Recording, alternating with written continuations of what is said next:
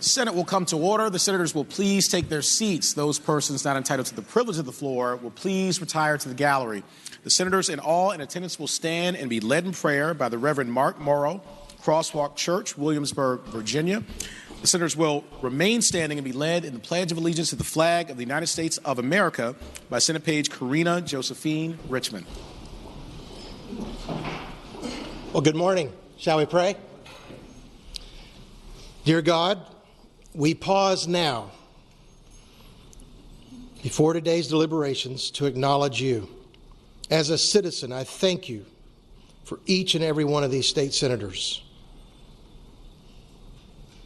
I'm grateful for their sacrifices to be here and represent us over these past 6 weeks, as well as day after day with their hectic schedules back home outside of this General Assembly.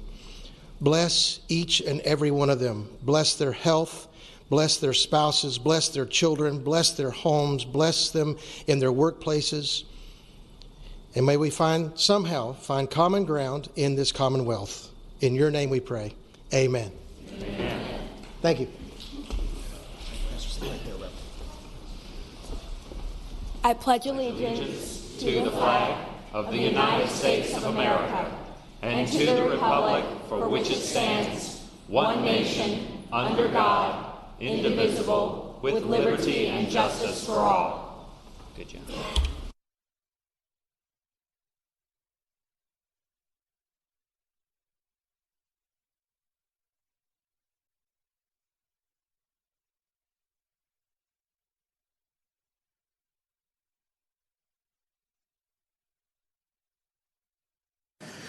Clerk will call the roll. All those present will please record their vote aye.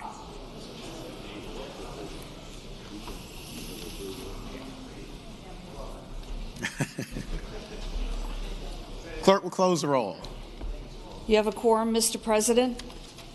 Senate Journal for Wednesday, February 20th, 2019. Thank you, Madam Clerk. The senator from Williamsburg, Senator Mason, moves that the reading of the journal be waived. All in favor of waiving the reading of the journal will please record their vote aye. Those opposed, no. Are the senators ready to vote? Have all the senators voted? Do any senators desire to change their vote? Clerk, close the roll. Ayes 32, noes 7. Ayes 32, noes 7. The reading of the journal is waived. The clerk will report any communication from the House of Delegates. Senator from James City County, Senator Norman. Good afternoon, Mr. President. I hope you're having a good day thus far. Good afternoon, Senator. I am. God is good. We'll see if we can change that. Mr. President, I respectfully move that we waive the reading of any communications received from the House of Delegates. Thank the Senator. The question is, shall the reading of the communication from the House of Delegates be waived? All in favor of waiving the reading of the communication will record their vote aye. Those opposed, no. Are the senators ready to vote? Have all the senators voted? Do any senators desire to change their vote? Clerk will close the roll. Ayes 36, noes 4. Ayes 36, noes 4. The reading of the communication from the House of Delegates is waived. Clerk, report any communication from the governor. We do not have any, sir. Thank you, Madam Clerk. Now comes the time in the morning hour. We have the privilege and honor of recognizing our distinguished guest here in the Senate gallery. I will give my daily reminder that the way this will proceed is that a senator will stand up and recognize an individual or group. I will then offer the warm welcome of the Senate, and at the very end, we will all clap together. I'd like to begin by recognizing Senator from James City County, Senator Norman. Thank you very much, Mr. President. I rise for purposes of two introductions, sir. Senator, you have the floor.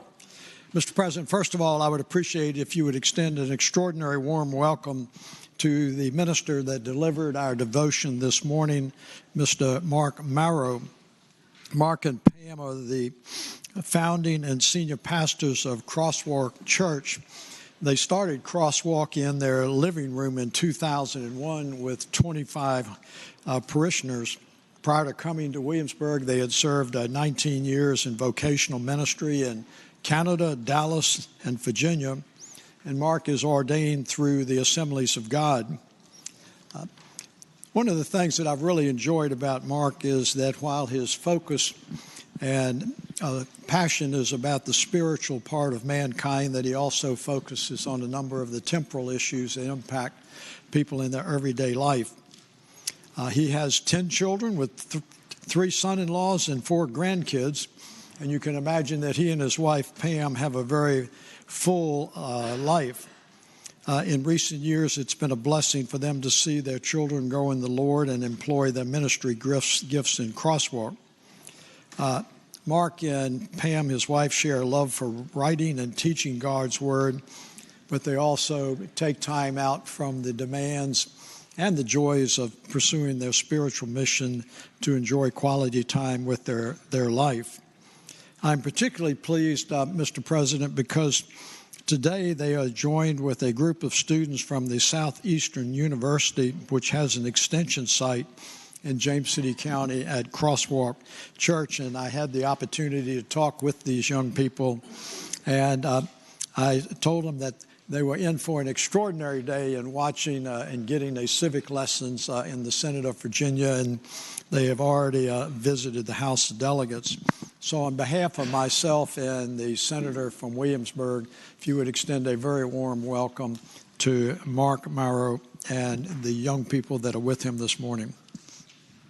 I thank the senator. Would the Reverend Mark Morrow and guests please rise in the gallery if you are able? Hey, this guy's got it back. Reverend Morrow, thank you so much for your tremendous moral leadership, for that wonderful prayer, which I think touched everybody's heart here today in a very special way. You've gotten us off to the right foot. We are grateful for your ministry and with Pam and all that you do. And we heard from the senator from Williamsburg and senator from James City County about the positive impact that you are having in that community and throughout the Commonwealth of Virginia and the nation. And so we appreciate you deeply. Look forward to your continued success. To our wonderful young people from Southeastern University, we are grateful to each one of you for being here with us in the Senate, for learning more about your legislative process. This is your government.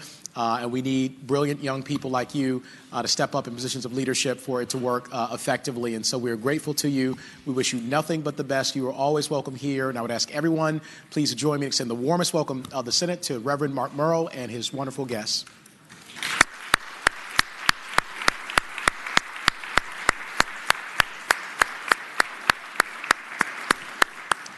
Senator from James City County, Senator Norman. Thank you, Mr. President. I have a second introduction. Senator, the floor. Thank you, Mr. President. It really is a very special morning for me.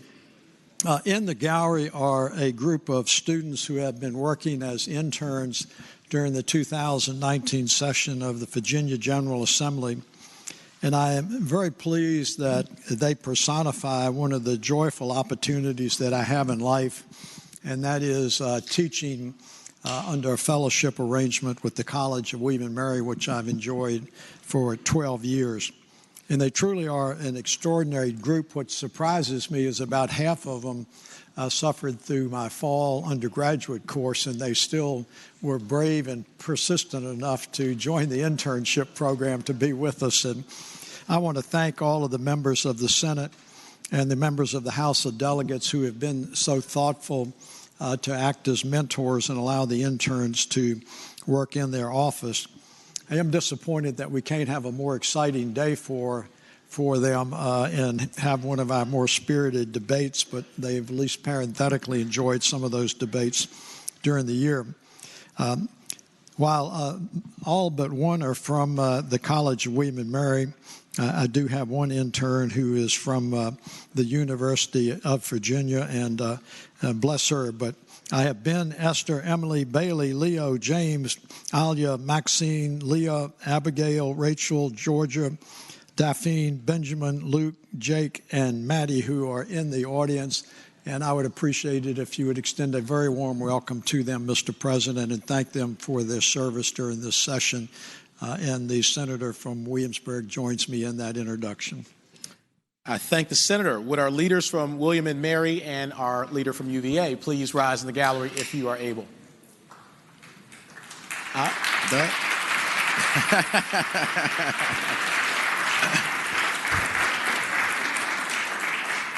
So you definitely deserve 2 rounds of applause. For everyone else, we're going to wait until the end to do it, but we are grateful to have each one of you here. Thank you for your work for your scholarship, for your leadership, for being interns here with us in the Capitol. This place only functions because, again, we have brilliant people who are willing to step up, and young people in particular in positions of leadership. I know you've benefited enormously from the senator from James City County and studying under him. He and I agree on absolutely everything, but he's a brilliant person and a wonderful legislator, and so it's great that you all have gotten to learn from him directly. And the senator from Williamsburg, Senator Mason, joins in this very warm welcome. We say go tribe. We learn to hark upon the Gale together, but you guys are all incredibly impressive. And I've gotten to meet so many of you over the course of your internship, and we are grateful to every single one of you. So I would ask everyone, please join me in extending the warmest welcome of the Senate to our leaders from William and Mary and our leader from UVA.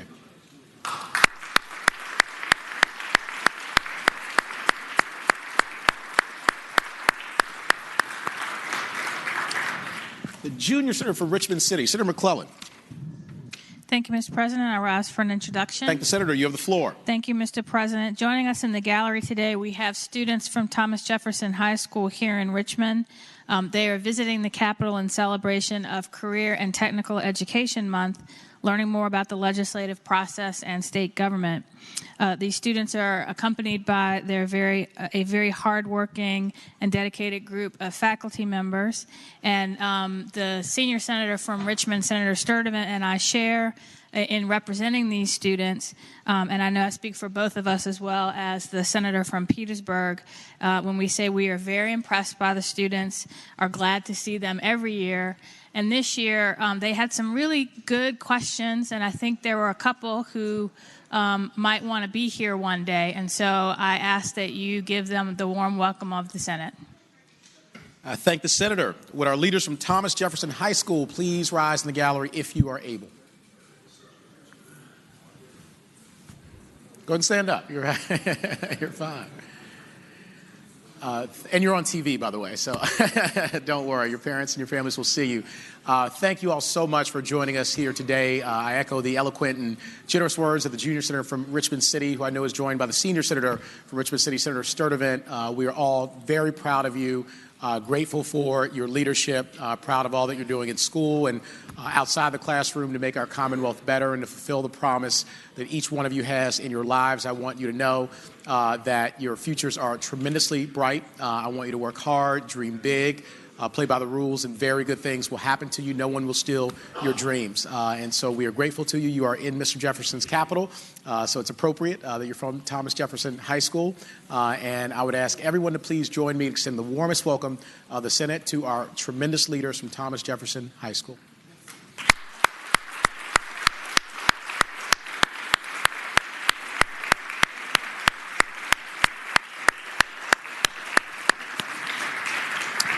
Senator from Henrico, Senator Donovan. Thank you, Mr. President. I rise for the purpose of two introductions. Thank the senator. You have the floor. Thank you, Mr. President. I want to start with my interns this year, to whom I'm extraordinarily grateful for their service and their help. Today with us is Logan Cook, and he is a student at University of Richmond studying philosophy, politics, economics, and law. He hopes to work in D.C. on Capitol Hill this summer, where he can do a comparative analysis of function to dysfunction. And, Mr. President, I hope also you will welcome Hannah Sarr. She's a junior at Virginia Commonwealth University. She's studying interior design with a minor in urban planning. She hopes to one day design modern, functional housing communities in urban areas for lower-income families, which is something near and dear to the heart here at the Senate as we work on supportive housing. So, Mr. President, I hope you and the Senate will welcome them here today. I thank the senator. Would our leaders Logan Cook and Hannah Sarr please rise in the gallery if you are able?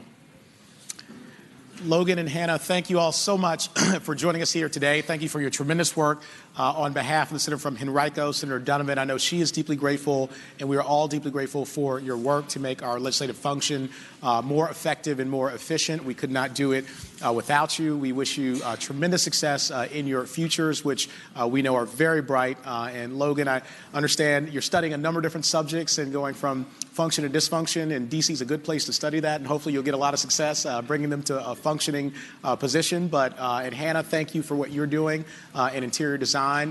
Wonderful, wonderful industry. We need more bright leaders like the both of you. So I would ask everyone please to join me in extending the warmest welcome of the Senate to our two leaders, Logan and Hannah.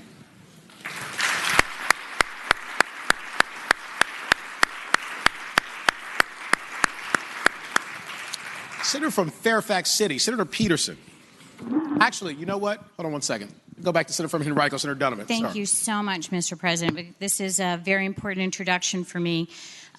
Today, Mr. President and members of the Senate, we are joined by both Blue Star and Gold Star moms and dads. And we are proud of all of our children. I am very proud of all of mine, but I share something in common with them as I, too, am a Blue Star mom of a son in the Army in the 82nd Airborne. But today we are joined by the family of Captain Andrew Patrick Ross, who we lost this past year in November in Afghanistan when an IED hit his truck. And, Mr. President, we passed 2 memorial resolutions about Drew. And just to hit a couple of those highlights, he's a U.S. Army captain, grew up in Lexington, so I share this welcome with the senator from Bath. Went to West Point, graduated in 2011, was in the 82nd Airborne, became a Green Beret, was deployed twice. We already mentioned that he was in Afghanistan when we lost him. He had, amongst his commendations, the Bronze Star Medal, the Purple Heart, Meritorious Service Medal, and the Combat Infantry Badge. Mr. President, we're joined today by his mother and a constituent of mine, which is what brings me to this introduction, Beth Ross and her fiancé, Joe Gershik, to Drew's father, Stephen Ross, and his fiancée, Kelly Torres. Drew's wife of just 1 year this month, Felicia, could not be with us, and his sister, Sarah, likewise, was unable to come with her children. But we are also joined by other Gold Star mothers, Eileen Osmowski, Lisa Bradshaw, Christine Murphy, and Mary Reed. And too many Blue Star moms to mention, Mr. President, but they're all here in solidarity and support. So I hope with great respect the Senate will welcome them to the gallery today. Thank the Senator very much. With the family of Captain Andrew Patrick Ross, Gold, and all of our Gold and Blue Star moms and dads and families, please rise in the gallery if you are able.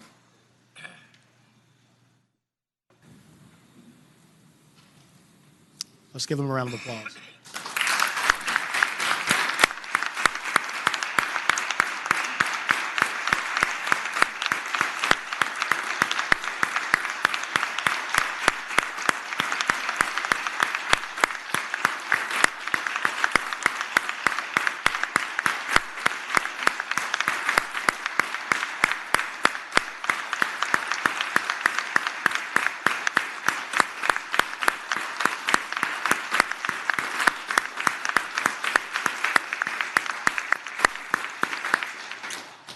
And let me follow that by saying specifically and echoing the very generous and beautiful words of the Senator from Henrico, Senator Donovan.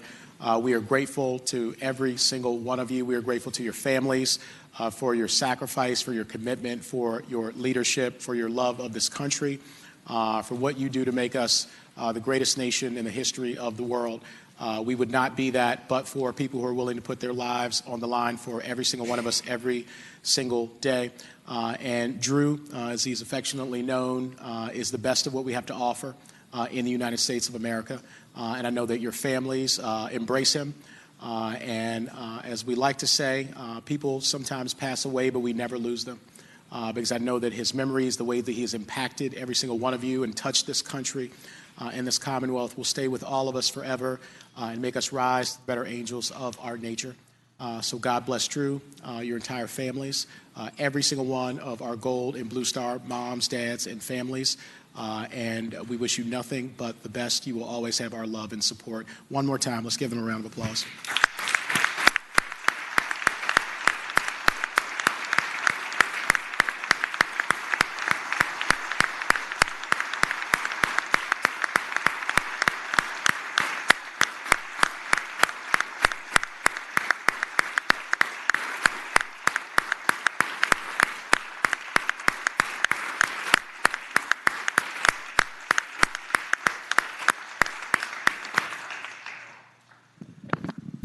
Senator from Fairfax City, Senator Peterson.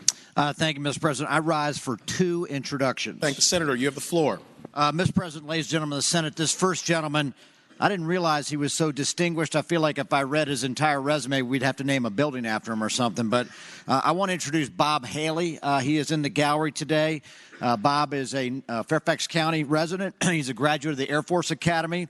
He had a very distinguished career in the United States Air Force. He flew 200 combat missions in Vietnam. Afterwards was an officer serving in research and development in the Pentagon. He graduated from George Mason University with a JD. He was a member of the Virginia and District of Columbia bars. A lot of us know him in this chamber. He's been the chair of the 11th District Democratic Committee for the last few years and done a great job of leading that group to the extent it can even be led. So I hope we will acknowledge and welcome Bob Haley to the gallery. Thank the Senator. Would our friend Bob Haley please rise in the gallery if you're able? Bob, thank you so much for joining us here today. It's always wonderful to see your face, and we are grateful for your tremendous leadership, both within our party, but also for the entire Commonwealth of Virginia. We're grateful for your service in the Air Force. Again, you have shown us leadership at every level and at every stage of your life, and so it's been a wonderful thing to see you leading so many people now in the present day. And so we echo the generous and eloquent words of the Senator from Fairfax City, and I would ask everyone please to join me in extending the warmest welcome of the Senate to our friend Bob Haley.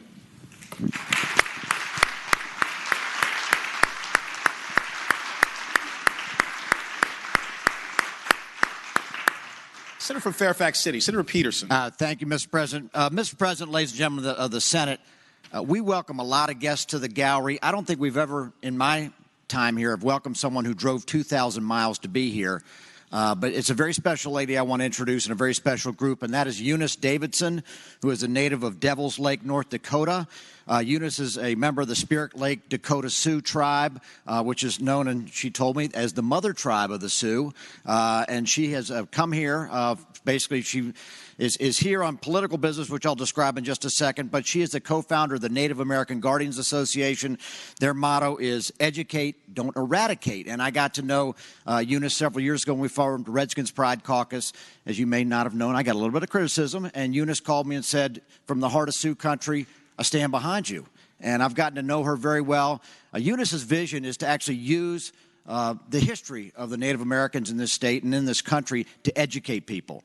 And not trying to eradicate symbols or images, but rather use it to educate people about the critical role that the Native Americans played in forming this country and also providing an inspiration to this country. I've been very proud to know her. She's been a client of mine for a couple of years. She's just a wonderful lady. She is here with other members of the Native American Guardians Association, including William Brotherton, Tony Henson, Andre Bilodeau, and I know I'm leaving some folks out, and I apologize. As well as her husband. They will be going to D.C. tomorrow to present a petition to the INS to make sure that knowledge of Native American tribes and history is actually part of the citizenship of this test, part of the citizenship test for becoming a citizen of this country, which I think is a very apt effort. So, wonderful lady. I hope we can welcome Eunice and the Native American Guardians to the chamber today. Thank you. I thank the Senator. Would Eunice and the Native American Guardians Association please rise in the gallery if you are able? Eunice and our distinguished guests, thank you all so much for being here with us today. It's a deep honor, and thank you for traveling so far. As the Senator from Fairfax City, Senator Peterson, said so eloquently and so generously, to come 2,000 miles to be here in the Commonwealth of Virginia is a very special thing, and know that you will go on to Washington, D.C. For a very worthy purpose. We do believe that it's important that people understand our history and the powerful history that Native Americans have had in this nation far before any of us were ever here, and we need to recognize that and celebrate that and make sure everyone understands that. So thank you for standing so firmly in the truth. Thank you for standing up for what is right and helping us to rise to the better angels of our nature. We wish you nothing but the best and God's blessings. And I would ask everyone to please join me in extending the warmest welcome of the Senate to Eunice and our leaders from the Native American Guardians Association.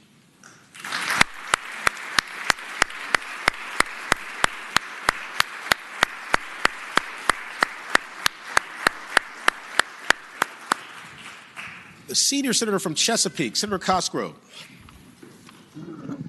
Thank you, Mr. President. I rise for the purposes of an introduction. Thank the Senator. You have the floor. Thank you, Mr. President. Mr. President, today I am really pleased to be able to introduce the rest of the body to our intern for this year, Miss Mary Bannerman. You know, Mary has done a lot for us in our office. She's a delightful person. She's a humble person, but I would warn you, she's tough as nails. Mary is a student at my alma mater, Old Dominion University, where she has maintained excellent grades and is a leader in her sorority and other campus organizations. And Mary will actually be attending Georgetown University this summer in a special program that's very competitive, and I'm very proud that she will be doing that. Mr. President, at this point in time in our country, we need people like Mary Bannerman. She's confident. She's a strong, self-aware, confident woman, and she's just a delight to be around. And I know that her future is so bright that in a few years, we're going to need sunglasses to look at this young lady. And I would also say that I've been here for 18 sessions, both down in the inferior body down the hall and in the esteemed Senate. But I have come to the conclusion that Mary Bannerman is the best intern we have ever had. So, Mr. President, I hope you will offer the warm wishes of the Senate to our intern, Mary Bannerman. Thank the Senator. Would our leader, Mary Bannerman, please rise in the gallery if you are able? Mary, thank you so much for joining us here today. Thank you for your tremendous work on behalf of the senior senator from Chesapeake, Senator Cosgrove, and really all Virginians. I know he is deeply grateful for your work, and I know that he's a singer.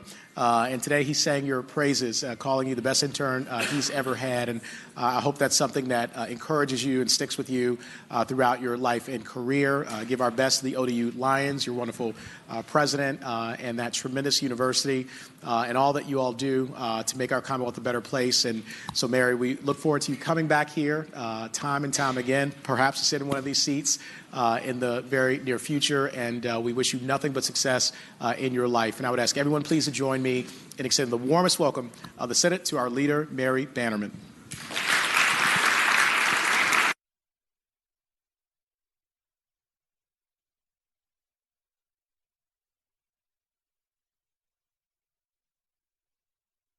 Senator from Hampton, Senator Locke. Thank you, Mr. President. I rise for an introduction. Senator has the floor. Mr. President, in the gallery today, I have one of my session interns. Aaliyah Gowell is a junior at the College of William & Mary, pursuing her bachelor's degree in government and history. She is from Richmond, Virginia, and hopes to pursue a career in law after graduation. If you would please join me in giving her a warm welcome at the Senate. Thank the Senator. Would our leader, Aaliyah Gowell, please rise in the gallery if you are able? Aaliyah, thank you so much for being here today. I think I recognized you in that earlier group of our wonderful William and Mary students, and really greatly appreciate your work on behalf of the Senator from Hampton, Senator Locke, and really, again, on behalf of all Virginians. We need brilliant, bright, and positive young people like you to make sure that we are functioning properly, but also that we can rise to the better angels of our nature. And so we know that you will be tremendously successful in your academic career and in your life. And so we wish you nothing but the best. You're welcome back here anytime as a part of the Senate family. And I would ask everyone please to join me in extending the warmest welcome of the Senate to our leader, Aaliyah Gowell.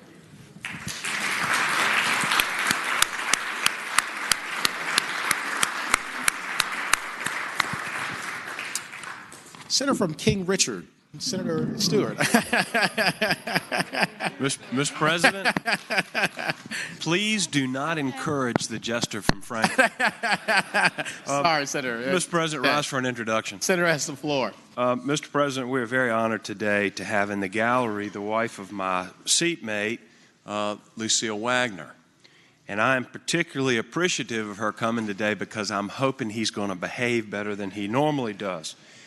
Mr. President, as you all know, Lucille every year works with the Pages to raise money and food for Feed More.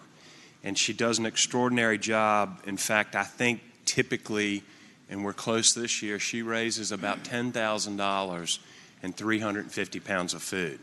We're close to $10,000 this year. There are a few people on the list who haven't donated. I'm one of them. So that goes to Lucille. And if she can scratch all the rest off of her list, we'll make $10,000 this year. So I encourage everybody else to chip in their $100. Get that done today. You know who you are. But anyway, Mr. President, would you please offer Lucille a warm welcome of the Senate? Yes. Would our wonderful friend Lucille Wagner please rise in the gallery if you're able? Lucille, it is so wonderful to see you as always. I know that the senior senator from Virginia Beach, more than anyone, is grateful for your presence and your support and your love and your leadership. And so thank you for all that you do to make it possible for him to serve. He's a wonderful person, and we are grateful to your entire family for all that you add to the Commonwealth of Virginia. We're also deeply grateful for what you do with our wonderful pages here and promoting community service and helping others who may be in a tough circumstance to have a chance to rise and to provide for their families. And so it is great to see you not just here in the Senate, but all around the Capitol grounds. You bring a smile to everyone's face. You're always so positive and so warm and caring and generous. And so we all love you. You are a part of this family. And I would ask everyone to please join me in extending the warmest welcome of the Senate to the wonderful Lucille Wagner.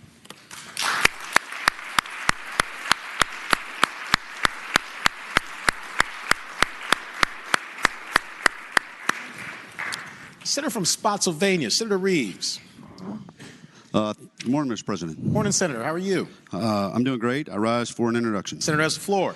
Mr. President, in the gallery today are two very distinguished African-American gentlemen and personal friends of mine that we go back quite a ways, and you'll understand why. But in the balcony today are Reverend Sanford Reeves. He's the pastor of Mount Zion Baptist Church, and Mr. William Washington, one of his senior deacons. And earlier this session, we passed a resolution honoring Mount Zion Baptist Church, which was first organized as an African-American church in Orange County 160 years ago in October of 2018. So 160 years ago.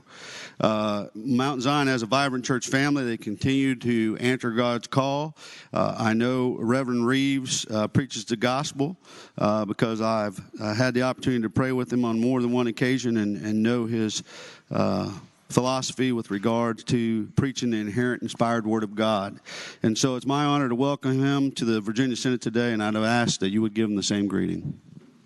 I thank the Senator. Would our friends, the Reverend Sanford Reeves Jr. and Deacon William Washington, please rise in the gallery if you are able.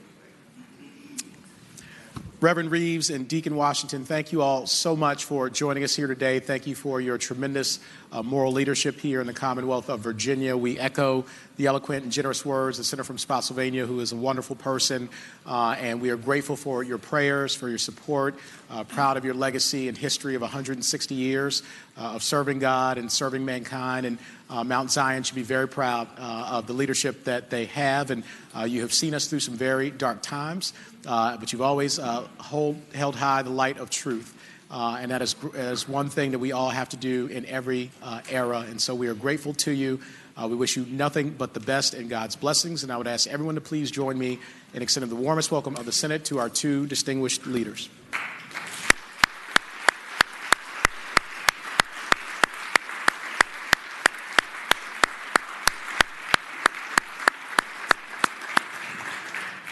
Senator from Northern Fairfax, Senator Howe. Thank you, Mr. President. I also rise for an introduction. Thank you, Senator. You have the floor. Visiting us today in the gallery is Joanna Schukert. For more than 42 years, Joanna dedicated her life to battling child abuse and neglect. She is without question one of the most well-known, most respected, and most effective advocates in Virginia's history. She founded Parents Anonymous of Virginia, later merging with the organization with Stop Child Abuse Now to create what we knew as Prevent Child Abuse Virginia. And now, after another merger with CHIP and Impact Virginia, Families Forward Virginia continues the work that Joanna started so many years ago. There are many legacies to Joanna's work, not the least of which is the award-winning program Hugs and Kisses, which reaches more than 40,000 elementary school children in Virginia each and every year. I hope you'll give this wonderful advocate the warm welcome of the Senate. I thank the senator. Would our leader, Joanna Schukert, please rise in the gallery if you are.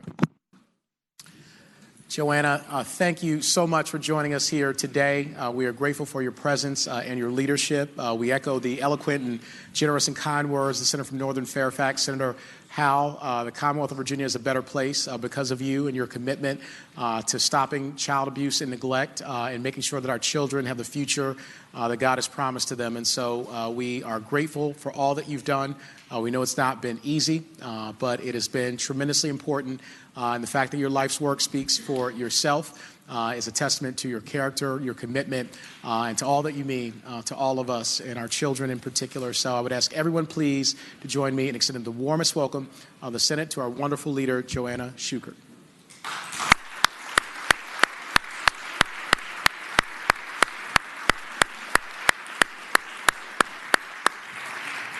Senator from Portsmouth, Senator Lucas.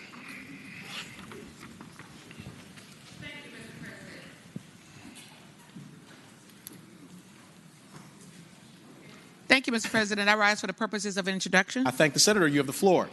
Mr. President, I have been extremely blessed this year with 4 very capable interns, 4, serving with my very outstanding legislative assistant, and they are joining us in the gallery today. First is Marquise Hunt. He's an undergraduate student from Portsmouth, pursuing his Bachelor of Science degree in Mass Communication with an emphasis on journalism and public relations from Tougaloo College in Jackson, Mississippi. Aja Moore is an undergraduate student from Portsmouth, pursuing her Bachelor of Arts in Political Science from Virginia Commonwealth University. Aja will be graduating from VCU this May, and so we need her here at the Capitol. Tariq Terry is also graduating this May from Old Dominion University with his Bachelor of Science in Political and Government Affairs with a minor in Communications. And Aja Whitted is an undergraduate student earning her Bachelor of Science in Political Science with a minor in Homeland Security and Emergency Preparedness from Virginia Commonwealth University. And of course, they've been guided this session by my very capable, gifted, and talented legislative assistant, Vernon Lamont Tillage, who also has a bachelor degree in political science. He graduated from Old Dominion University three sessions ago and has been with me for the last 2 years. And I would appreciate it very much if you would extend to them the very warm welcome of the Senate. I thank the senator. Would our leaders Tariq, Aja, Logan, Marquise, and Vernon please rise in the gallery if you are able.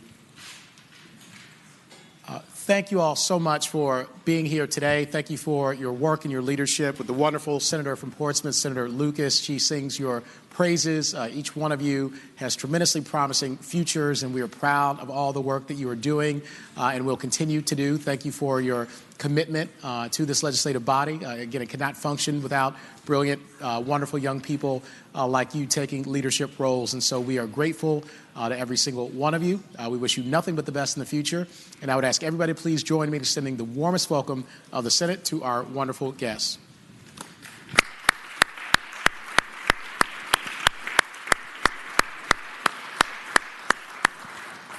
Senator from Fauquier, Senator Vogel. Good morning, Mr. President. I rise for purposes of an introduction. Morning, Senator. You have the floor. Thank you, Mr. President. I see that the gallery has nearly cleared out, and I am so glad that after all these introductions, they are still here. I direct your attention to 2 very, very special people who are in the gallery this morning. It's Julie Funkhauser and her father, Richard Patterson. And Julie is doing great good out of personal tragedy, actually, in the community where I live. Julie is originally from McLean, Virginia, and she relocated to Winchester, Virginia, after a lot of attempts to actually get clean. And after a near-fatal overdose, she went into treatment in Winchester in 2008, and she has been in recovery ever since. She reclaimed her life. She went to college. She got her bachelor's degree at Shenandoah University. She got married. She has 2 beautiful children, and she has been working in the area of recovery and substance abuse and mental health ever since. She started the Recovery Connection, which is accredited through the Virginia Association for Recovery Residences. It helps women recovery from addiction. It's peer-based and person-centered, and they do enormous work in the community where I am. But that is not where her story ends, because it's unbelievable. After doing that work, Julie's journey took a horrific turn. Less than 2 weeks after opening that recovery center, she lost her husband to addiction. And he's the father of her 2 children, Danny Funkhauser. He died to the disease of addiction and co-occurring psychiatric illness. He was only 38 years old, and his progression through that disease was supported by negligence of prescribing providers, failure to properly monitor him, and a whole series of events where he fell through the cracks. And Julie is here because she wants to talk to some of us and to work with some of us on resolutions to problems that we can still work on. We've done a lot of work on mental health, and we've done some work in lots of categories where we've made improvement, but there's so much more that we can do. She's here today with her father, Richard Patterson, motivated by those tragic events.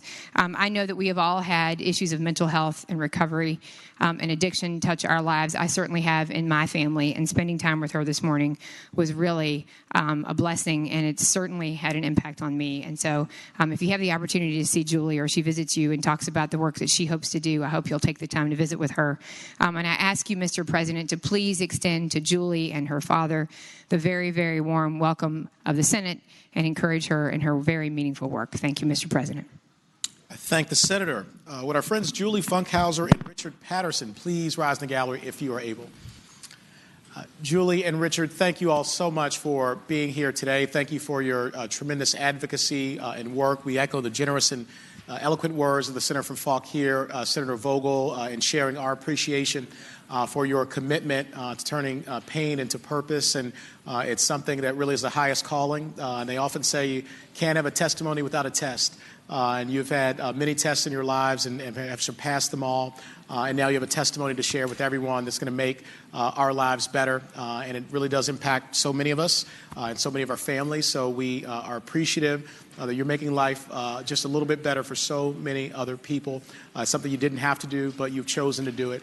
And that's a testament to your character and to your commitment. So we are grateful to you. We wish you God's blessings to you and your family and in your work. And I would ask everybody please to join me and extend the warmest welcome of the Senate to our friends Julie Funkhauser and her father, Richard Patterson.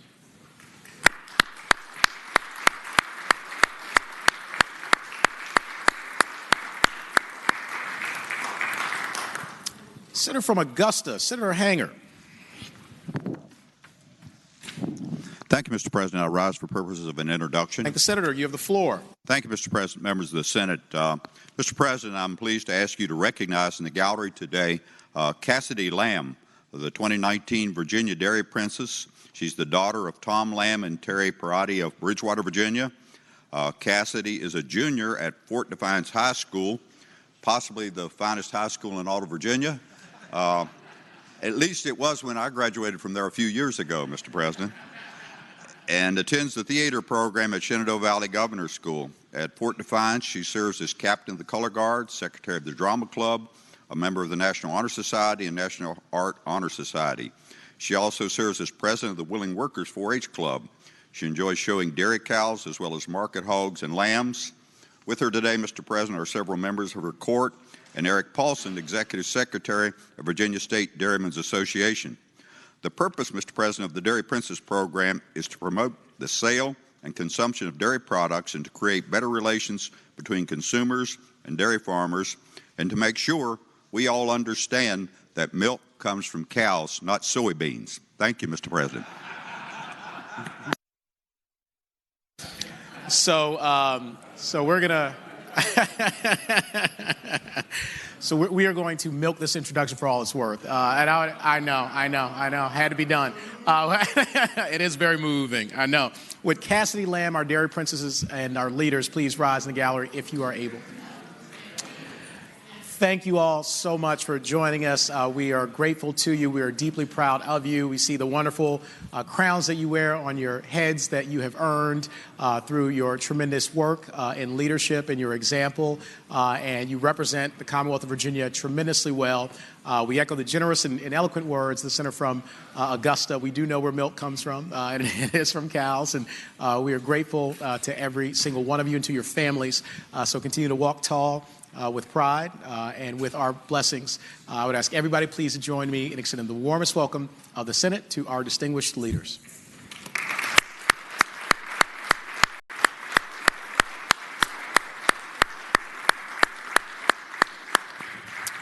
Do any other senators wish to be recognized for purposes of an introduction? Is there any other business to come in the morning hour? Seeing none, the clerk will call the calendar. Calendar for Thursday, February 21st, 2019, page 4. Conference Committee report on House Bill 2059. Senator from Hanover, Senator McDougal. Thank you, Mr. President. But I thought we were moving past the conference reports to get to other matters this morning. Is that not right, Madam Clerk? So we could move things. I think we're taking up the ones we have. Two. We're Okay. going to take those up. Mr. President, I move the conference committee report pass and speaking to the motion. Senator has the floor. Mr. President, this was legislation that was also carried by the senator from Petersburg. As we negotiated with the House, we had to ultimately result on the time frames that they were willing to go with. So we ended up with shorter time frames than the Senate had originally proposed. Thank the Senator. The question is, shall the Senate adopt the conference committee report? All in favor of the motion will record their vote aye. Those opposed, no. Are the senators ready to vote? Have all the senators voted? Do any senators desire to change their vote? Clerk will close the roll. Ayes 38, noes 1. Ayes 38, noes 1. The Senate adopts the conference committee report. On page 5, Conference Committee report on House Bill 2750. Senator from Chesterfield, Senator Chase. Thank you, Mr. President. I would like to ask that that bill go by for the day. Thank you. Without objection, House Bill 2750 will go by for the day. Mr. President? Senator from Alexandria, Senator Eben. I would ask if that bill could go by temporarily rather than for the day. Mr. President, no. Actually, I would request that the bill go by for the day. Thank you. Object.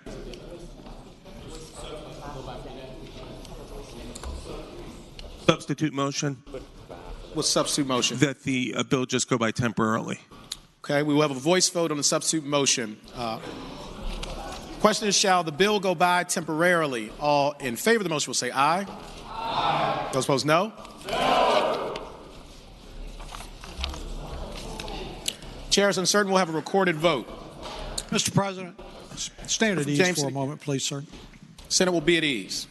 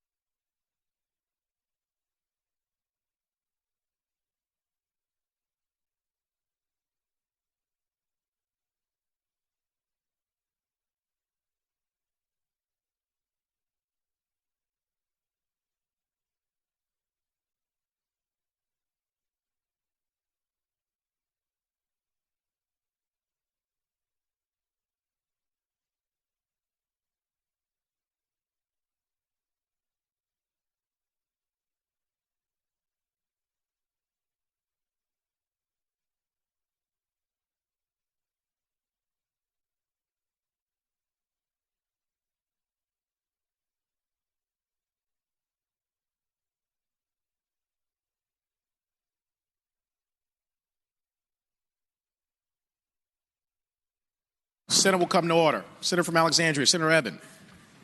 I'd like to withdraw my motion. Without objection, the motion is withdrawn. Senator from Chesterfield, Senator Chase. Thank you, Mr. President. I just resume my my motion to pass this bill by for the day. There's no objection. The bill will go by for the day.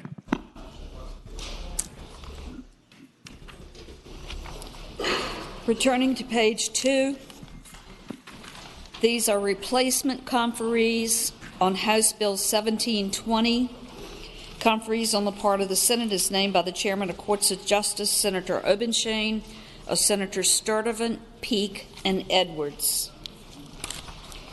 Turning to page 14. Unfinished business House. House Bill 1987. The House has rejected the Senate substitute. Senior Senator from Virginia Beach, Senator Wagner. Thank you, Mr. President. I move that we insist on our amendments and request a committee of conference. Thank the Senator. The question is, shall the Senate insist on its amendments and request a committee of conference? All in favor of the motion will record their vote aye. Those opposed, no. Are the senators ready to vote? Have all the senators voted? Do any senators desire to change their vote? Clerk will close the roll. Ayes 38, noes 0. Ayes 38, noes 0. The Senate insists on its amendments and requests a committee of conference. House Bill 2140. The House has rejected the Senate substitute. Senator from Bedford, Senator Newman. Mr. President, I move that we insist on our substitute and request a committee of conference. Thank the Senator. The question is, shall the Senate insist on its substitute and request a committee of conference? All in favor of the motion will record their vote aye. Those opposed, no. The senators ready to vote? Have all the senators voted? Do any senators desire to change their vote? Clerk will close the roll. Ayes 40, noes 0. Ayes 40, noes 0. The Senate insists on its amendments and its substitute and requests a committee of conference. House Bill 2755. The House has rejected the Senate amendment. Senator from King George, Senator Stewart. Thank you, Mr. President. I move we insist on our amendment and request a committee of conference. Thank the Senator. The question is, shall the Senate insist on its amendment and request a committee of conference? All in favor of the motion will record their vote aye. Those opposed, no.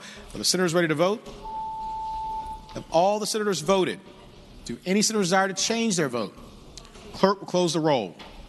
Ayes 40, noes 0. Ayes 40, noes 0. The Senate insists on its amendment and requests a committee of conference. Bill 1625.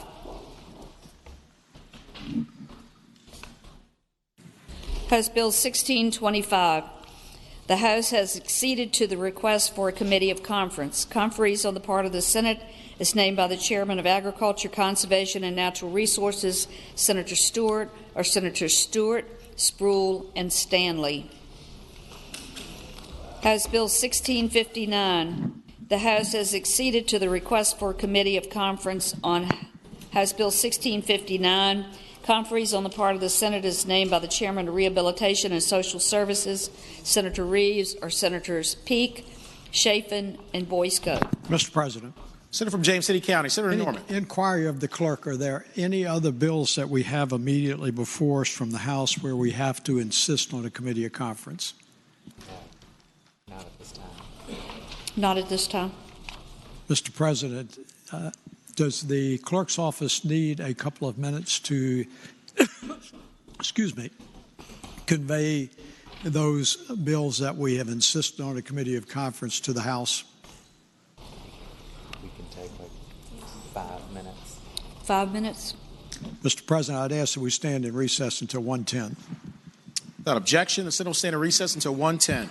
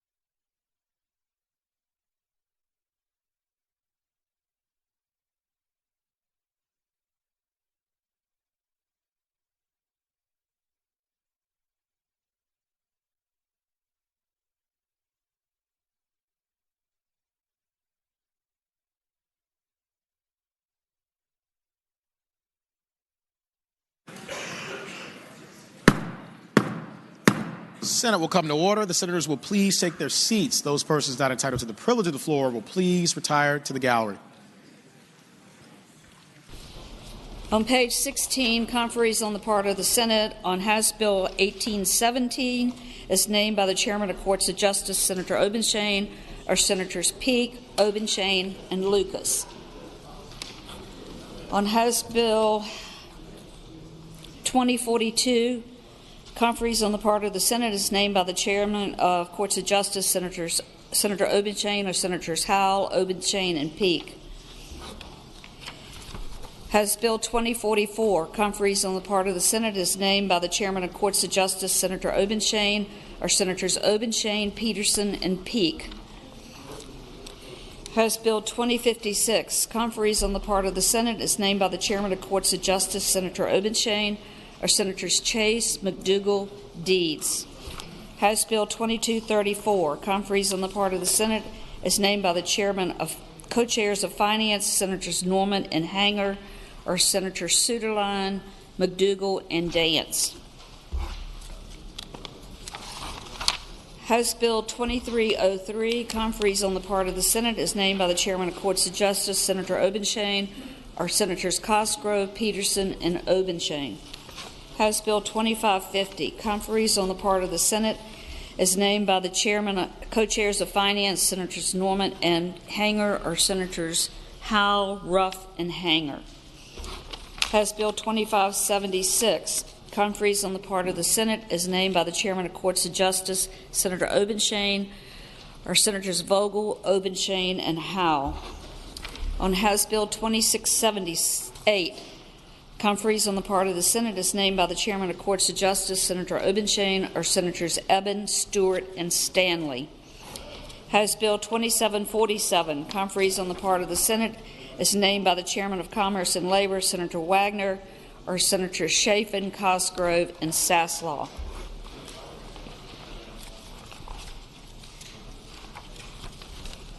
Turning to page 28, Unfinished Business Senate. Senate Bill 1026 has passed the House with amendments. Senator from Northern Chesapeake, Senator Spruill. Mr. President, could I be able to go by temporarily? Without objection, Senate Bill 1026 will go by temporarily. Senate Bill 1038 has passed the House with amendment. Senator from Lynchburg, Senator Peake. Yes, sir, Mr. President. With the recommendation that they be rejected, I ask that we concur with the House amendments. Senator, want to speak to that? Yes, Mr. President, they put an enactment clause at the end, which in effect makes it open-ended. This is the bill to require the registrar to check Social Security numbers for people who are registering to vote. And my bill has an enactment date, but the changes, the amendments from this House leave this open-ended and say that it will begin at such and such a time as the Commonwealth may enter into an agreement, which may never happen, and I don't want that to happen. So I ask that we reject their amendments. Thank you, Mr. President. I thank the Senator. With the recommendation that it be rejected, the question is, shall the Senate concur with the House amendment? All in favor of the motion will record their vote aye. Those opposed, no. Are the senators ready to vote? Have all the senators voted? Do any senator desire to change their vote? Clerk will close the roll. Ayes 3, noes 36. Ayes 3, noes 36. The Senate does not concur with the House amendment. Senate Bill 1093 has passed the House with a substitute. Senator from Mecklenburg, Senator Ruff. Thank you, Mr. President. I move that we concur with the House amendment. Speaking of that, Senator has the floor. It adds a section that clarifies that a literary fund subsection that offers interest cannot also receive money from the loan part, and also that the interest cannot exceed that obtained from the other purposes, other provisions. Thank the Senator. And the motion was to concur? That is correct. Thank the Senator. The question is, shall the Senate concur with the House substitute? All in favor of the motion will record their vote aye. Those opposed, no. Are the senators ready to vote? Have all the senators voted? Do any senators desire to change their vote? Clerk will close the roll. Ayes 40, noes 0. Ayes 40, noes 0. The Senate concurs with the House substitute. Senate Bill 1101 has passed the House with amendment. Somebody want to field this for the junior senator from Virginia Beach? Mr. President, can that pass by temporarily? Without objection, Senate Bill 1101 will go by temporarily. Senate Bill 1130 has passed the House with a substitute. Senator from Hampton, Senator Locke. Thank you, Mr. President. With the recommendation that we reject the House substitute, I move that we concur. Thank you, Senator. You have the floor. The House substitute, Senate Bill 1130 was conformed to a House bill that does not include many of the requirements that were included with the Senate bill. So I think that we need to place this in conference. So I move that we concur with the House House substitute with the recommendation that it be rejected. I thank the senator. With the recommendation that it be rejected, the question is, shall the Senate concur with the House substitute? All in favor of the motion will record their vote aye. Those opposed, no. Are the senators ready to vote? Have all the senators voted? Do any senator desire to change their vote? Clerk will close the roll. Ayes 2, noes 37. Ayes 2, noes 37. The Senate does not concur with the House substitute. Senate Bill 1186 has passed the House with amendment. Senator from Russell, Senator Chafin. Thank you, Mr. President. I move that the Senate concur with the House amendment. And speaking to that, Senator has the floor. So the amendment only adds 2 words for deposit, and it's clarifying language to the bill. Does the bill no harm? Again, I move that we concur with the House amendment. Thank you, Senator. The question is, shall the Senate concur with the House amendment? All in favor of the motion will record their vote aye. Those opposed, no. Are the senators ready to vote? Have all the senators voted? Do any senator desire to change their vote? Clerk will close the roll. Ayes 40, noes 0. Ayes 40, noes 0. The Senate concurs with the House amendment. Senate Bill 1224 has passed the House with a substitute. Senator from Russell, Senator Chafin. Mr. President, I also move that we concur with the House substitute in Senate Bill 1224. This substitute puts the House and the Senate bill in the same posture. The substitute simply added language that would protect the personal identification of individuals that might be learned through a law enforcement investigation. Thank the senator. The question is, shall the Senate concur with the House substitute? All in favor of the motion will record their vote aye. Those opposed, no. Are the senators ready to vote? Have all the senators voted? Do any senators desire to change their vote? The clerk will close the roll. Ayes 40, noes 0. Ayes 40, noes 0. The Senate concurs with the House substitute. Senate Bill 1231 has passed the House with a substitute. Senator from Alexandria, Senator Eben. I move that we accept the House substitute. And speaking to that motion, Senator has the floor. The substitute addresses some concerns that were raised to avoid future court challenges while retaining the key components of the legislation. With that, I move the substitute. Thank the senator. The question is, shall the Senate concur with the House substitute? All in favor of the motion will record their vote aye. Those opposed, no. Senator from Franklin County, Senator Will the Stanton. senator yield for a question? Will Senator yield for a question? Senator yields. You have the floor. Mr. President, with regard to the substitutes from the House on Senate Bill 1231, would the gentleman please go into greater detail on exactly what those were? That was a summary, but I don't think I understood it in comparison of what I'm looking at here. Sure, I'm happy to do so. The bill, right now, the defendant is required to receive medical treatment. This removes the word appropriate, so they'll receive medical treatment, but not necessarily, it'll be treatment to restore the defendant for competency in order to avoid court challenge. Further, it will see that the review periods are held definitely rather than on request of the defendant's counsel, as is the case now. And then it does retain key provisions of having fewer reviews unless the director of the facility finds the defendant has returned to competency, and also retains the keep provision that the defendant would not be released except pursuant to a court order and would still be in a secure facility determined by the Commissioner of the Department of Behavioral Health and Developmental Services. I thank the gentleman. Thanks, Senator. Question is, shall the Senate concur with the House substitute? All in favor of the motion will record their vote aye. Those opposed, no. Are the senators ready to vote? Have all the senators voted? Do any senators desire to change their vote?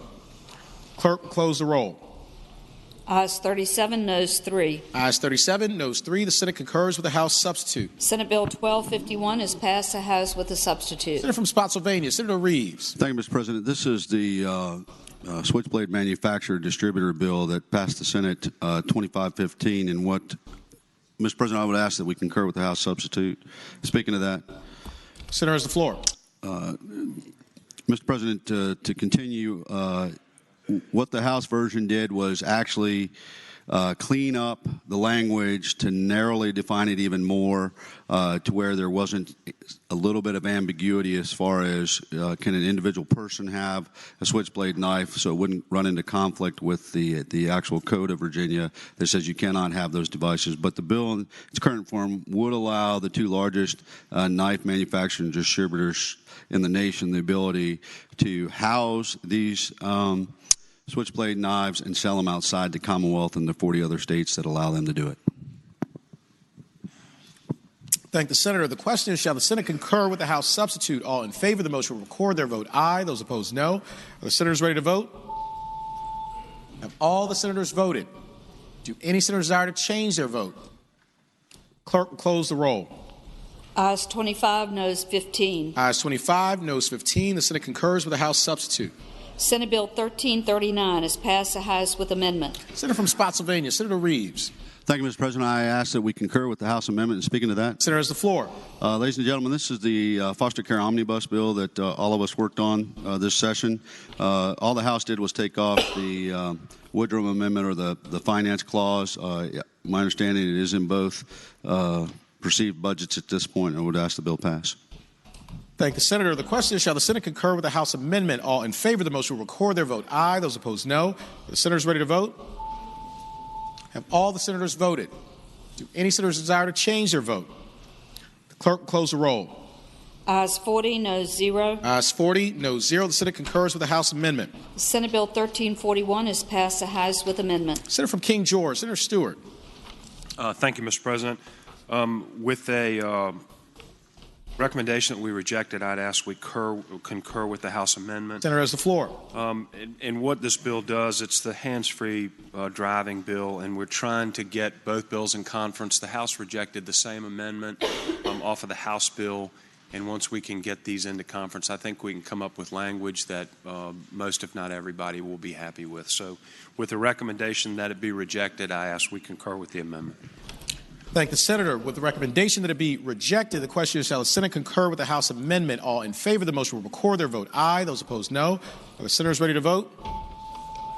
Have all the senators voted?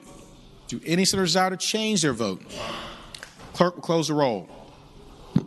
Ayes 4, noes 36. Ayes 4, noes 36. The Senate does not concur with the House amendment. Senate Bill 1395 has passed the House with a substitute. Senator from Northern Fairfax, Senator Howe. Thank you, Mr. President. I move that we agree with the House substitute. This is the bill that deals with threats of death or bodily injury to health care providers. One of the concerns that we had while it was on this side of the body was that how do we deal with persons with mental illness? We were able to come up with a solution to that problem, and that's what's in this substitute. So I'd ask we concur. Senator. The question is, shall the Senate concur with the House substitute? All in favor of the motion will record their vote aye. Those opposed, no. Are the senators ready to vote? Have all the senators voted? Do any senators desire to change their vote? Clerk will close the roll. Ayes 33, noes 7. Ayes 33, noes 7. The Senate concurs with the House substitute. Senate Bill 1403 is passed the House with amendments. Senator from Fairfax City, Senator Peterson. Thank you, Mr. President. This is the first of two eminent domain bills. I'm going to ask that we reject the House amendments and send this into conference. quite simply, it added some language that was superfluous. I know you're shocked to hear that, and basically, to some extent, changed the trajectory of the bill. So I ask that we reject the amendments and send it into conference. Thank the senator. With the recommendation that they be rejected, the question is, shall the Senate concur with the House amendments? All in favor of the motion will record their vote aye. Those opposed, no. Are the senators ready to vote? Have all the senators voted? Do any senator desire to change their vote? Clerk will close the roll. Ayes 1, noes 38, Rule 36-1. Ayes 1, noes 38, Rule 36-1. The Senate does not concur with the House amendments. Senate Bill 1404 has passed the House with amendments. Senator from Fairfax City, Senator Peterson. Thank you, Mr. President. I'm going to again ask that we reject the amendments, and let me give a little bit of an explanation. This is the bill that leveled the playing field by saying that people that were landowners in what are linear takes, which are takes that happen particularly in pipeline cases where you're taking an easement across someone's property, could recover their costs if they were successful in litigation. This would be cost, not attorney's fees. The bill we passed through the Senate was fine. Unfortunately, on the House side, they limited it to claims above $10,000, which basically knocks out 95% of the claims. So it kind of just killed the whole bill. So I think if we get this into conference, we can talk to them about supporting the small landowners. So please reject this amendment. Thank the senator. With the recommendation that they be rejected, the question is, shall the Senate concur with the House amendments? All in favor of the motion will record their vote aye. Those opposed, no. Are the senators ready to vote? Have all the senators voted? Do any senators desire to change their vote? Clerk will close the roll. Ayes 2, noes 37. Ayes 2, noes 37. The Senate does not concur with the House amendments. Senate Bill 1421 has passed the House with amendments. Senator from Rockingham, Senator Obenshain. Mr. President, I move that we concur with the House amendments. This appears to be the eminent domain block.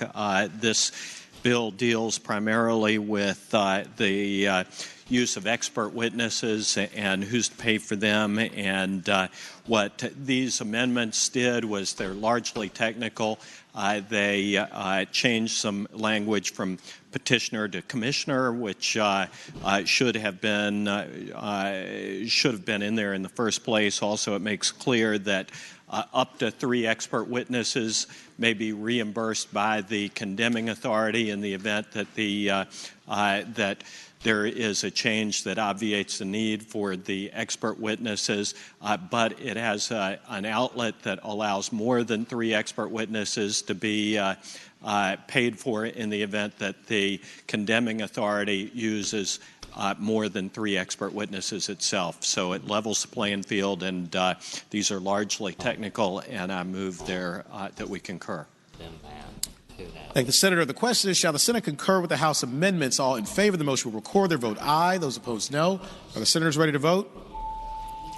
Have all the senators voted? Do any senators desire to change their vote? Clerk will close the roll. Ayes 38, noes 0. Ayes 38, noes 0. The Senate concurs with the House amendments. Senate Bill 1494 has passed the House with a substitute. Senator from Roanoke City, Senator Edwards. Mr. President, I move that we concur in the House substitute. Senator has the floor. All this does, Mr. President, is to bring the House substitute back to what the Senate agreed to before. Thank you. Thank the senator. The question is, shall the Senate concur with the House substitute? All in favor of the motion will record their vote aye. Those opposed, no. Are the senators ready to vote? Have all the senators voted? Do any senators desire to change their vote? The clerk will close the roll.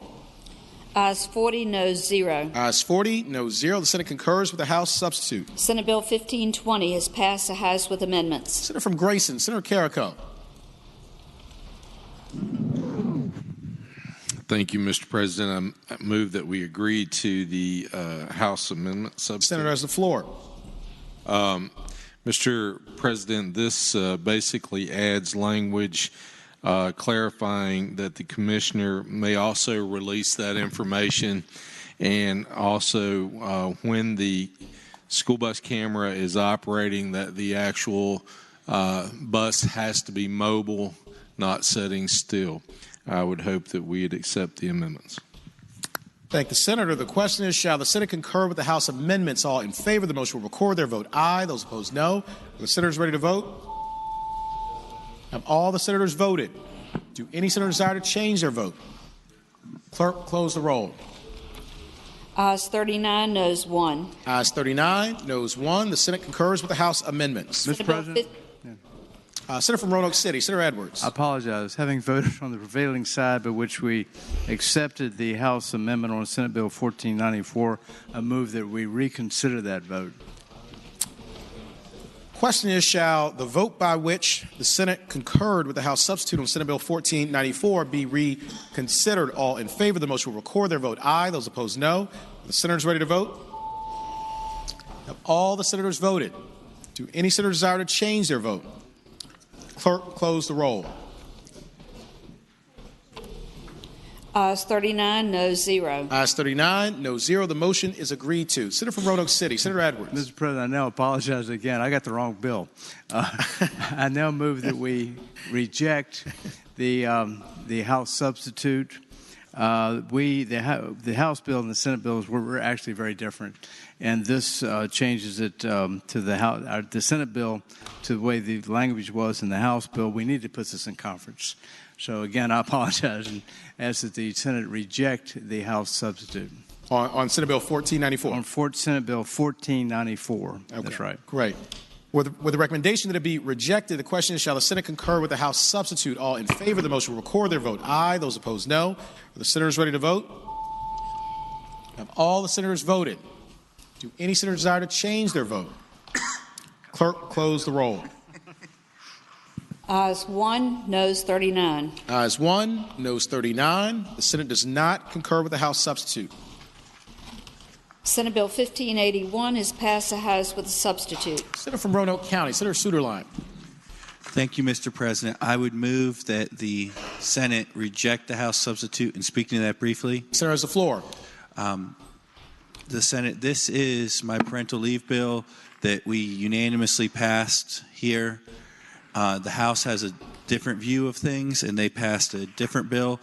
Their bill that has already come over, we have already put in conference, so I ask that we reject this.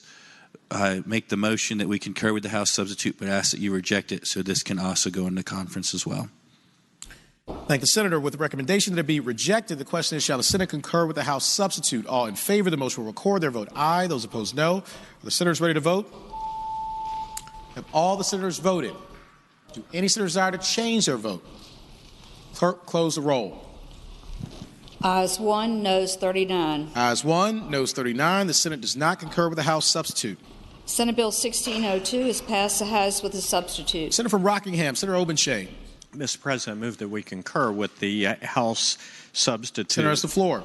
Mr. President, members of the Senate, this truly is a set of technical amendments. This is the criminal records exchange bill that came out of the Crime Commission unanimously. The technical amendments were made to bring our version of this bill into conformity with the House version of the bill. And with that, I would move that we concur with the House substitute. Thank the Senator. The question is, shall the Senate concur with the House substitute? All in favor of the motion will record their vote aye. Those opposed, no. Are the senators ready to vote? Have all the senators voted? Do any senators desire to change their vote? Clerk will close the roll. Ayes 40, noes 0. Ayes 40, noes 0. The Senate concurs with the House substitute. Senate Bill 1604 is passed the House with a substitute. The junior senator from Virginia Beach, Senator D. Staff. Mr. President, we actually like the House substitute, but we're going to reject it to put it in committee of conference so we can strip off the finance clause because there's money in both budgets for it. So with that, I'd like to make a motion that we we concur with House substitute, but vote no, so put red up on the board. Thank you. Thank the Senator. With the recommendation that it be rejected, the question is, shall the Senate concur with the House substitute? All in favor of the motion will record their vote aye. Those opposed, no. The senators ready to vote? Have all the senators voted? Do any senators desire to change their vote? Clerk will close the roll. Ayes 3, noes 37. Ayes 3, noes 37. The Senate does not concur with the House substitute. Senate Bill 1618 is passed the House with a substitute. Senator from Roanoke City, Senator Edwards. Mr. President, I think I got it right this time. I move that we accept the House substitute. All this does is to conform the Senate bill to the bill, Delegate Byron's bill, HB 2541, that's already passed both houses. Thank you, Mr. President. Thank the senator. For what purpose, Senator from Hanover, Senator McDougall rise? Will the gentleman from Roanoke yield for question? Senator Yield. I'll be glad to yield. Senator Yield, you have the floor. Mr. President, is the membership in the legislation that we've been asked to support equal as far as Senate representation and House representation? Senator has the floor. I believe, Mr. President, there are 3 senators. Is that right? Let me. Yeah, 3 members of the Senate, and there are.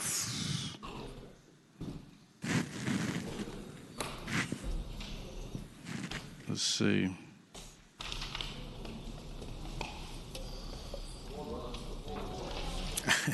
Four members of the House. I believe that's right. Yeah, I'm trying to look at the language. I think that's right. Mr. Chairman, would the gentleman yield for an additional question? Yes, Senator Yield.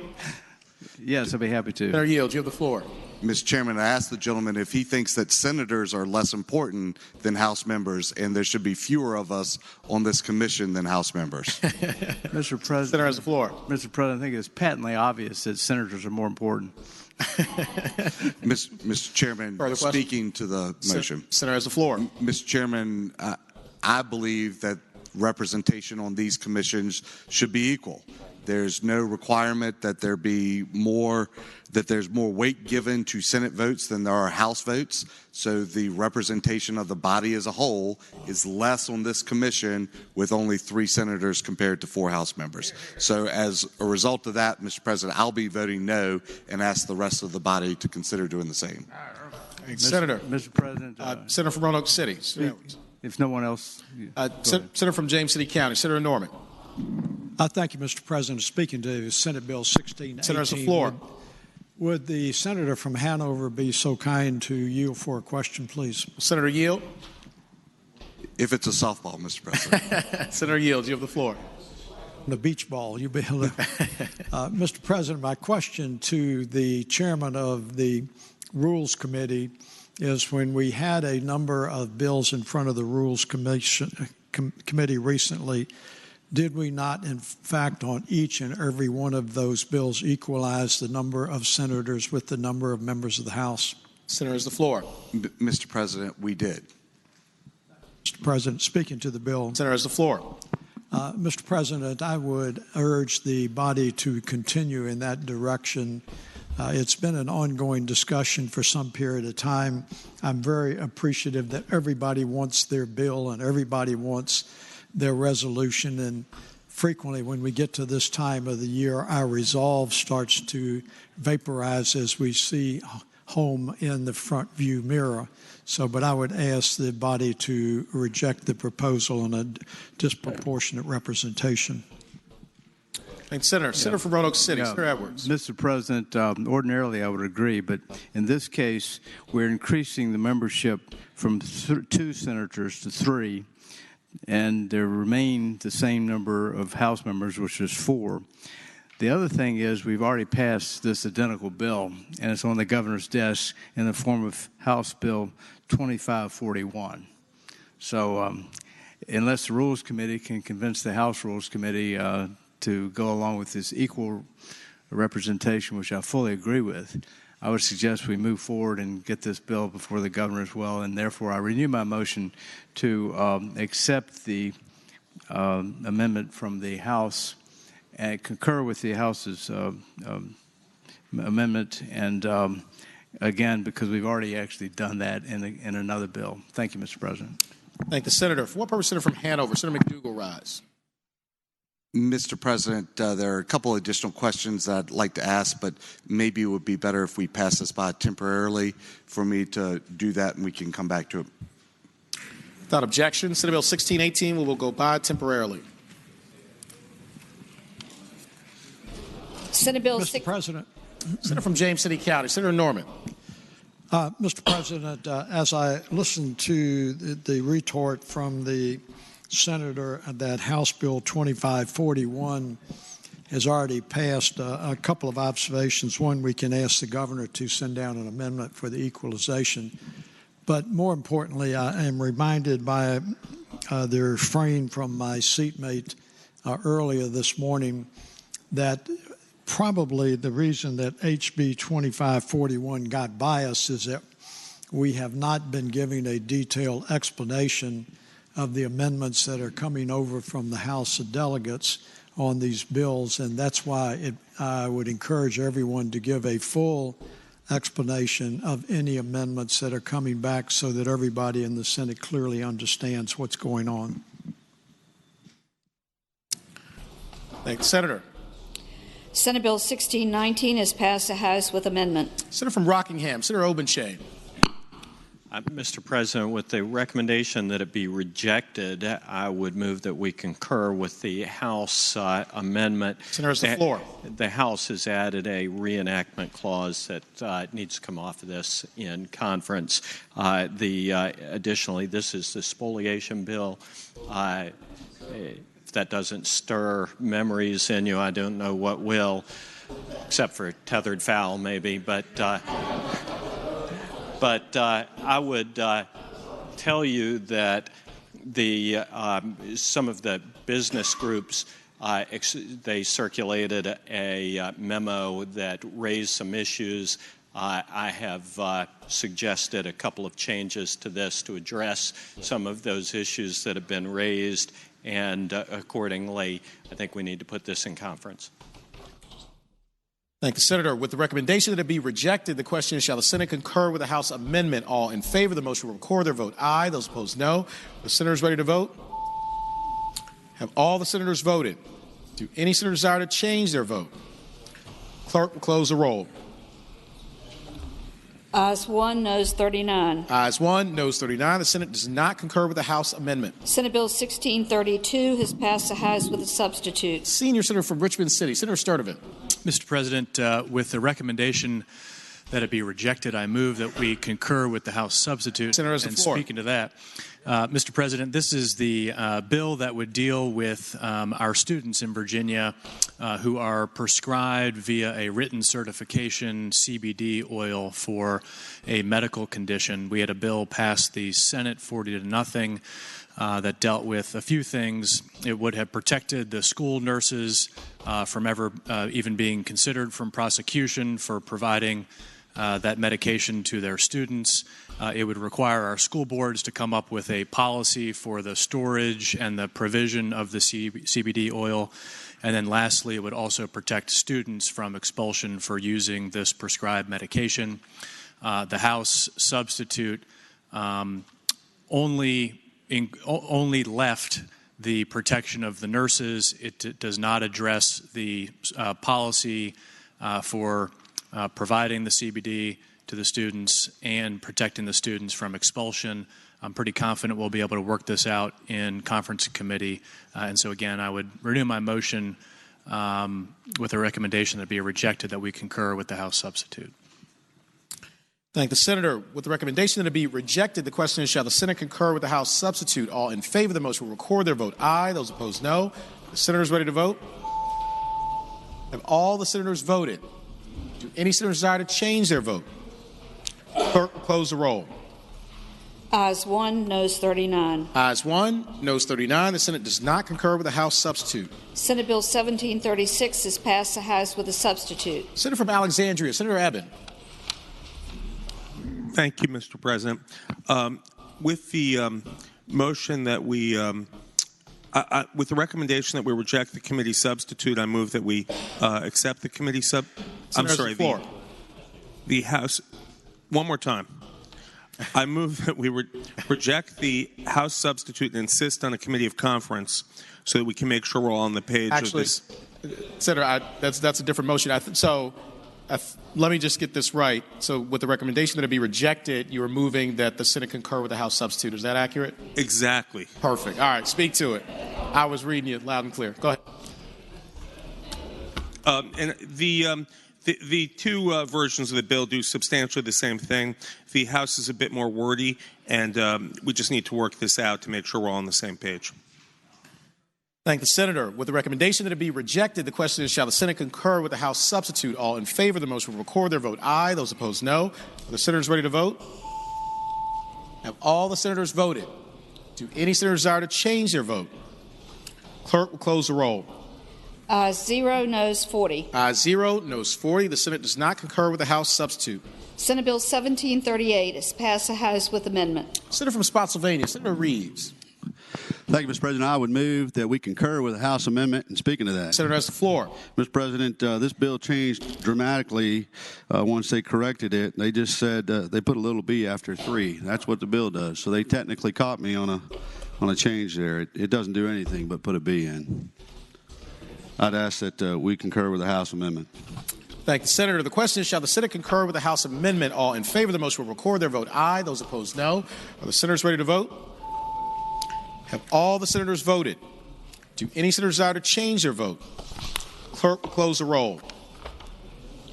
Ayes 40, noes 0. Ayes 40, noes 0. The Senate concurs with the House amendment. Senate Bill 1758 is passed the House with a substitute. Senator from Eastern Fairfax, Senator Servell.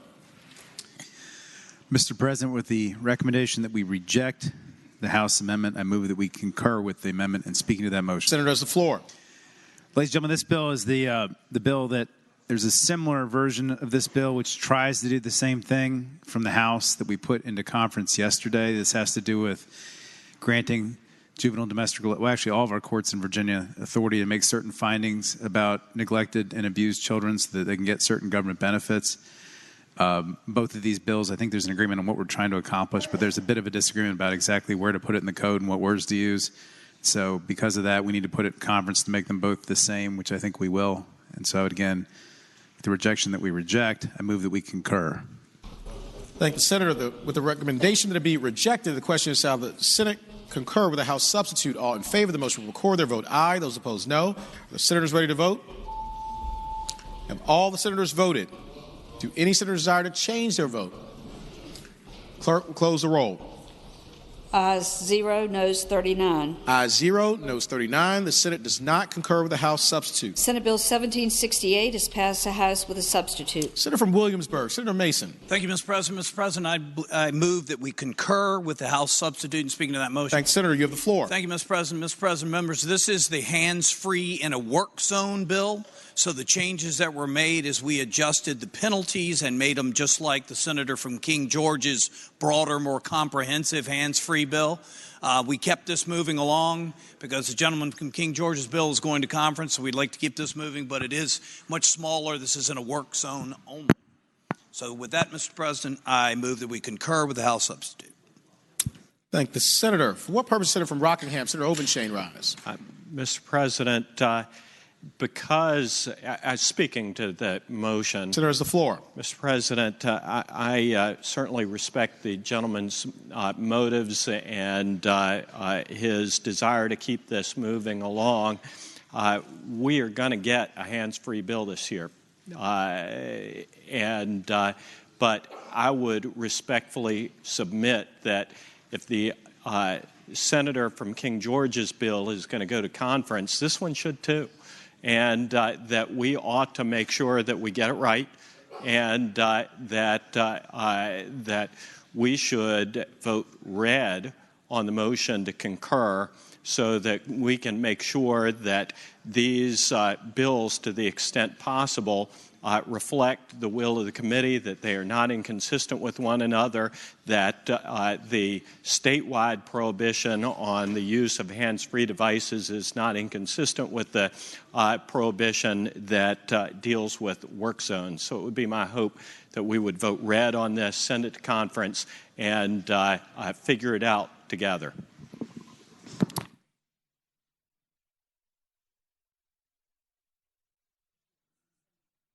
Okay. Mr. President, can we take this by temporarily? Can we speak to the gentleman? Without objection, Senate Bill 1768 will go by temporarily. Thank you, sir. Senate Bill 1777 is passed the House with a substitute. Senior Senator from Fairfax, Senator Saslaw. Mr. President, with the recommendation that we reject the House substitute, I would move that we concur. And speaking to that, the changes that the House made on this was the bill that deals with, well, some people call it solitary confinement. Some people call it, I found out it's now called restrictive housing. I just love euphemisms. But anyway, What initially my bill had in, one of the changes that they put in back in my bill, and I took it out because there was some question as to could we conform all the time with the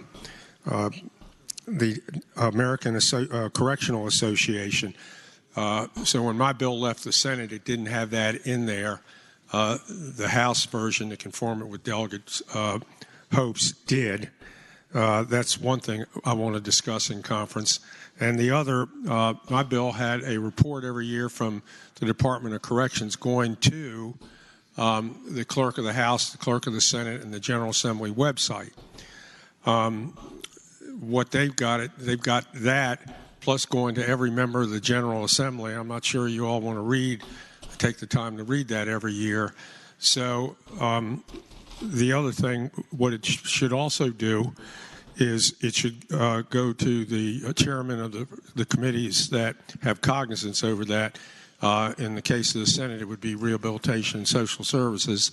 So with that, with the recommendation it be rejected, I would move its concurrence. Thank the senator. With the recommendation that it be rejected, the question is, shall the Senate concur with the House substitute? All in favor of the motion will record their vote aye. Those opposed, no. Are the senators ready to vote? Have all the senators voted? Do any senators desire to change their vote? Clerk will close the roll. Ayes 0, noes 40. Ayes 0, noes 40. The Senate does not concur with the House substitute. Senate Joint Resolution 309 has been agreed to by the House with a substitute. Junior Senator from Virginia Beach, Senator DeSteff. Mr. President, I would like us to concur with the House substitute. And Senator, the floor. So when we originally had this bill, it had submarine fiber optic cable, and it's not really a submarine fiber optic cable. There seemed to be a dispute on what terminology to use, whether to use submarine or submerged. And the appropriate terminology is, in fact, to use submerged fiber optic cable. So in 6 different instances in this bill, we changed submarine fiber optic cable to submerged fiber optic cable. So with that, I move we accept and concur with the House substitute. Thank the senator. The question is, shall the Senate concur with the House substitute? All in favor of the motion will say aye. Those opposed, no. The ayes have it. The Senate concurs with the House substitute. Senate Bill 1487. The House insists on its amendment and requests a committee of conference. Senator from Bath, Senator Deeds. Mr. President, I move that we accede to the request for a committee of conference. Thank the senator. The question is, shall the Senate accede to a request for a committee of conference? All in favor of the motion will record their vote aye. Those opposed, no. The senators ready to vote? All the senators voted. Do any senators desire to change their vote? Clerk will close the roll. Ayes 40, noes 0. Ayes 40, noes 0. The Senate accedes to the request for a committee of conference. Conferees on the part of the Senate is named by the Chairman of Transportation, Senator Carrico, or Senators Cosgrove, DeSteff, and Deeds.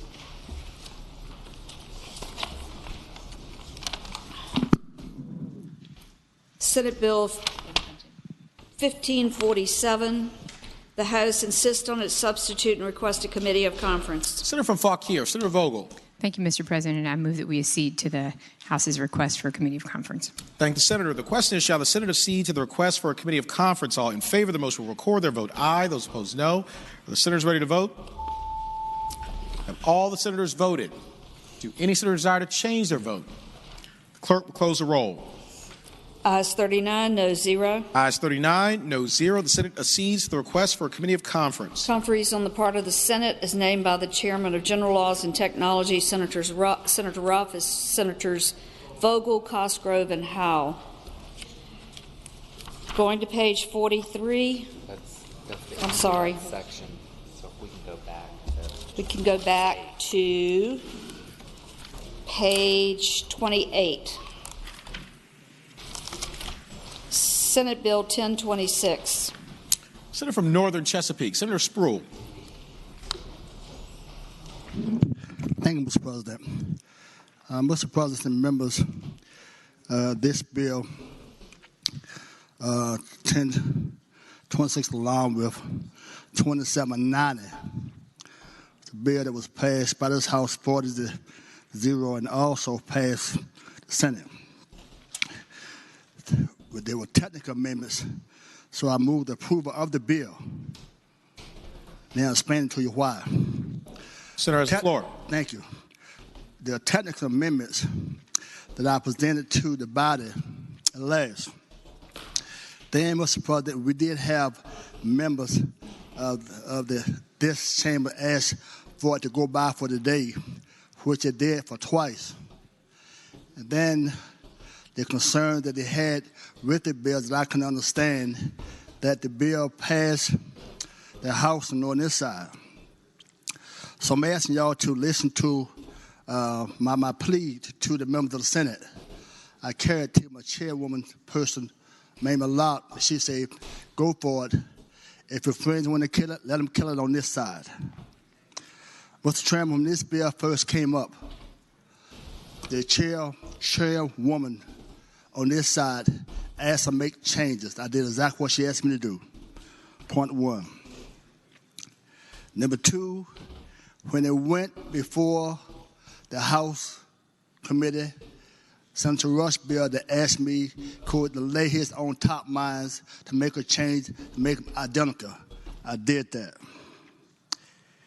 Number three, they asked the problem on this side as far as now, they had some concerns that if the bill would pass, that maybe something could happen on the third floor. One of the students asked me about that. We checked, I talked with Senator Locke, we checked, nothing happened. Confirmed again this morning, nothing can happen. Number four, now they asked the bill to go into conference. And you know if you go into conference, it has to go back on the other side. Once you go over there, it's dead. Why, Spruill? Because you helped me to get my dog bill out, and right now I'm not too friendly on that side. So you know if you go into conference and it goes to the other side, it's dead. Number five, this morning I asked this caucus that I have talked to members on that side pertaining to the bill as far as putting it to conference. And I said, we talked with the third floor, that if something would happen, that somehow there was a mistake made, I asked Senator Lucas and Senator Locke and this side that would you stand with me to override the veto or whatever you have to do? And they asked that question. So now I don't know what else to do. I understand there is some confusion on this side, but I have done everything that the members of this Senate caucus asked me to do. I understand there's some policies change over that side, but I don't. And they said, we don't want to kill your bill. So I'm saying if you go into conference, it's dead because you might make it better, but it'd be dead here. So I asked y'all to, as Senator Locke, I apologize for using her name, but I want to make sure I'm telling the truth. She said, take your chance to hear. Call for vote up and down. And last is, now I know I got Senator Cosgrove vote. I know that. I can call his name. So I'm just asking y'all this, that I have tried. I did what the chairwoman asked me to do. I did what the House committee asked me to do. I did what Senator Overchain asked me to do to check on the other side. And I have asked my caucus to kill it if there's any change. I don't know what else to do. I ask y'all to vote for the bill. Thank you. Senator, for what purpose is Senator from Roanoke County? Senator Suderline rise. Thank you, Mr. President. I just kept hearing my good friend on the other side keep saying the other side, and I can't see him, but I don't know if he's talking about me or who over here, but I think that this is a fine bill, and I hope that we pass it today in this form. Thank you, Senator. For what purpose, Senator from King George? Senator Stewart rise.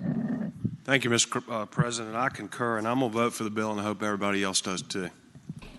Thanks, Senator. For what purpose does the senior senator from Chesapeake, Senator Cosgrove, rise? Thank you, Mr. President. Speak to the bill. Senator has the floor. Thank you, Mr. President. The gentleman from Northern Chesapeake is correct. I'm going to vote for this bill. And I would ask you to listen to his arguments. He has bent over backwards to try to get this bill in a posture that can pass this assembly. I have never voted for one of these bills before. This is a banner year as far as election stuff. I voted for Senator Barker's bill, and now I'm going to vote for my friend, the gentleman from Northern Chesapeake's bill. This bill was thoroughly vetted, and I believe this bill has found the right time for passage. Thank you, Senator.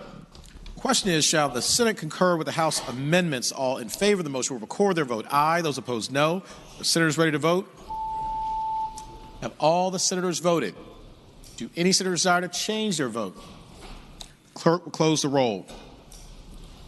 Ayes 37, noes 3. Ayes 37, noes 3. The Senate concurs with the House amendments. Thank you so much. Page 30, Senate Bill 1101 has passed the House with amendment. Junior Senator from Virginia Beach, Senator D. Steff. Mr. President, I'm going to request that we accept and concur with the House amendments. And speaking to that, Senator has the floor. So, Mr. President, what happened on this bill was it originally came down with a fiscal impact of almost $500,000. $500,000. And I thought that was kind of strange for it to come down for with a fiscal impact of $500,000 when, in fact, that there may be one case a year, and I believe there was one case or two cases over the last 6 years. And for the AG to come out and say, hey, we're going to require 3 additional attorneys and all this other staff and $500,000 for a fiscal impact, I thought it would probably be better if we went to JLARC and asked them to look at the fiscal impact, which we did.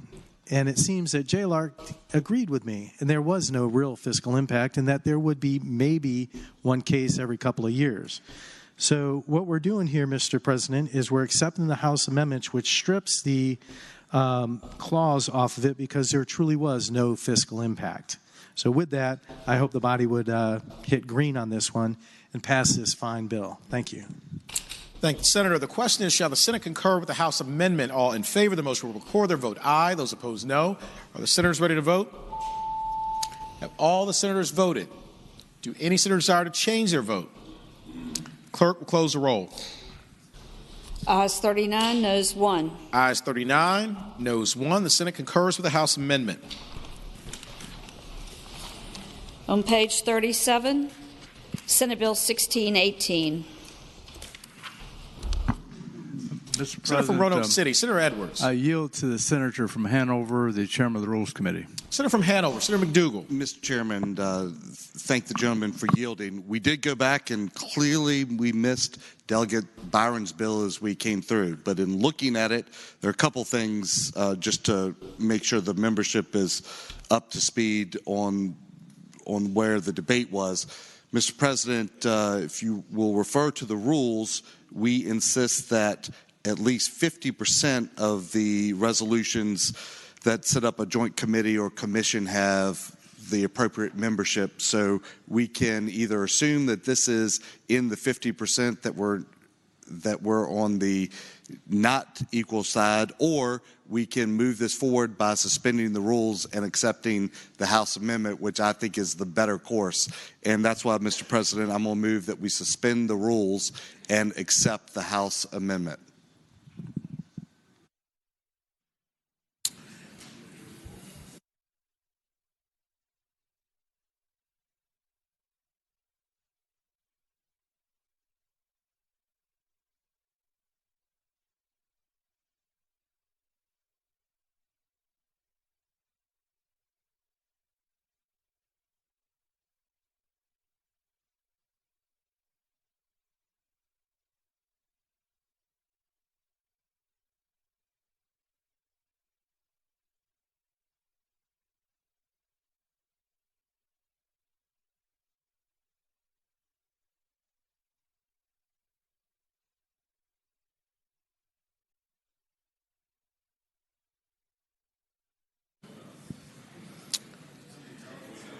I think we've got it worked out. Senator from Hanover, Senator McDougal, just to be clear on the motion, it is both to suspend the rules and then to concur with the House substitute? Yes, Mr. President. I thank the Senator. And also, with suspension of the rules requires a 2/3 vote, and the Senator and the body is aware of that. So the question is, shall the parliamentary inquiry, Mr. President? Senator from Prince William County, Senator McPike. Question to in regards to the underlying House bill that already passed with the same provisions, the impacts of it?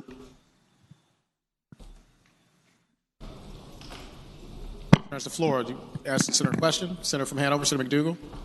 Mr. President, I'm not sure I 100% understand the question, but I'll take a stab at it.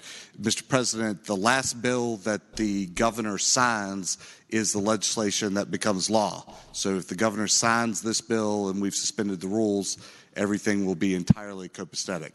Our rules say, if you want to refer to it, that 50% or half of these commissions be equal representation. As the membership knows, we have had some significant disagreement with the House about that.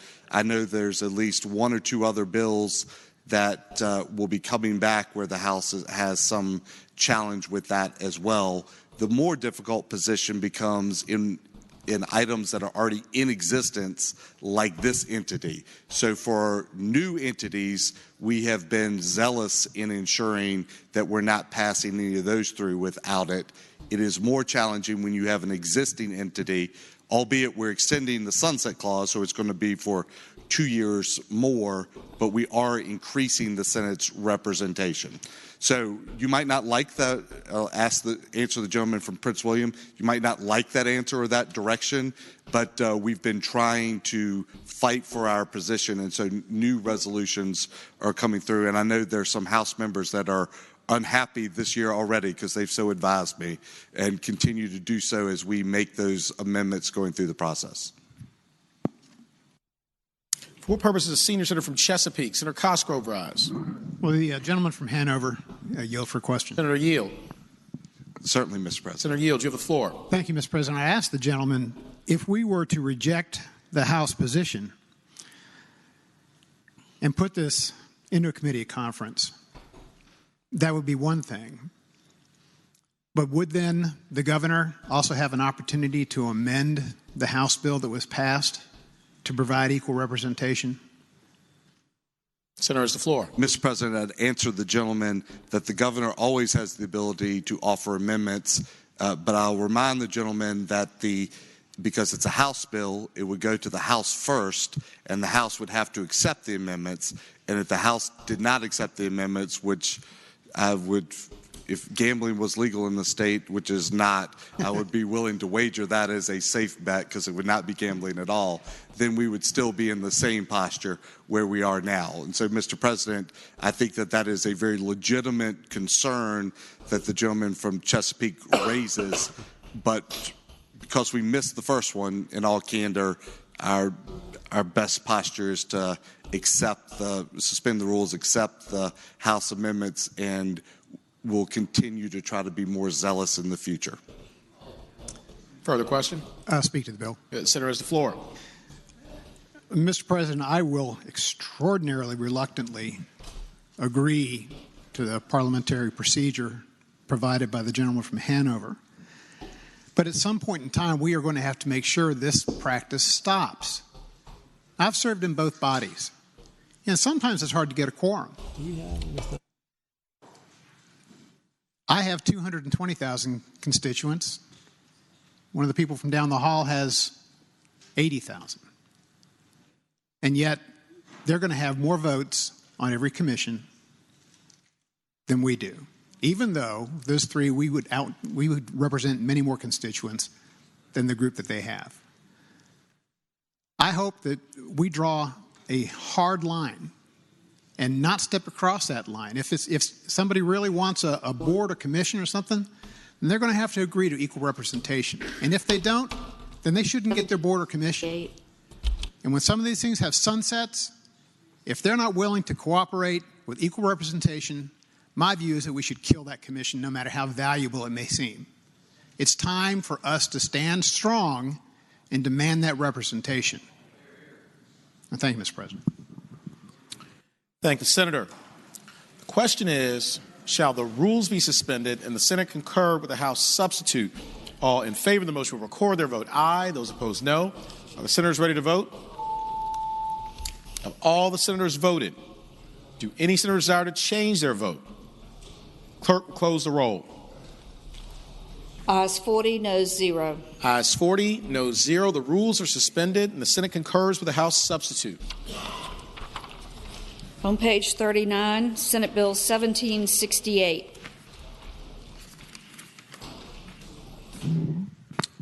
Senator from Williamsburg, Senator Mason. Thank you, Mr. President. Mr. President, after further review by the replay official, with the recommendation that I recommend we reject,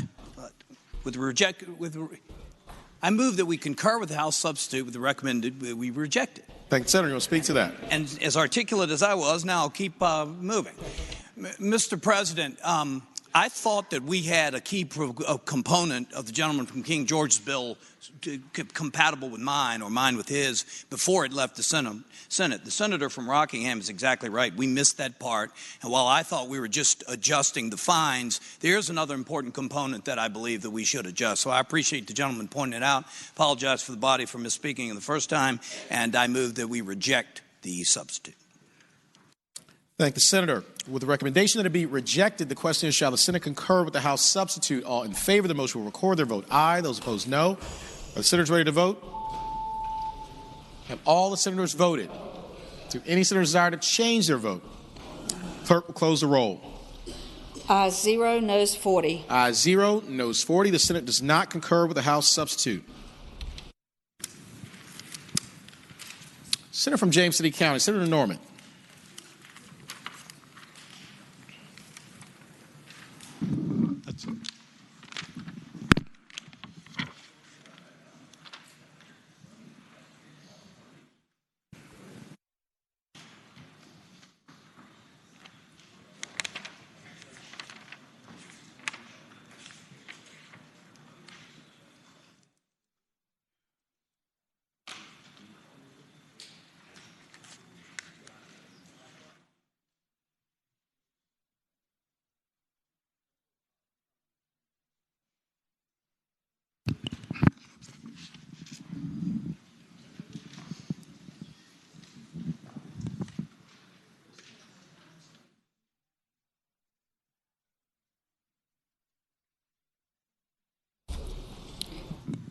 Senator from James City County, Senator Norman. Thank you, Mr. President. I would now ask that the Senate stand in recess until 2:30.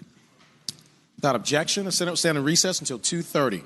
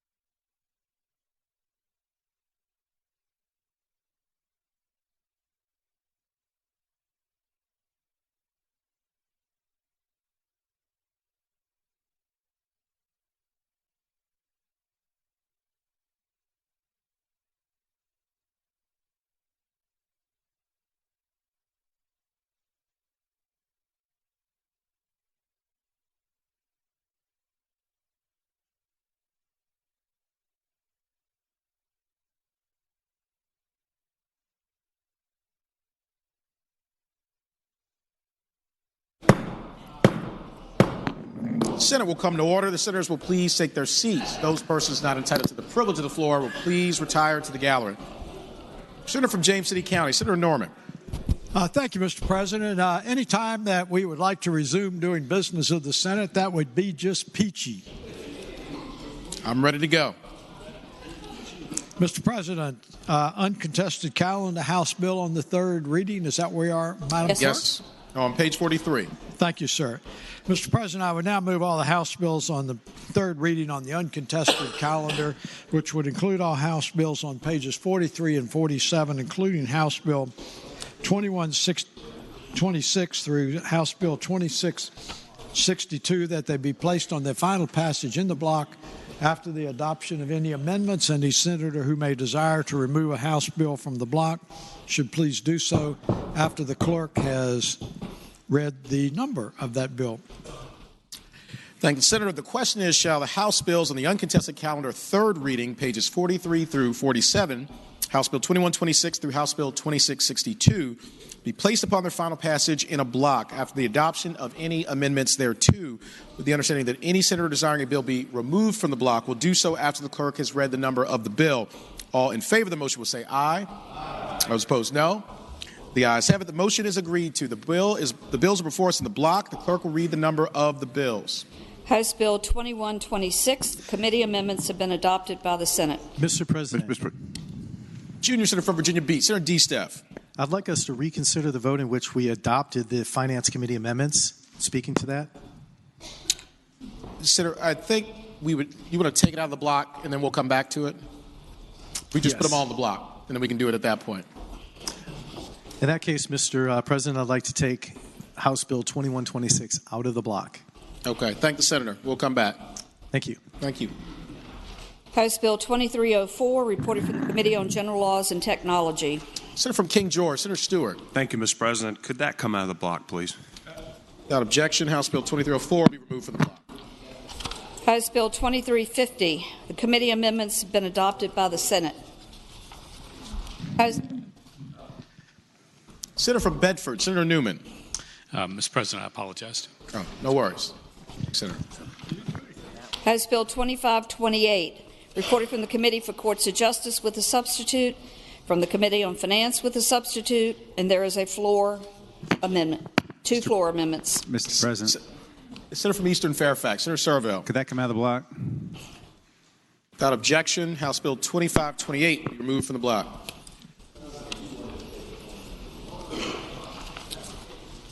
House Bill 2609, the committee substitute, has been adopted by the Senate, and there is a floor amendment. Senator from Franklin County, Senator Stanley. Mr. President, I'm going to try to keep this in the block. We're going to at least have a block of one. Mr. President, I would now move that we waive the reading of the floor amendment, sir. Thank you, Senator. The question is, shall the reading of the floor amendment be waived? All in favor of the motion will say aye. Aye. Those opposed, no. The ayes have it. The reading of the floor amendment is waived. Senator from Franklin County, Senator Stanley. Thank you, Mr. President. I now move that the floor amendment, and speaking to that. Senator has the floor. Mr. President, members of the Senate, what we have in Senate Bill 2609 or House Bill 2609 is merely an amendment to try to clean up some language that will benefit our sheriff's departments, our law enforcement, in terms of certification of training. And it basically says this: the department shall grant certification pursuant to 15.21706 for any law enforcement officer after completion of such required training upon certification, and that's the key, by the law enforcement agency. The various sheriff's departments or police departments or state police that we have with which the law enforcement officer is employed, and they will certify that the training requirements have been met. The reason we need this just as a cleanup, and I know it does not affect the focus of the bill at all, is that recently we've seen things from DCJS where law enforcement officers have had conflicts indicating whether they had been certified, whether they had met the training requirements or had not met the training requirements.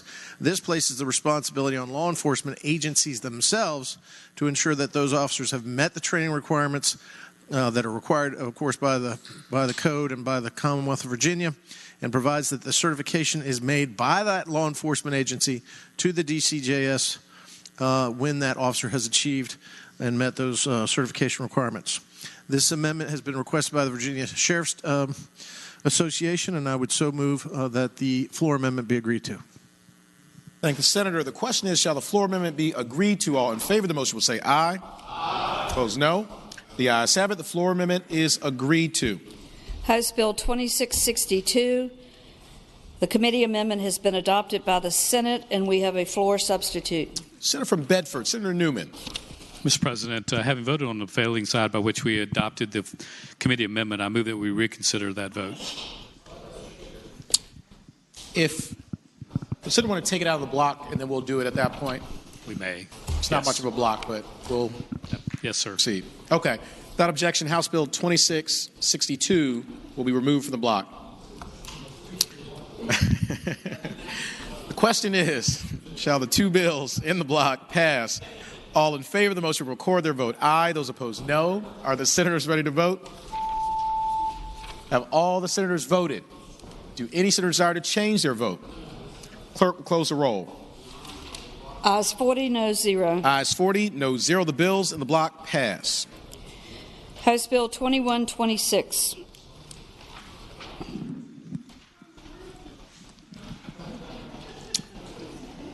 Junior Senator from Virginia Beach, Senator D-Step.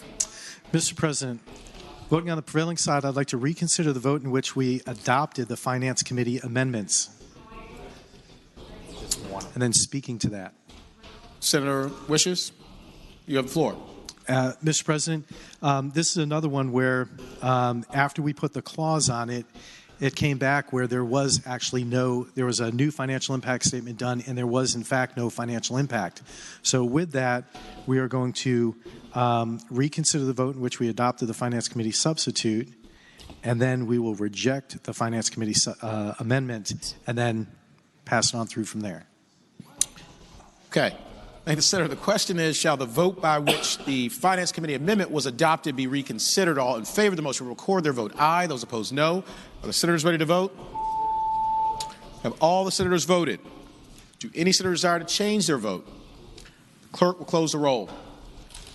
Ayes 40, no 0. Ayes 40, no 0. The motion is agreed to. The junior senator from Virginia Beach, Senator D-Steph. And, Mr. President, what we'd like to do at this point is we would like to reject the committee. I'm sorry. We'd like to accept the Finance Committee. No, we'd like to. Let me help you. Maybe with the recommendation that it be rejected. Question is, shall the Finance Committee substitute be agreed to? Amendment. Correct, Mr. President. Okay. Is that it? Exactly. All right. Perfect. With the recommendation that it be rejected, the question is, shall the Finance Committee amendment be agreed to? All in favor of the motion will say aye. Those opposed, no. The noes have it. The amendment is rejected. Junior Senator from Virginia Beach, Senator D-Step. So, Mr. President, at this point, I would like to move the bill pass. Senator, want to speak to it? Mr. President. There we go. The senior senator from Virginia Beach, Senator Wagner. Speaking to the bill, Mr. President. There's the floor. The bill basically sets up a standard for step therapy for prescription pharmaceuticals and the steps that various health insurance carriers would have to go through, and a procedure and a process so that those patients requiring different forms of medication can get them in a more rapid and standardized manner. With that explanation, move the bill pass. Thank you, Senator. Do any other senators wish to be heard on House Bill 2126? Seeing none, the question is, shall House Bill 2126 pass? All in favor of the motion will record their vote aye. Those opposed, no. Are the senators ready to vote? Have all the senators voted? Do any senators desire to change their vote? Clerk will close the roll. Ayes 40, no 0. Ayes 40, no 0. House Bill 2126 passes. House Bill 2304. Senator from Mecklenburg, Senator Ruff. Thank you, Mr. President. I move that the bill pass. And speaking to that Senator motion, has the floor. This bill requires a landlord that has obtained a renter's insurance coverage on behalf of the tenants to include, as part of the summary of the insurance policy or certificate evidencing the coverage as currently required by law. In addition, a statement regarding whether the insurance policy contains a waiver or subrogation provision. The bill provides that any failure of the landlord to provide that summary or certificate or to make available a copy of the insurance policy shall not affect the validity of the rental agreement. Again, I move that bill pass. Thank you, Senator. For what purpose, Senator from King George, Senator Stewart rise? Mr. President, I don't know if gentleman from Mecklenburg is the right person to ask the question, or anybody who understands this bill. I'd be happy to ask the question too. A gentleman from Richmond. Mr. President, I was volunteered to respond to the senator's The senator yields for a question. I read this bill quickly, and while it appears to be fairly innocuous, I can't understand the language, and so I'm looking for some help, because what this deals with is a waiver of subrogation. And it deals with a waiver of subrogation with regard to the tenant when, in fact, the landlord has purchased insurance for the tenant's property and then is getting reimbursed from the tenant for that insurance, which is all kind of complicated. And what I want to know is, from whom is the subrogation waived? The senator has the floor. Mr. President, it's a good question. But there's a good answer to it as well. This is a good bill. After the senator from King George raised it with me this morning, I went and looked more closely at it. Essentially, what the law currently says is that a tenant can purchase their own tenant insurance when they go and rent a property. But current law also says that the landlord can purchase for the tenant that renter's insurance as well. And that's where this bill comes in. This amendment relates to when a landlord purchases renter's insurance for the tenant, which we already allow under current law. What some of those renter's insurance agreements will state, however, is that the right of subrogation is waived, and that is the gentleman's question as to who is waiving what. And it is a waiver of the tenant's renter's insurance company to be able to go after the landlord's insurance company. So this is a disclosure bill letting a tenant know that they do not have all of the rights and the abilities to recover if they suffer a loss, because there has been a waiver of subrogation in that renter's insurance agreement that the landlord has purchased on their behalf. And so if a renter suffers $50,000 worth of property damage, they can go and seek to recover from their own insurance policy that the landlord purchased from them. But if there is a waiver of subrogation, that means that they cannot also then go after the landlord's own insurance policy to recover if they were not able to recover 100% of what they lost under their own policy. So that's what this bill does. It puts the tenant on notice that they may not be able to achieve a full recovery because of that waiver of subrogation. Further question? Mr. President, I just want to make sure I understand it. So essentially what it's doing is the tenant is waiving any ability to go after the landlord's policy in the event that they suffer a loss. And that could even mean a loss that was occasioned by the landlord's fault. Is that correct? Mr. President, no, respectfully, no. The tenant is not waiving anything. What this is saying is that the insurance agreement, the insurance policy that the landlord has purchased for the tenant has limited rights for that tenant. In other words, they are limited to just what they can recover under their own insurance policy. There's no right of subrogation to be able to go after the landlord's policy. And so by putting the tenant on notice, if they want to go out and purchase on their own additional insurance coverage, they'll now know that they need to do that if they choose to do so. So again, this is really just a disclosure, a notice bill, so the tenant knows what they can and can't do. Further question? Thank you, Mr. President. And I appreciate the gentleman for trying to help with this, and I think he's done a good job trying to make sense out of a bill that frankly is illegible. And I encourage you all to read it. And I don't think that's what it says. And I think actually we potentially could be forcing the waiver of rights with folks who don't even understand the rights that they're waiving. And it even goes so far as to say it shall not affect the validity of the rental agreement. And what that makes me believe is if you have one of these situations, they have waived the ability to seek any sort of redress being the tenant, and they could still be locked into the rental agreement. And so that concerns me a great deal, and I think we should vote no on this. Senator. Senior Senator from Richmond City. Just briefly responding to that, we already allow the landlords to purchase this insurance for the tenants. What this bill does is it now puts the tenants on notice of what that insurance policy does.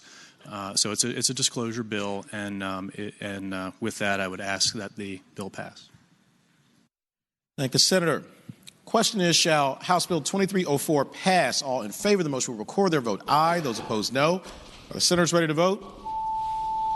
Have all the senators voted? Do any senators desire to change their vote? Clerk will close the roll. Ayes 37, noes 3. Ayes 37, noes 3. House Bill 2304 passes. On page 46, House Bill 2528. We have a substitute from the Committee on Finance and 2 floor amendments. Senator from Rockingham, Senator Obenshain. And a substitute from Courts. Mr. President, I think that first thing I should do is, with the recommendation that be rejected, move the adoption of the Courts substitute. Thank the Senator. With the recommendation that it be rejected, the question is, shall the committee substitute from the Committee of Courts of Justice be adopted? All in favor of the motion will say aye. Those opposed, no. The noes have it. Committee substitute is rejected. Senator from Rockingham, Senator Obenshain. Second, Mr. President, I move that we adopt the Finance Committee substitute. Thank the Senator. The question is, shall the Finance Committee substitute be adopted? All in favor of the motion will say aye. Those opposed, no. The ayes have it. Finance Committee substitute is adopted. Senator from Rockingham, Senator Obenshain. Mr. President, I move that we waive the reading of the floor amendments in a block. Senator, the question is, shall the reading of the floor amendments be waived? All in favor of the motion will say aye. Those opposed, no. The ayes have it. The reading of the floor amendments is waived. Senator from Rockingham, Senator Obenshain. Mr. President, I move the adoption of the floor amendments in a block. Speaking to that Senator has motion, the floor. This bill is one that should be familiar to everybody in here. This is the felony homicide bill dealing with the death of somebody as a consequence of drugs, opiates, particularly fentanyl. Growing crisis. We had moving testimony in the Courts of Justice Committee on a couple of bills this year concerning that epidemic that seems to be sweeping every corner of the Commonwealth. This substitute and the amendment really address many of the concerns that have arisen. If you may remember, we have passed a bill every year for probably the past 5 years out of this chamber, virtually unanimously. A different version has passed down the hall virtually unanimously. Yet we have had a significant difference of opinion, philosophical difference. The gentlelady from Loudoun, now Congresswoman from Loudoun, was involved in this. Senator from Hanover has been involved in this. Our position has been that in order to convict somebody of felony murder for this, it's fine if a drug dealer has sold fentanyl-laced drugs and causes the death of somebody. This body has had no problem with crossing that threshold and saying that is felony murder. But where we have had a difference with the chamber down the hall is the issue of accommodation. Two friends who are using together, and maybe one gives a drug to somebody else, they use together, one dies, and it just happens to be the drug of the one who lived.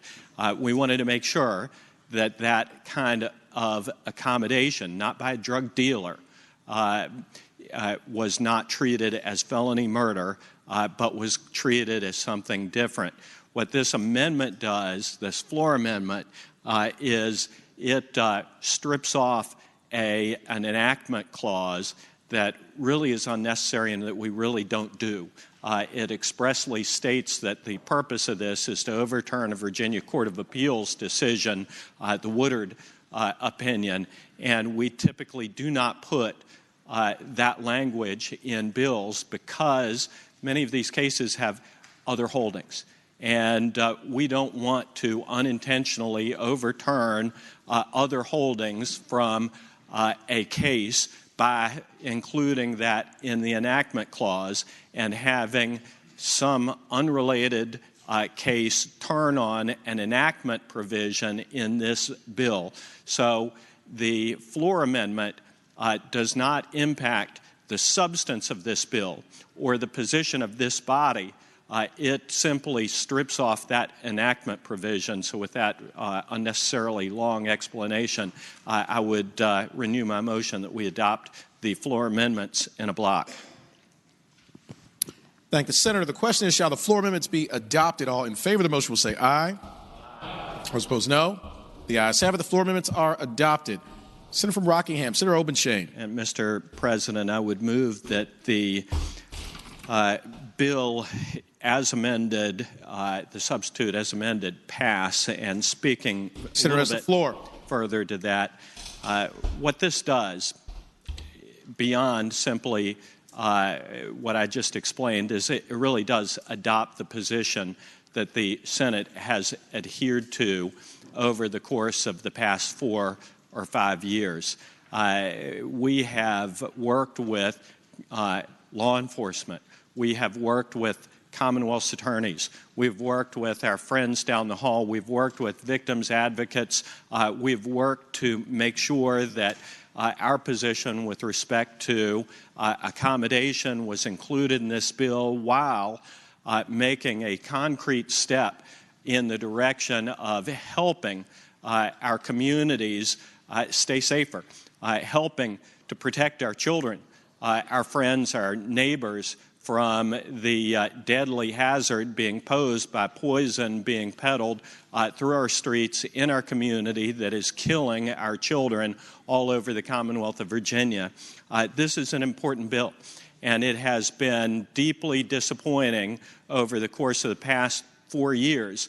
Each year, when we have walked through the tunnel or walked out of the Capitol with the knowledge that we have been unable to bridge that gap and get some help to those in our community who need it and make sure that we are treating this rash of deaths like it should be treated. And this bill does that while protecting, I think, people who are less culpable than those who are peddling this poison for profit and victimizing our communities. So with that, I would respectfully ask that this bill pass. Thanks, Senator. For what purpose, Senator from Eastern Fairfax? Senator Servell, rise. Well, the Senator from Rockingham yield for a couple questions. Senator Yield. I'll yield. Senator Yield, you have the floor. Thank you, and I appreciate that. I just want to ask a couple questions to make sure that some of concerns, at least my concerns, and maybe a few shared by others, are being addressed here. That we're not potentially sort of piling on to people who are suffering through a mental health crisis or an addiction problem. So it's my understanding that under current, correct me if I'm wrong, but under current law, if 2 users share drugs, one person gives a narcotic, whether it's heroin, cocaine, fentanyl, some opiate to another user, and that person dies, that today the person who hands them that drug could be prosecuted for felony murder. Is that, but not the dealer who originally sold them the drugs. Is that right? Senator has the floor. Mr. President, I think that it depends on the proximity of that person to the victim who has died. And if the dealer is not in close proximity, they cannot be charged with felony murder. Gentleman yield for further question. Further question? Senator Yield, you have the floor.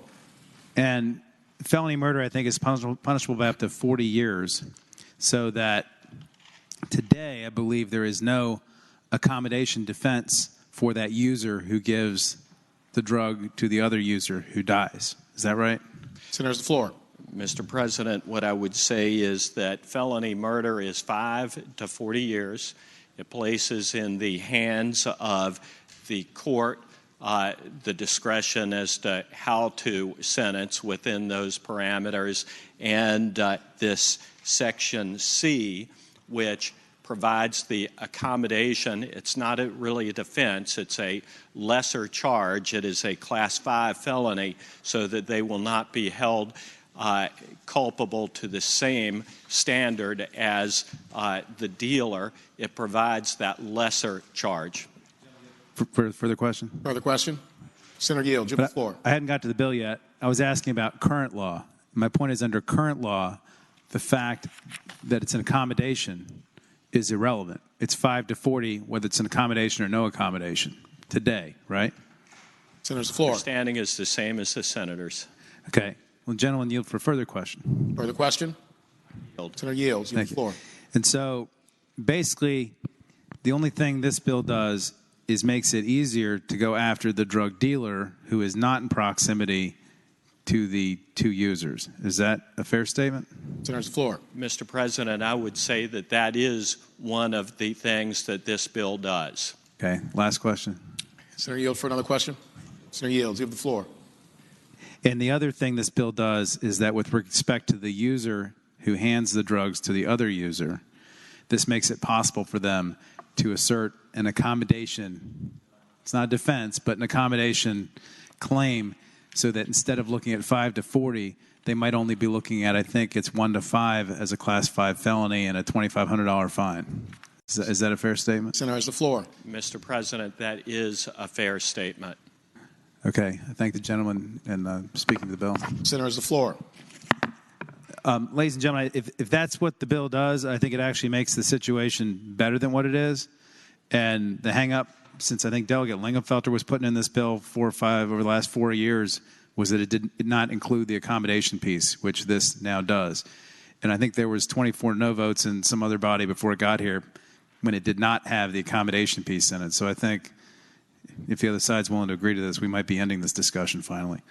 I appreciate that. Senator from Roanoke City, Senator Edwards. Will the senator from Rockingham yield for a clarification question? Will Senator Yield? I yield. I don't know whether I can clarify, but I yield. Senator Yield, you have the floor. The floor amendment deletes the second enactment clause, which purports to overrule the Court of Appeals decision in Woodard versus Commonwealth decided in 2014. Could you clarify what is the holding of Woodard versus Commonwealth?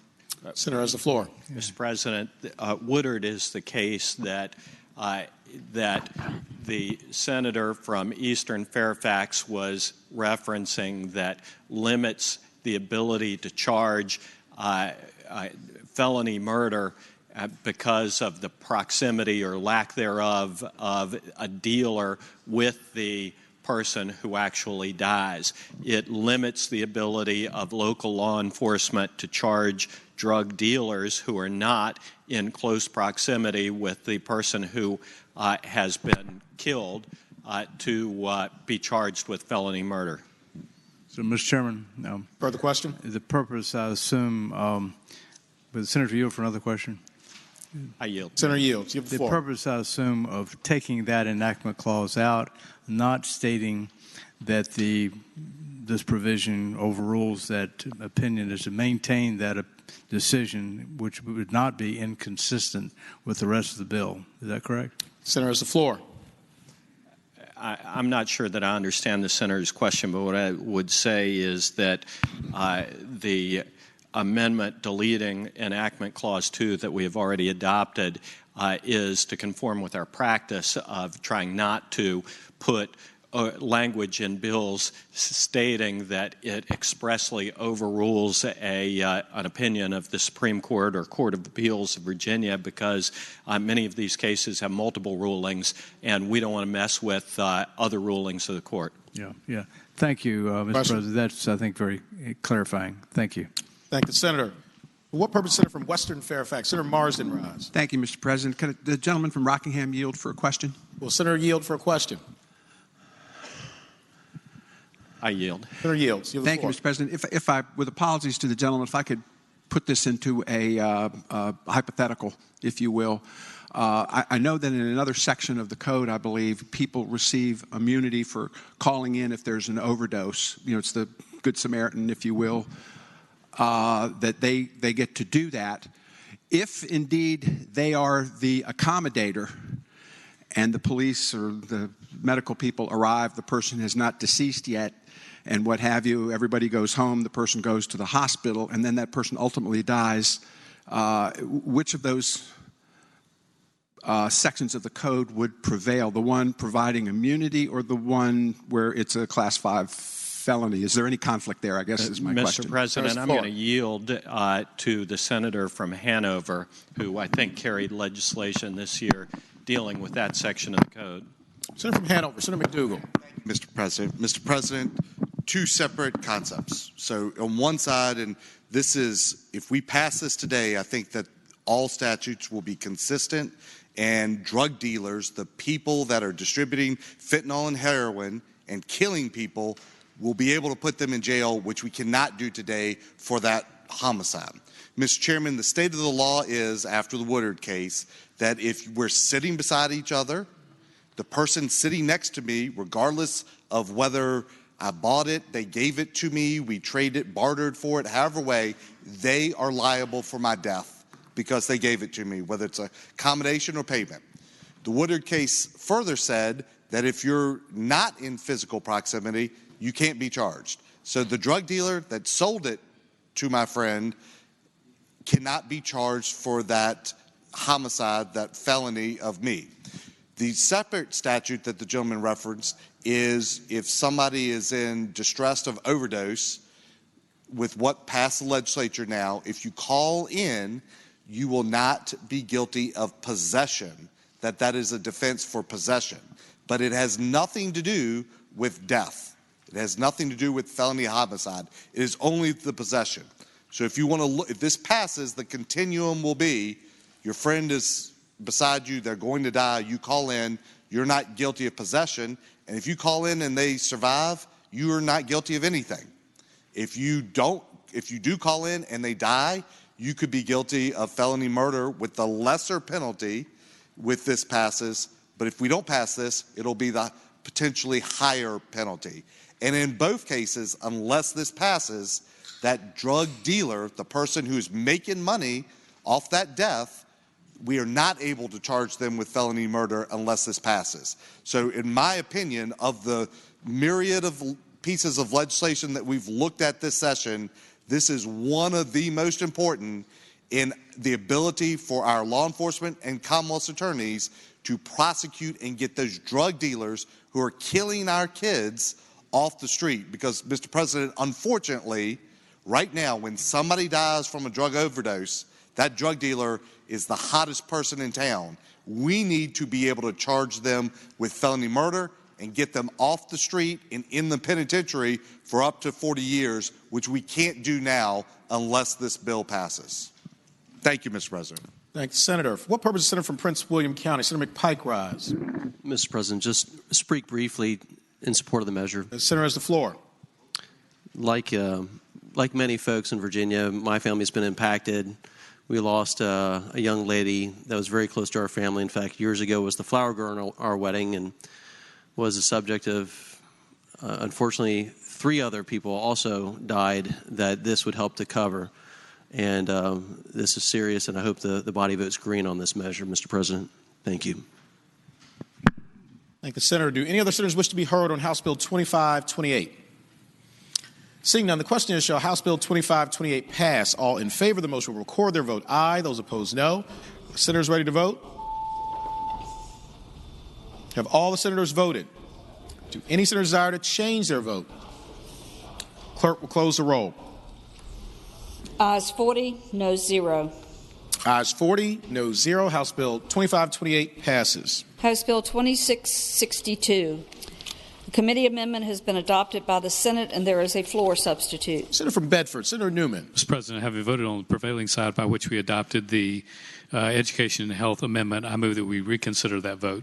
Thank the Senator. The question is, shall the vote by which the amendment was adopted be reconsidered? All in favor of the motion record their vote aye. Those opposed, no. The senators ready to vote? Have all the senators voted? Do any senator desire to change their vote? Clerk, close the roll. Ayes 40, no 0. Ayes 40, no 0. The motion is agreed to. The senator from Bedford, Senator Newman. Mr. President, I move the adoption of the amendment with the recommendation that be defeated and speaking that motion. Senator has the floor. Mr. President, there is a floor amendment from the senator from King George County that will give us the opportunity, as I understand it, to look at these regulations before they go into effect, and therefore I would ask that we not support the committee amendment. Thank the senator. I just want to be clear. So there was an amendment that was adopted that we just reconsidered. It appears that there's another committee amendment also. No, there's a floor substitute. Okay. We need to reject the committee amendment. Okay. And then go to the floor substitute. The floor sub. Okay. With the recommendation that it be rejected, the question is, shall the committee amendment be adopted? All in favor of the motion will say aye. Those opposed, no. The noes have it. The committee amendment is rejected. Senator from Bedford, Senator Newman. Senator from King George, Senator Stewart. Thank you, Mr. President. Move waive reading of the floor amendment. Question is, shall the reading of the floor substitute be waived? All in favor of the motion will say aye. Aye. Those opposed, no. The ayes have it. The reading of the floor substitute is waived. Senator from King George, Senator Stewart. And so, Mr. President, what 2662 does, and it certainly is a good idea, I think, but it implements a capstone project, and it requires that be implemented into graduation requirements. It requires each school system to develop that, and then it requires the Board of Education to do some other things. And it just seems to me we're putting the cart before the horse. What the floor substitute does is it seeks the Board of Education to develop those requirements and to consult with the stakeholders representing the varieties of the school division, industries, to recognize the need for local flexibilities, the needs of the different communities and things like that. And then we can take a look at that before these are implemented, which just to me I think is a more streamlined, better approach. So I hope you all will adopt the floor amendment. Thank the senator. The question is, shall the floor substitute be adopted? All in favor of the motion will say aye. Aye. Those opposed, no. The ayes have it. The floor substitute is adopted. Senator from Bedford, Senator Newman. Mr. President, I move that the bill pass. And speaking briefly to that. Senator has the floor. Mr. President, many of you are aware of the capstone projects and its use in colleges and its ability to wrap up every bit of the knowledge that's known. With the floor amendment, we'll get a shot to look at those regulations before they go into effect. I hope we would pass the bill. Thank the senator. Do any other senators wish to be heard on House Bill 2662? Seeing none, the question is, shall House Bill 2662 pass? All in favor of the motion will record their vote aye. Those opposed, no. Are the senators ready to vote? Have all the senators voted? Do any senators desire to change their vote? Clerk will close the roll. Ayes 39, no 0. Ayes 39, no 0. House Bill 2662 passes. Regular calendar, House bills on third reading. House Bill 2549, a bill relating to cluster zoning density calculation, reported from the Committee on Local Government with amendments. Senator from Franklin County, Senator Stanley. Thank you, Mr. President. Can HB 2549 go by for the day, please? Without objection, House Bill 2549 will go by for the day. House Bill 2127, a bill relating to best interest of the child, maximizing time spent with each parent. The committee substitute has been adopted by the Senate. Senator from Rockingham, Senator Obenshain. Mr. President. Senator from Hampton, Senator Lott. Could House Bill 2127 go by for the day, please? I object. You object? There's an objection. So we can have a vote. Question is, shall House Bill 2127 go by for the day? All in favor will say aye. Aye. Those opposed, no. The ayes have it. House Bill 2127 will go by for the day. House Bill 2336, a bill relating to public institutions of higher education, executive officers' salaries, reported from the Committee on Education and Health with a substitute and from the Committee on Finance. Senator from Bedford, Senator Newman. Mr. President, I move that the committee substitute be agreed to. Thank the senator. The question is, shall the committee substitute be agreed to? All in favor of the motion will say aye. Aye. Those opposed, no. The ayes have it. The committee substitute is agreed to. Senator from Bedford, Senator Newman. Mr. President, I move the bill pass. Speaking to the motion. Senator has the floor. Mr. President, as the bill exists today, it does no more than give us a report. As the bill came to us, it did a lot, and today all it says is that if there is a salaries beyond what is in the budget, then there will be a report that goes back to the chairman of the committee. I move that the bill pass. Thank the senator. Do any other senators wish to be heard on House Bill 2336? Seeing none, the question is, shall House Bill 2336 pass? All in favor of the motion will record their vote aye. Those opposed, no. Are the senators ready to vote? Have all the senators voted? Do any senators desire to change their vote? Clerk will close the roll. Ayes 39, noes 1. Ayes 39, noes 1. House Bill 2336 passes. House Bill 2790, a bill relating to absentee voting, no excuse in person beginning on second Saturday immediately preceding election. Reported from the Committee on Privileges and Elections with amendments and reported from the Committee on Finance. Senator from Fauquier, Senator Vogel. Thank you, Mr. President. I move that the committee amendments be agreed to. Thank the senator. The question is, shall the committee amendments be agreed to? All in favor of the motion will say aye. Those opposed, no. The ayes have it. The committee amendments are agreed to. Senator from Fauquier, Senator Vogel. Thank you, Mr. President. I move passage of House Bill 2790. Speaking to that motion. Senator has the floor. Thank you, Mr. President. This is identical to the bill that we just passed. The senator from Northern Chesapeake gave a very thorough explanation, and it is legislation that has to do with early voting. And with that, I would ask that the bill pass. Thank the senator. Do any other senators wish to be heard on House Bill 2790? Seeing none, the question is, shall House Bill 2790 pass? All in favor of the motion will record their vote aye. Those opposed, no. Are the senators ready to vote? Have all the senators voted? Do any senators desire to change their vote? Clerk will close the roll.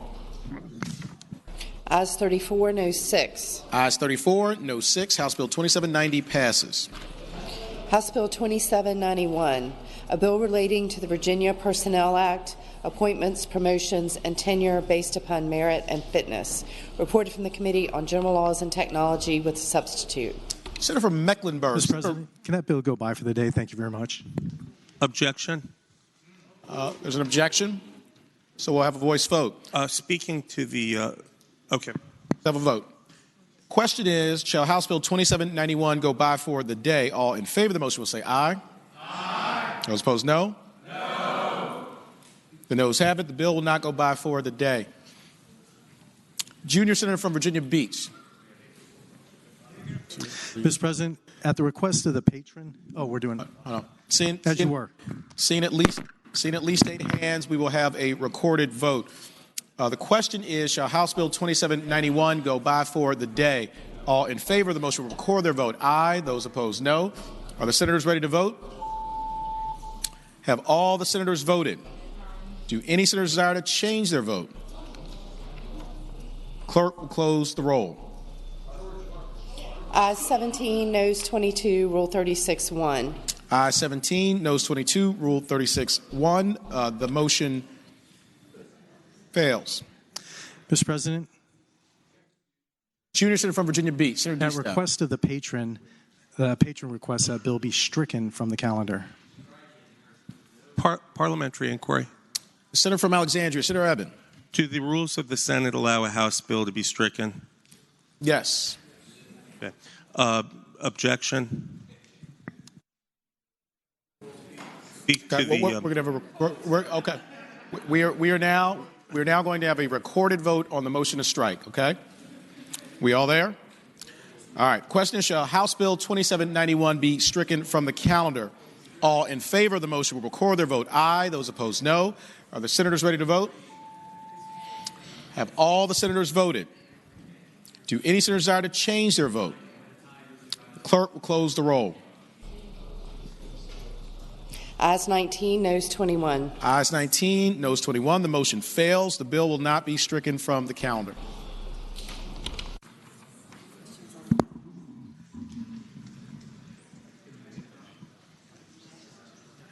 Senator from Mecklenburg, Senator Ruff. Thank you, Mr. President. I move the committee substitute. Thank the senator. The question is, shall the committee substitute be agreed to? All in favor of the motion will say aye. Aye. Those opposed, no. The ayes have it. The committee substitute is agreed to. Senator from Mecklenburg, Senator Ruff. Thank you, Mr. President. Substitute adds to the House bill a section of the Virginia Personnel Act prohibiting state agencies from discriminating in employment on the basis of race, color, religion, national origin, sex, pregnancy, childbirth or related medical conditions, age, marital marital status, disability, sexual orientation, gender identity, or status as a veteran. Thank the Senator. Do any other senators wish to be heard on House Bill 2791? Mr. President. Senator from Chesterfield, Senator Chase. I would like to make an alternate motion that we refer this bill to committee. General Laws Committee. Question is, shall... Objection. All right. There's a substitute motion. Substitute motion. Yeah. Question is, all right. That's what we're doing. We're gonna have a vote on the motion to recommit. Okay, it'll be a voice vote. So the question is, shall House Bill 2791 be recommitted to the Committee on General Laws and Technology? All in favor of the motion will say aye. Aye. Those opposed, no. No. The noes have it. The bill will not be recommitted to the Committee on General Laws and Technology. Seeing at least 8 hands, we will have a recorded vote. The motion is to recommit. So the question is, shall House Bill 2791 be recommitted to the Committee on General Laws and Technology? All in favor of the motion to recommit will record their vote aye. Those opposed, no. Are the senators ready to vote? Have all the senators voted? Do any senators desire to change their vote? Clerk will close the roll. Ayes 18, noes 22. Ayes 18, noes 22. The motion to recommit fails. The current motion on the floor is for passage of House Bill 2791. Mr. President, Senator could from that bill go by temporarily so I can work on a floor amendment? Is there an objection? There's an objection, so it will not go by temporarily. The motion on the floor is House Bill. But there's an objection. If you want to have a vote, do you want to have a voice vote on the motion to go by temporarily? Mr. President, I call the pending question.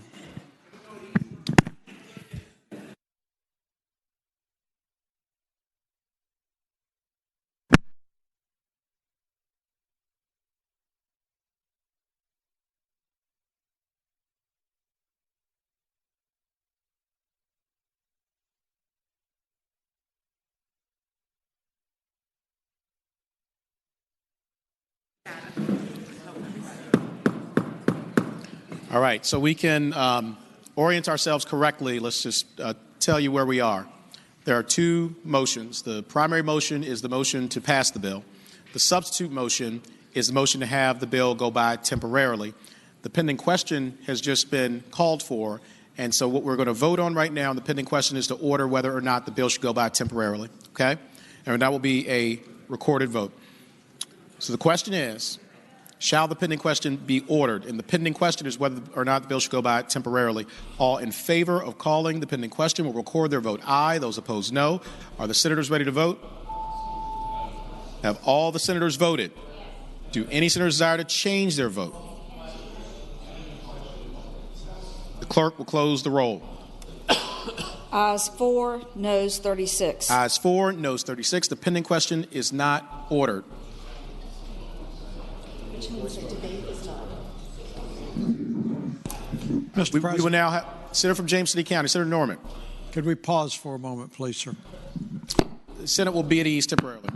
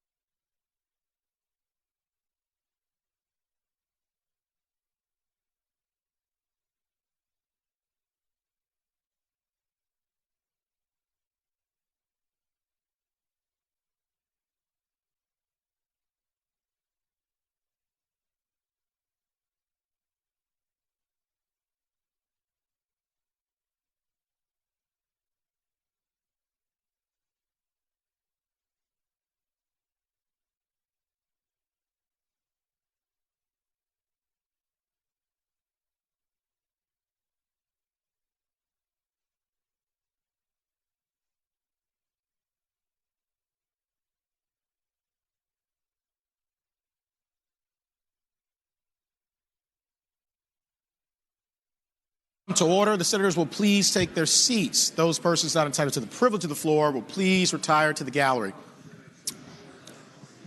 Senator from King George, Senator Stewart. Thank you, Mr. President. Having voted on the prevailing side by which a motion failed. Senator, really quickly, we have two motions on the floor right now, so we have to address those.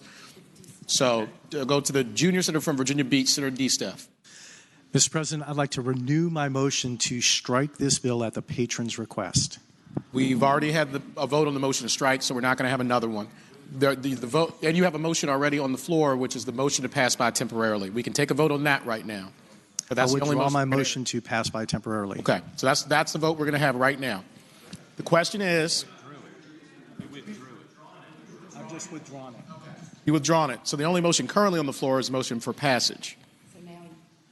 For what purpose does Senator from King George, Senator Stewart rise? Richard. Mr. President, having voted on the prevailing side by which the motion to strike the bill failed, I move we reconsider that motion. Excuse me? That is now the primary motion. That's right. He's right. Question is, shall the vote by which the motion to strike House Bill 2791 failed be reconsidered? All in favor of the motion will record their vote aye. Those opposed, no. Are the senators ready to vote? Have all the senators voted? Do any senators desire to change their vote? Clerk will close the roll. Ayes 38, noes 1. Ayes 38, noes 1. The motion is agreed to. Mr. President, Senator from Roanoke. Parliamentary inquiry. Do the rules allow a one body to strike a bill from another body? Yes. Mr. President, Junior Senator from Virginia Beach. I'd like to renew my motion to strike the bill at the patron's request. Question is, Mr. President. Wait, guys, wait. Okay, we're going to do this very orderly. Okay, so please do buzz in if you want to be recognized. But we currently have two motions on the floor, including a motion to strike this bill, and that's the bill. That's the motion that we're going to take up right now. Okay. Question is, Mr. President. What purpose is Senator from James City County, Senator Norman rise? Thank you, Mr. President. I'm rising to speak in favor of the motion to allow the striking of the bill. Mr. President, the substance of this piece of legislation aside, my concern is that I think in the 28 years that I have been here, we have not allowed or refused to allow someone to strike a bill. If the appeal to the protocol of the Senate is of no moment to you, I would suggest a second point that ought to be of some concern to you. We start down this path of refusing to allow someone to strike a bill, especially at the request of the patron. I just would say to keep my eyes on what's going to happen down the hall, because the retribution on lowering the bar on this procedural aspect could really, really get ugly on some of your legislation, such as you send a piece of legislation out of the Senate down to the House of Delegates and it ends up with some very unusual amendment on it, or vice versa. So I just would ask the body to consider allowing this bill to be stricken, which is being done at the request of the patron. Thank the senator. And again, just to orient everyone, I know people are buzzing in. I will recognize you, but I'm only going to recognize people who are speaking to this particular motion. Okay? If you're speaking to anything else, now's not the time to speak to that. For what purpose does the senator from Alexandria, Senator Eben, rise? To address the motion to strike. The senator has the floor. I just wanted to make a few observations before we vote. One is that I personally had a bill in the other body that I was refused the option to strike, and now we're affording them courtesies by telephone to tell them when they want us to strike a bill. Further, I'd point out that on the substance of this bill's been denied a hearing twice, or similar legislation to the substitute has been denied a hearing in the House of Delegates 2 years in a row without reason, just left off the agenda. Thirdly, this bill was referred off to obscure committees, additionally never to be heard. And with that, I thank the body. Thank the senator. For what purpose does the junior senator from Richmond City, Senator McClellan, rise? Speaking to the motion. The senator has the floor. Mr. President, regardless of how I feel of the substance of the bill as it stands, I ask that we agree to the patron's request to allow him to strike the bill. Having served on the other side of the chamber and had to vote on a bill that from the gentleman from Alexandria that was amended in the way the minority party did not like, and we were forced to vote on a bill that he wanted to strike, I really think we're treading down a dangerous path that ultimately will hurt the minority party and not the majority party. And I have been proud to see how this body puts the integrity of the process above partisanship. That is something the other side does not do. And as much as I would love to vote for the bill as it is right now, a majority of us did vote on the substance of the bill.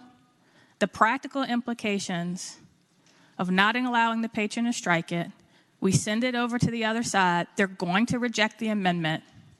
So on the substance, we're going to lose, but I think we're going to lose a lot more we're going to lose the integrity of this body, and that's just something I'm not willing to do. Thank you. Thank you. For what purpose does senior senator from Chesapeake, Senator Cosgrove, rise? Speak to the motion to strike. Senator has the floor. Ladies and gentlemen, I too served in the chamber down the hall. You don't want to go down this road. I'll give you a little bit of historical reference from the senior senator from Fairfax. You might want to listen to this.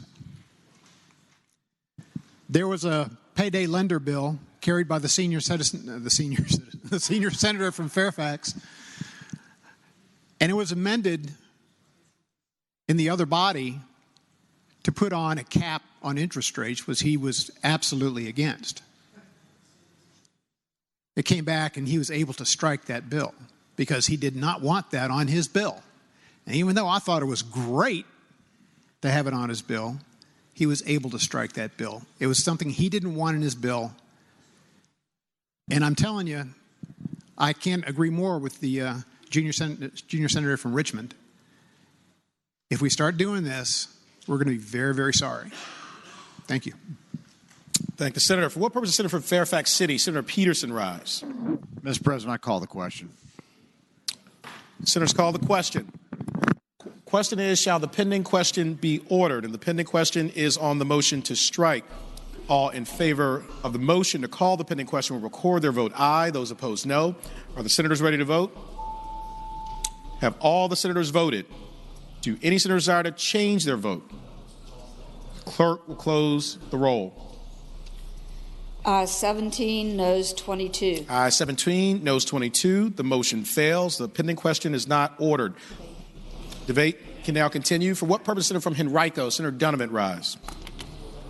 Mr. President, I'm grateful for the opportunity to speak and that we didn't call the pending question only because I want to associate my comments with those of the junior senator of Richmond, that this is about dignity of the body. And there is possible retribution. That's not why I choose to act. I hope that the substance of this bill gets a hearing on both sides of this building someday as I continue to support it. However, my mother taught me 2 wrongs don't make a right. And we do not need to demean ourselves to the behavior that other bodies choose when we have consistently done the right thing. So I speak in favor of striking. Thank you, Senator. For what purpose does Senator from Hanover, Senator McDougal, rise? Mr. President, to speak to the motion. The Senator has the floor. Mr. President, I'm very appreciative of the discourse that this body is having now. Many of us have served in both the House and Senate, and I think one of the things that distinguishes the Senate, not only our smaller number, but the fact that we're more deliberative and reflective. And Mr. President, one of the things that I am particularly proud of about this Senate is that it's not my seatmate, But, Mr. President, is the fact that we can respect the rules and the history of this body. And, Mr. President, we try to come up with good decisions, not Republican decisions or Democratic decisions, but good decisions for the Commonwealth. We oftentimes disagree about what those are, but we have policy conversations about them. We vet our disagreements. And, Mr. President, as this body knows, we actually vote in committee.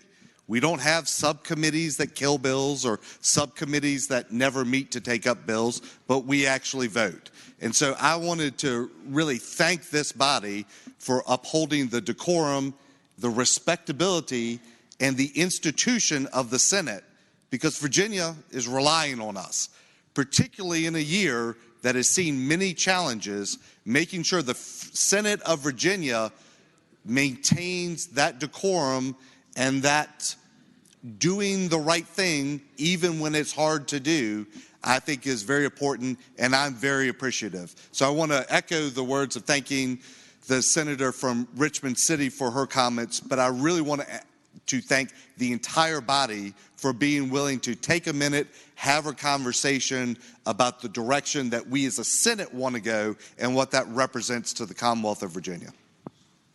What purpose, Senator from Bedford, Senator Newman, rise?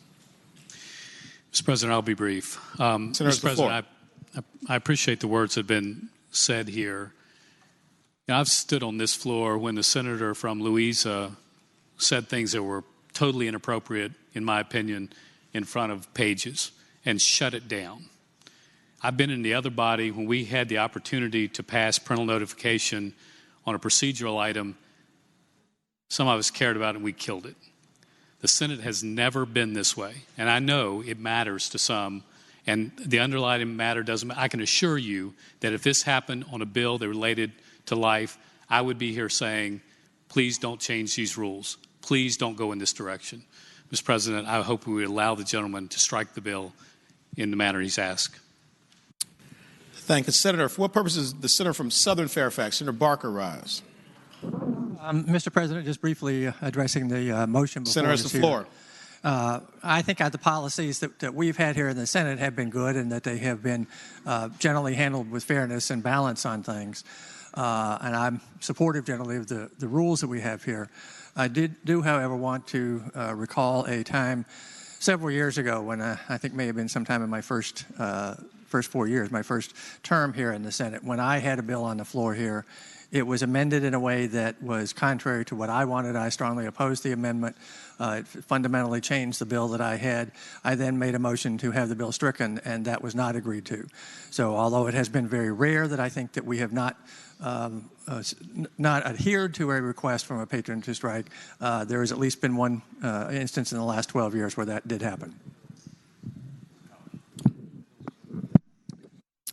Okay. Hold on. Does any other senator who has not yet spoken wish to be heard? Senator from Franklin County, Senator Stanley. Briefly, let me, Mr. President, speak to the issue on the floor.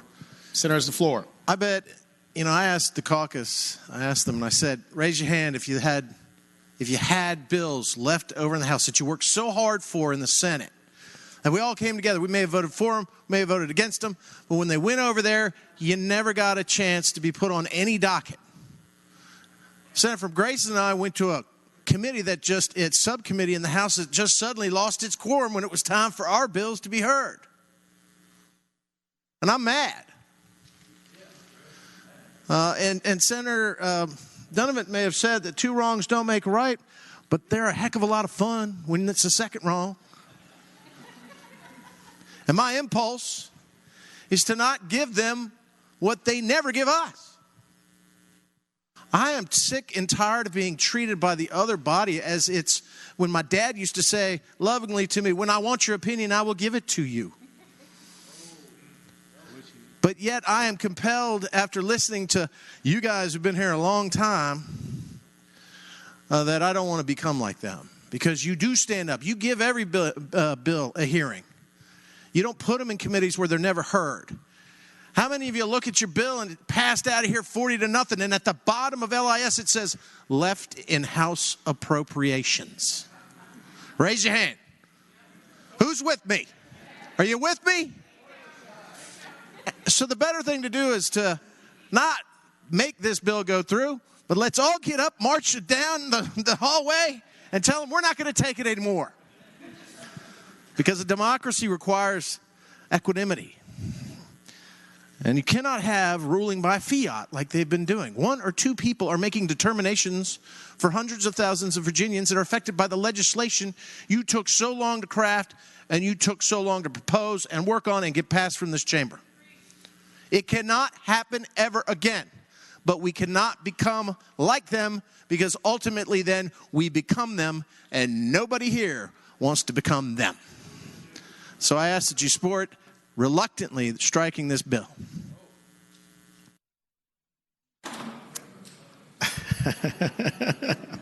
Thank the senator. For what purpose, Senator from Fauquier, Senator Vogel rise? Thank you, Mr. President. Reluctantly, I rise to speak to this. Senator has the floor. I'm grateful that we didn't call the question, because I do believe that this is a valuable conversation. And I want to speak to this because I chaired the committee that heard this bill. And the patron was not pleased when we conformed his bill to the bill from this that was introduced by the senator from Alexandria. And he graciously accepted it. Was there for the vote. Well, an eyebrow just went up, maybe less than graciously accepted it, but we voted on it, and we voted on the underlying substance of the bill. And then as the chair, when I saw that he was perhaps less than thrilled, and maybe more than less than thrilled, I offered him the option, would you like to strike the bill? And one of our colleagues offered to make that motion, and at the time he wasn't prepared for that. But had he asked or requested it, absolutely, as a courtesy to the patron, we would have done so. And so we can disagree on the underlying substance. Those of us in the committee had the chance to vote for that, and the body has had the chance to vote for that. And yes, we've all been upset by how our bills have been treated, or perhaps how our bills have fared, but I think it is the most important thing that we treat one another with courtesy. It doesn't matter what happens down the hall. It doesn't matter what happens 5 minutes ago. It matters what's right in front of you. And the most important thing I think that we could ever do is treat one another with courtesy. And if somebody wishes their bill to be stricken, I think you have to do that. And so I regret that it didn't go the way he wanted it to in committee, and perhaps it should have happened in committee. And so with that, I ask that you please vote to strike his bill. Thank you. Thank the senator. For what purpose, Senator from Grayson, Senator Carrico rise? Speaking to the bill. Senator has the floor. Mr. President, can we just strike this bill and get 1,000 copies of the gentleman from Franklin's speech and just send it down the hall? It's going to take that many for them to understand. Thank you. Is that a motion? It's not a motion. Hold on. For what purpose, the senator from Alexandria, Senator Eben rise? Briefly, it was not my intent to cause controversy with discourtesy to the body. I will just make a few observations. One is that two of the speakers who spoke against striking this bill voted against striking my bill in the House of Delegates. Two of the same speakers who spoke with indignation about how we wouldn't let a patron strike their bill from the other body voted themselves against striking my bill in the House of Delegates about 12 years ago. I thought that was a little odd. But I think this senator from Bedford encapsulated this about the traditions and practices of courtesy. And I will not object to that motion. I still don't understand the Senate rule that lets you strike a bill by telephone, but I look forward to learning more about that in years to come. And with that, I do not object to the motion. For what purpose, the senator from Chesterfield, Senator Chase rise? Thank you, Mr. President. I speak to the motion. Senator has the floor. I just want to comment about my shenanigans that I mentioned yesterday. And those shenanigans involved being a victim of the folks down the hall, and how it feels to have your bill hijacked on the floor of another body, and how I think we in this body respect each other, and that we treat other people the way we want to be treated. And I would just ask that we would continue to honor and respect the wishes of the patron who has asked that we strike this bill. Thank you, Mr. President. Thank the senator. For what purpose, the junior senator from Virginia Beach, Senator D. Steph rise? Mr. President, I'm going to wrap up the motion here and say, I believe this institution is bigger than any one person or any one bill. Earlier this year, we had somebody from the outside come in and compromise our decorum of the Senate. And I talked to that little individual for a little while, and we discussed the history and tradition of this institution, Mr. President. We had a good conversation on it, and then that individual came in and apologized for his actions. And Mr. President, I believe the integrity of this institution, and I believe in that in my whole heart. And when an individual requests to have their bill stricken, Mr. President, I think we should allow that. And with that, I'm going to continue moving on. And I've got to tell you, Mr. President, today alone, I've worked with 3 of my friends from the other side of the aisle, the junior senator from Richmond, the senator from Hampton, and the senator from Portsmouth on a couple of issues. And, Mr. President, we used all the decorum and we used the institutional knowledge, the integrity of the Senate, and we did not violate that integrity. We worked together on issues. Mr. President, we've got to work together. We've got to protect the institution at all costs, because the institution is bigger than any one person, any one bill, and any one of us, and it will always be bigger than us. So with that, I'd like to call the question, Mr. President.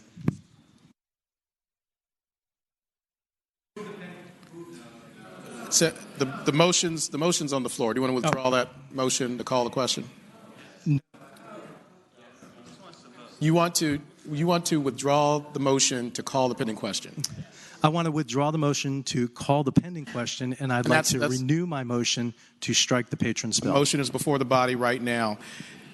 The question is, shall House Bill 2791 be stricken from the calendar? All in favor of the motion will record their vote aye. Those opposed, no.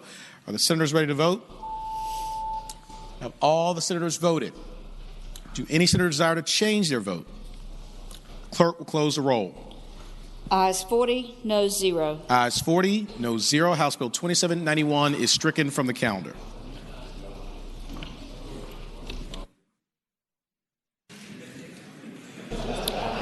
Uncontested calendar, House Joint Resolution on third reading. House Joint Resolution 581, requesting the Commonwealth Transportation Board to study the portion of the Interstate 95 corridor between exit 118 and the Springfield interchange and financing options for improvements to the corridor. Reported from the Committee on Rules. There are 3 floor amendments. Starting with Senator Surville. Mr. President. Senator from Eastern Fairfax, Senator Surville. Mr. President, I would move that we pass by my first floor amendment temporarily so that we can get to the senator from Lynchburg's floor substitute first.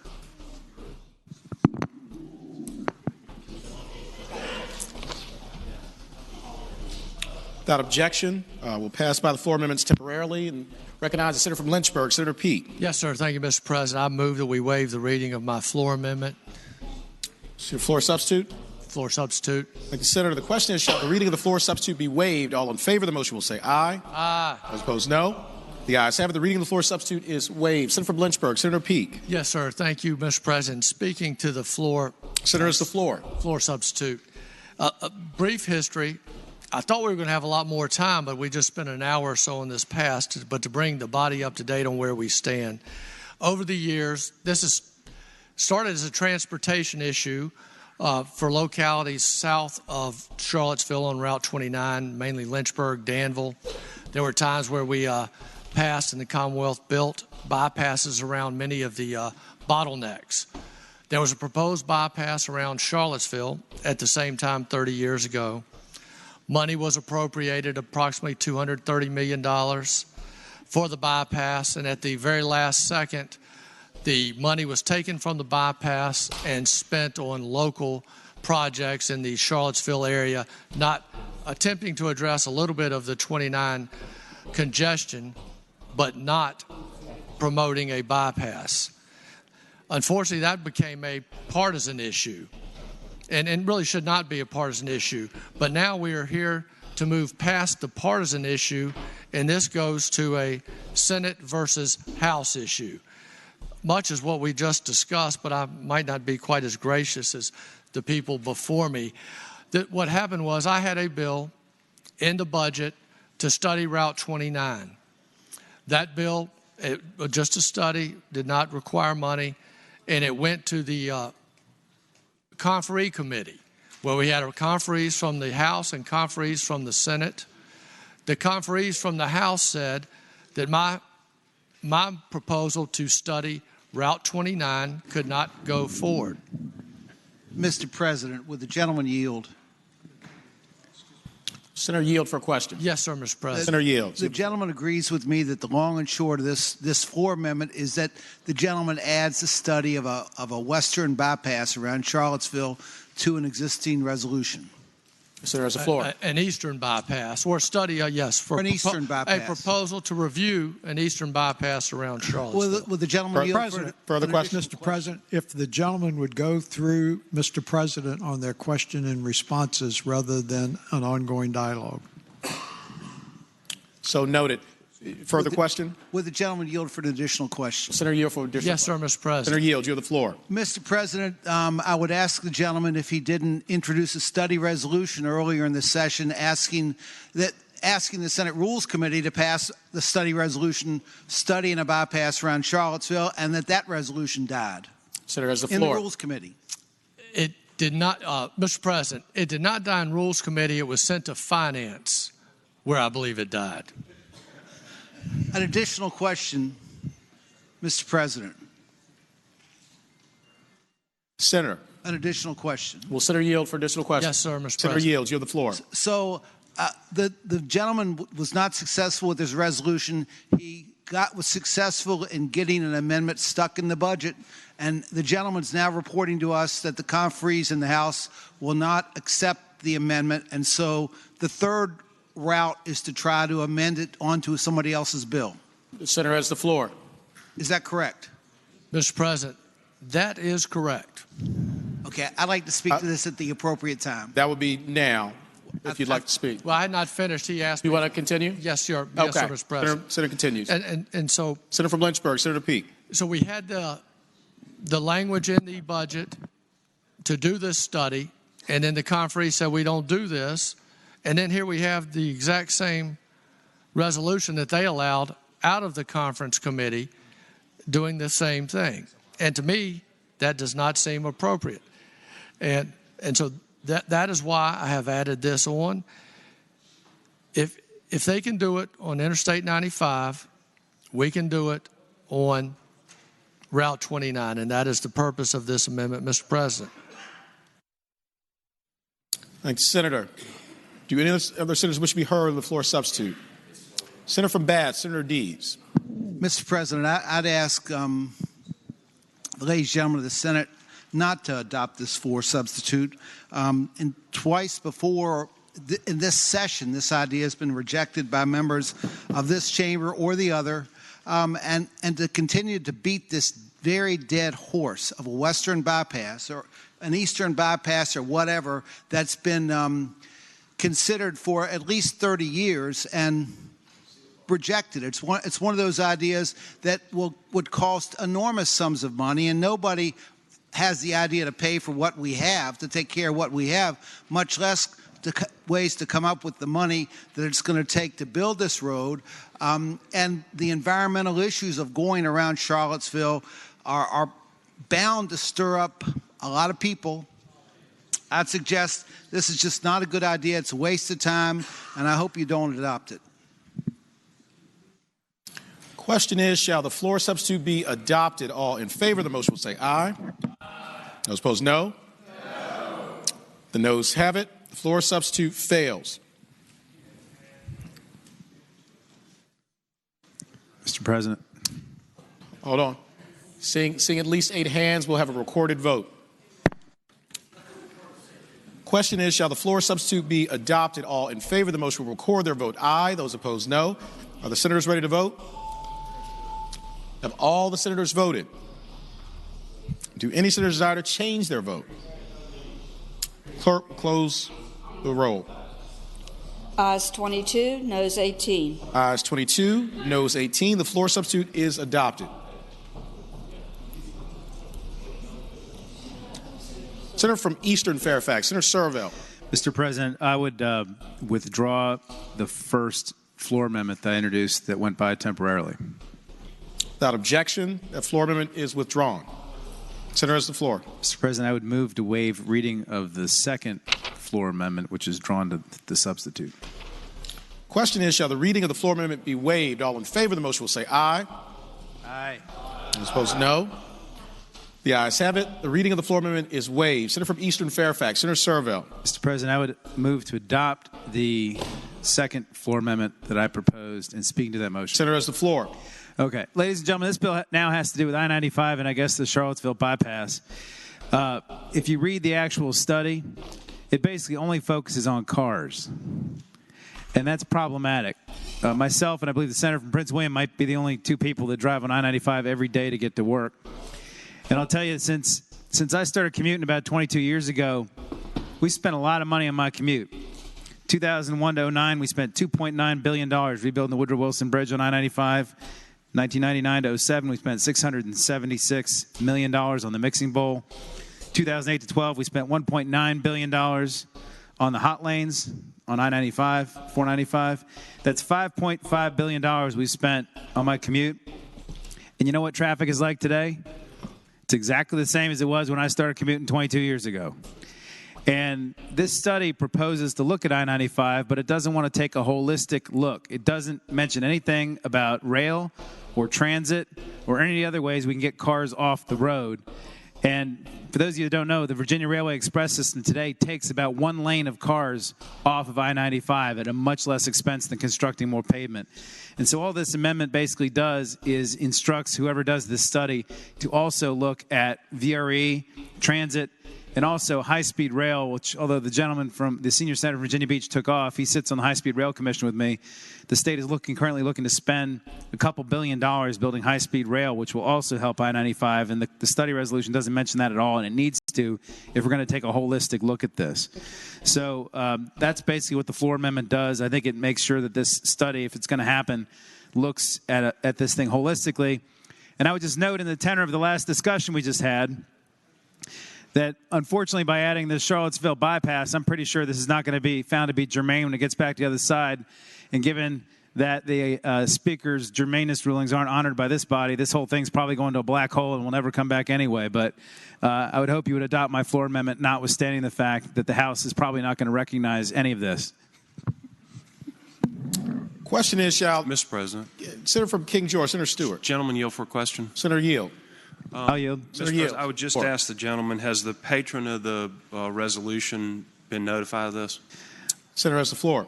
I would say to the gentleman that I texted the patron. He texted me back, and I spoke to him briefly. His original text, he said before he found out about the senator from Lynchburg's amendment, was that he would prefer that it only focus on cars. When I talked to him in the hallway a little bit later after he found out about the senator from Lynchburg's amendment, he said that he might have kind of been able to go with it, my amendment, but that the senator from Lynchburg's amendment is going to cause the whole thing to be not germane. It's going to go into the black hole, and so he doesn't care anymore. And we'll get there. So further question. So, Mr. President, then the patron is supportive of this amendment. That's what I want to understand. Senator has the floor. I would yield for the question, Mr. President, and I would say that I'm not sure he exactly said he was in favor of it. He was kind of exasperated by it and by the whole thing, and that's kind of the best response I got out of him. Question is, Mr. President. For what purpose, Senator from Spotsylvania, Senator Reeves rise? Will the senator from Fairfax, Eastern Fairfax, a good portion of Fairfax, rise for a question? Well, the senator rise for a question. I'll yield. Senator yields. You have the floor. Is the gentleman aware that I spoke to the delegate and that my bill that was intact without any amendments passed the House? Is he aware that it passed the House yesterday? Senator has the floor. I wasn't aware of that. The delegate from Spotsylvania, who's this resolution is, I don't know if he's aware of it or not, but he asked whether I'd put this amendment on your resolution. I told him I had not. Further question? Mr. President, is he aware that that I had a conversation with this morning as well, that he asked that this bill try to get through as is, and that he confirmed to me, I'm not sure if you're aware of the conversation, but he had confirmed to me as well that he believed that the Peak Amendment would make it not germane, but he was comfortable with your amendment. Senator Yield? I'll yield. He didn't exactly say it to me, but I'll trust the gentleman's conversation with him, and I appreciate that. Thank you, Mr. President. Thank you, Senator. The question is, shall the floor amendment be adopted? All in favor of the motion will say aye. Aye. Those opposed, no. The ayes have it. The floor amendment is adopted. Mr. President. Senator from King George. Senator Stewart. Before we move forward, I would ask that, having voted on the prevailing side by which we adopted the floor amendment to House Joint Resolution 581 offered by the senator from Lynchburg, we reconsider that vote. Understanding is it's too late to do that because we've adopted the floor sub and then the amendment to the floor sub. If you want to reconsider both, then that's what we'd have to do. Yes, Mr. President. I would move that, having voted on the prevailing side by which we adopted the floor amendment from the senator from Eastern Fairfax to House Joint Resolution 581, we reconsider that vote. Question is, shall the vote by which the floor amendment was adopted be reconsidered? All in favor of the motion will record their vote aye. Those opposed, no. Are the senators ready to vote? Have all the senators voted? Do any senators desire to change their vote? Clerk, close the roll. Ayes 39, no 0. Ayes 39, noes 0. The motion is agreed to. Senator from King George, Senator Stewart. Thank you, Mr. President. Now, having voted on the prevailing side by which we adopted the floor substitute to HJR 581 by the senator from Lynchburg, I'd move we reconsider that vote.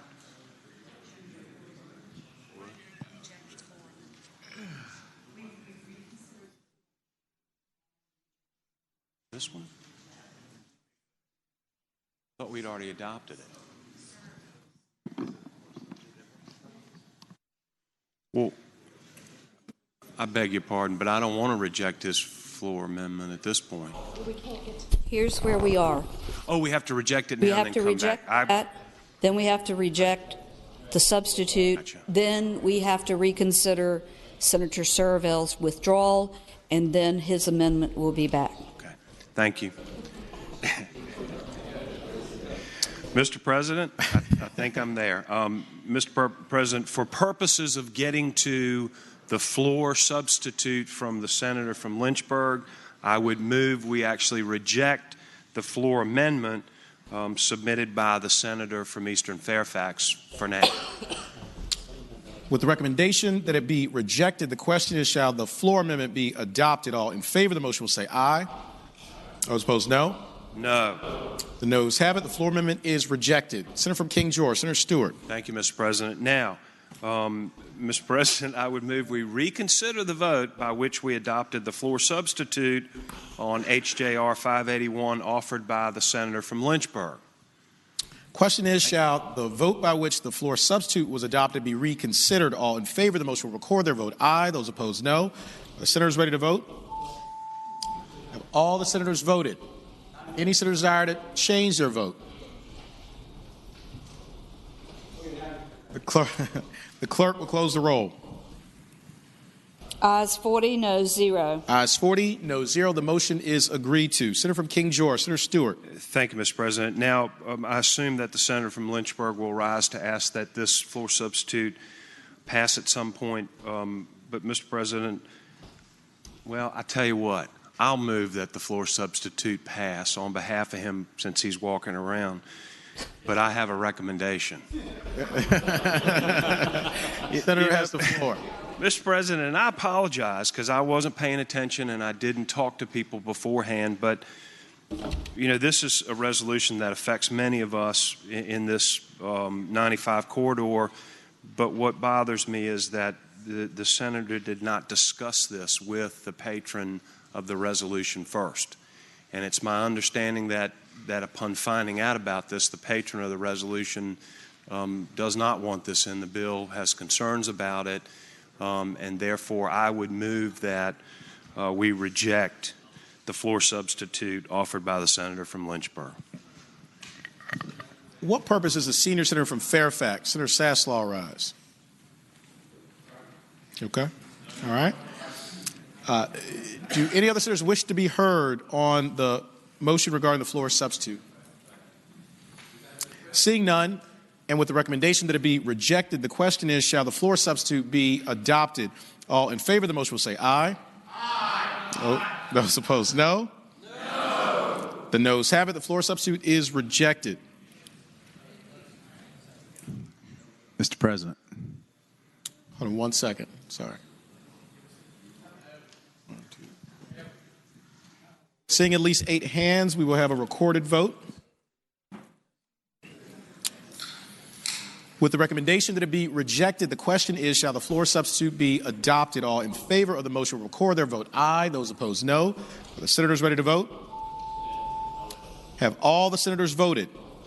Do any senators desire to change their vote? Clerk, close the roll. Ayes 10, noes 29. Ayes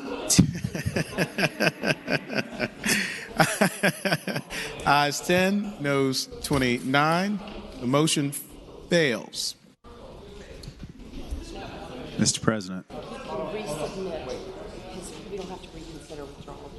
Mr. President. Resubmit. You don't have to withdraw. You don't have to withdraw that motion. Just resubmit it. We got it.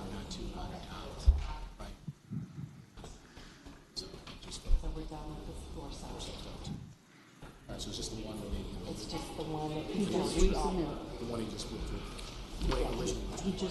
He originally withdrew it, but now he resubmitted it. Okay. Mr. President. Senator from Eastern Fairfax, Senator Servo. I move to waive reading of the floor amendment that I previously withdrew. Question is, shall the reading of the floor amendment be waived? All in favor of the motion will say aye. Aye. Those opposed, no. The ayes have it. The reading of the floor amendment is waived. Senator from Eastern Fairfax, Senator Servo. Mr. President, I move adoption of the floor amendment that I previously withdrew that's written to the original bill. Having been previously explained, I'm not going to explain it again. Thank the senator. Question is, shall the floor amendment be adopted? All in favor of the motion will say aye. Aye. Those opposed, no. The ayes have it. The floor amendment is adopted. Senator from Hanover, Senator McDougal. Mr. President, I've been waiting a half hour to make this motion. I move that we agree to the resolution. I think it's been thoroughly discussed. Thank the senator. Do any other senators wish to be heard on House Joint Resolution 581? Seeing none, the question is, shall the Senate agree to House Joint Resolution 581? All in favor of the motion will say aye. Aye. Those opposed, no. The ayes have it. The Senate agrees to House Joint Resolution 581. Uncontested calendar, Senate Joint Resolution on third reading. Senate Joint Resolution 424, commemorating the 80th anniversary of Kristallnacht. The committee amendments have been adopted by the Senate. Senator from Henrico, Senator Donovan. Thank you, Mr. President. I move that we agree to the amendments and speak to them. Senator, you have the floor. This is agreeing to the resolution itself. Speak to the resolution itself. Yes. Thank you, Mr. President. This just is a remembrance of Kristallnacht. It was the 80th anniversary this year.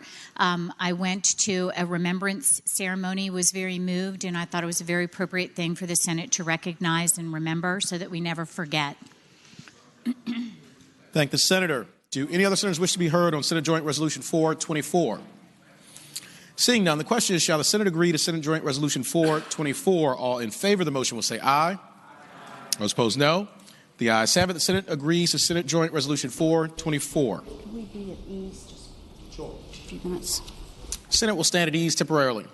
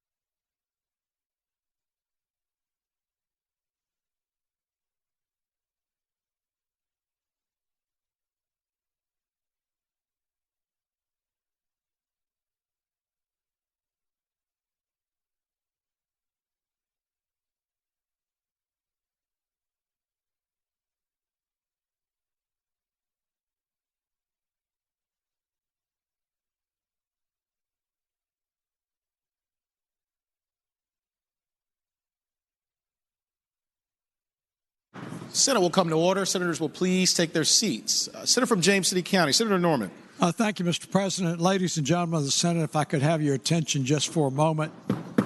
I'm respectfully going to ask that the Senate stand in recess until 4:30. The purpose of that is that the clerk's office needs to process some of the legislation that we have acted on to get it down to the House so that we can get everything in conference this evening. After they've done that, we'll resume the calendar. Thank you, Mr. President. Thank the Senator. The Senate will stand at ease in recess until 4:30.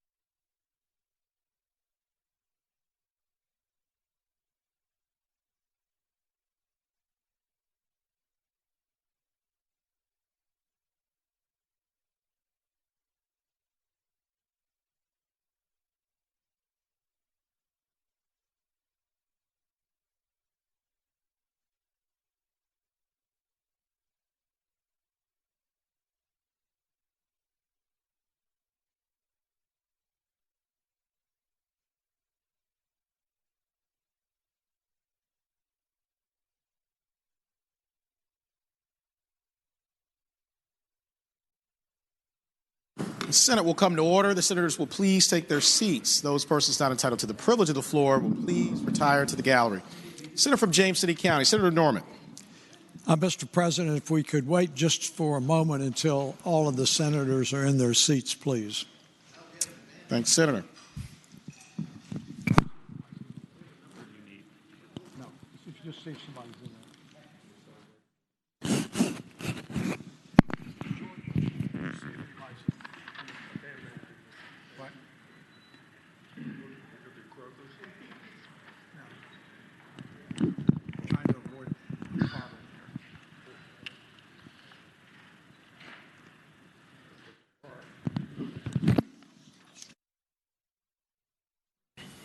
Senate will stand at ease.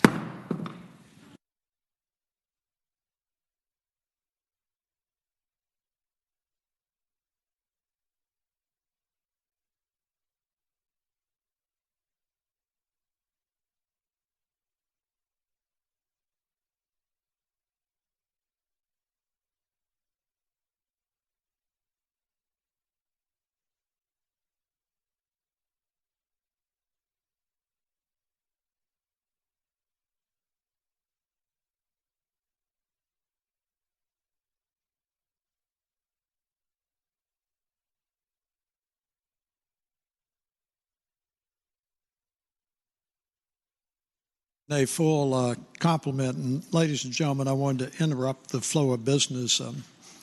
I think those of you that know me can appreciate that I enjoy a sense of humor as much as anybody in this body. And a number of times I have made the comment, particularly this year, that one of the problems, I think, is that, Mark, if I could interrupt you just for a minute, please. Thank you. Is that we are not laughing enough, and we at times are taking ourselves entirely too serious. There is a time for humor, and there is a time where humor needs to be passed. And I would say that there are external stressors that are going on that right now do not involve our body, but do involve the members of the House of Delegates.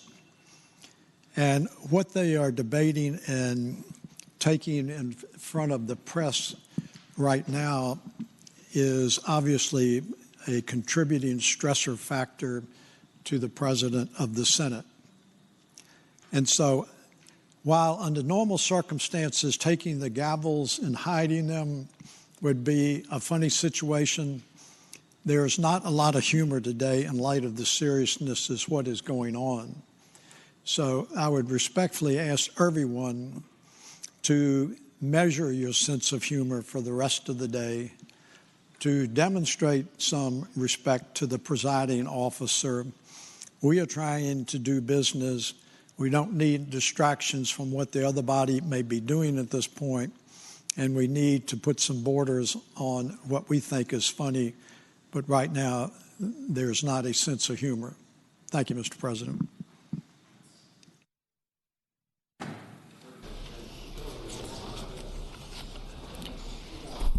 Memorial resolutions. Senator from James City County, Senator Norman. Thank you, Mr. President. I would now move all of the memorial resolutions on pages 51 through 58, including House Joint Resolution 602 through Senate Resolution 138, be agreed to in the block in the usual manner, waiving the reading of the resolution. Any senator who desires to remove a resolution from the block, please do so after the clerk has read the title of that resolution. Thank you, Senator. The question is, shall the memorial resolutions on pages 51 through 58, House Joint Resolution 602 through Senate Resolution 138, be considered in the block in the usual manner, waiving the reading of the resolutions thereof, with the understanding that any senator desiring a resolution be removed from the block will do so after the clerk has read the title of the resolution. All in favor of the motion will say aye. Aye. Those opposed, no. The ayes have it. The motion is agreed to. The resolutions are before us in the block. The clerk will read the titles of the memorial resolutions. House Joint Resolution 602, celebrating the life of David Allen Price, Sr. House Joint Resolution 722, celebrating the life of Richard Mims Lee, M.D. House Joint Resolution 790, celebrating the life of June Gu Ray. House Joint Resolution 871, celebrating the life of Anthony R. Wetzel. House Joint Resolution 872, celebrating the life of Lily A. Estes. House Joint Resolution 905, celebrating the life of Tyler McCallum Spruill. House Joint Resolution 906, celebrating the life of James H. Bowles, M.D. House Joint Resolution 907, celebrating the life of Ronnie Lee McCrae. House Joint Resolution 915, celebrating the life of Colonel Robert B. Mason, United States Marine Corps, retired. House Joint Resolution 923, celebrating the life of Lou Dean. House Joint Resolution 924, celebrating the life of Ursula Landsrath. House Joint Resolution 925, celebrating the life of Milton Thomas Edgerton, Jr., M.D. House Joint Resolution 926, celebrating the life of Helen B. Snook. House Joint Resolution 927, celebrating the life of Charlotte Staples Riddick. House Joint Resolution 940, celebrating the life of Bellamy Malaki Gamboa. House Joint Resolution 941, celebrating the life of George Shelburne Bussey. House Joint Resolution 945, celebrating the life of David P. Bobsian. House Joint Resolution 946, celebrating the life of John George Liakos. House Joint Resolution 947, celebrating the life of William Garfield Dabney. House Joint Resolution 948, celebrating the life of Annie Lee Farmer McGuire. House Joint Resolution 957, celebrating the life of Dr. Don Lancaster. House Joint Resolution 958, celebrating the life of Cynthia Grimm Dellinger. House Joint Resolution 959, celebrating the life of the Honorable Robert Franklin Higgins, Jr. House Joint Resolution 961, celebrating the life of Audrey Elizabeth Moore. House Joint Resolution 968, celebrating the life of Trooper Lucas B. Dow. House Joint Resolution 969, celebrating the life of Glenn Wood. House Joint Resolution 971, celebrating the life of President George Herbert Walker Bush. House Joint Resolution 972, celebrating the life of Robert C. Nussbaum. House Joint Resolution 984, celebrating the life of Lorna Garrett Adkins. House Joint Resolution 985, celebrating the life of Commander Frederick Lineberg, United States Navy, retired. House Joint Resolution 987, celebrating the life of Robert Learchus Crenshaw, Jr. House Joint Resolution 997, celebrating the life of Charles Austin Joy, Jr. House Joint Resolution 1007, celebrating the life of Guy Malcolm Kinman, Jr. House Joint Resolution 1008, celebrating the life of John M. Common. House Joint Resolution 1009, celebrating the life of Timothy Martin Wise. House Joint Resolution 1010, celebrating the life of Lucy E. Denny. House Joint Resolution 1011, celebrating the life of Carolyn W. Johnson. House Joint Resolution 1012, celebrating the life of Sheila Elizabeth Norman. House Joint Resolution 1034, celebrating the life of Norman Brooks. House Joint Resolution 1047, celebrating the life of Robert Andrew Early, Sr. House Joint Resolution 1048, celebrating the life of Josiah Pollard Rowe III. House Joint Resolution 1060, celebrating the life of George Stenke. House Joint Resolution 1080, celebrating the life of John Davis Williams. House Joint Resolution 1081, celebrating the life of Fred Thomas Martin, Sr. House Joint Resolution 1100, celebrating the life of Gary Carlo Laporta. Senate Joint Resolution 433, celebrating the life of Harvey King Wilson. Senate Joint Resolution 434, celebrating the life of Leonard E. Phillips, Jr. Senate Joint Resolution 435, celebrating the life of Suzanne Curry McBride. Senate Joint Resolution 437, celebrating the life of Dr. Don Lancaster. Senate Joint Resolution 438, celebrating the life of John Harper. Senate Joint Resolution 444, celebrating the life of the Honorable Oliver A. Pollard, Jr. Senate Joint Resolution 446, celebrating the life of William N. McKinnon. Senate Joint Resolution 447, celebrating the life of Robert Ewing Litton II. Senate Joint Resolution 454, celebrating the life of the Honorable Luther Ray Ashworth. Senator from James City County, Senator Norman. Thank you, Mr. President. I would respectfully ask that House Joint Resolution 454 be removed from the block, sir.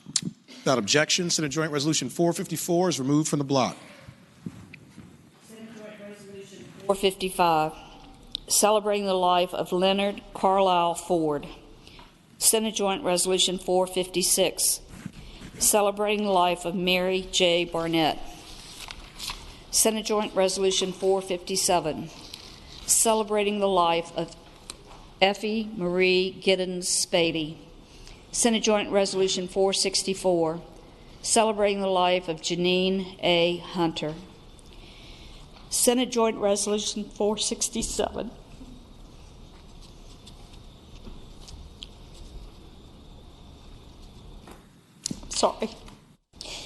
celebrating the life of Elizabeth May Furleys. Senate Joint Resolution 469, celebrating the life of Wilbur Eugene Thomas. Senate Joint Resolution 476, celebrating the life of Betty Woodson Weaver. Senate Resolution 132, celebrating the life of Elmer Mankin. Senate Resolution 133, celebrating the life of Captain Anthony Reed Adams, United States Coast Guard, retired. Senate Resolution 136, celebrating the life of the Honorable John O. Marsh, Jr. Senate Resolution 138, celebrating the life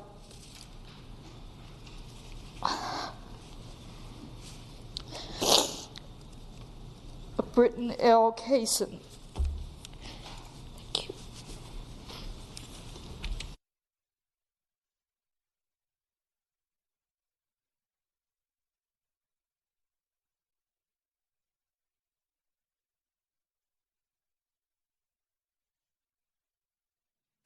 The resolutions will be agreed to in the usual manner. All those in favor of agreeing to the memorial resolutions will please rise.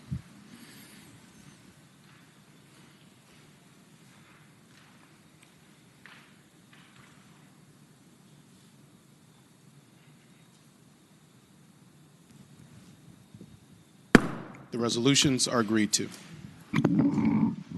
Senator from James City County, Senator Norman. Thank you, Mr. President. Returning to Senate Joint Resolution 454, celebrating the life of the Honorable Luther Ray Ashworth. I don't know how many of you that do not serve on the Jamestown-Yorktown Foundation knew Ray Ashworth, but he was a member of the House of Delegates from 1969 until 1982.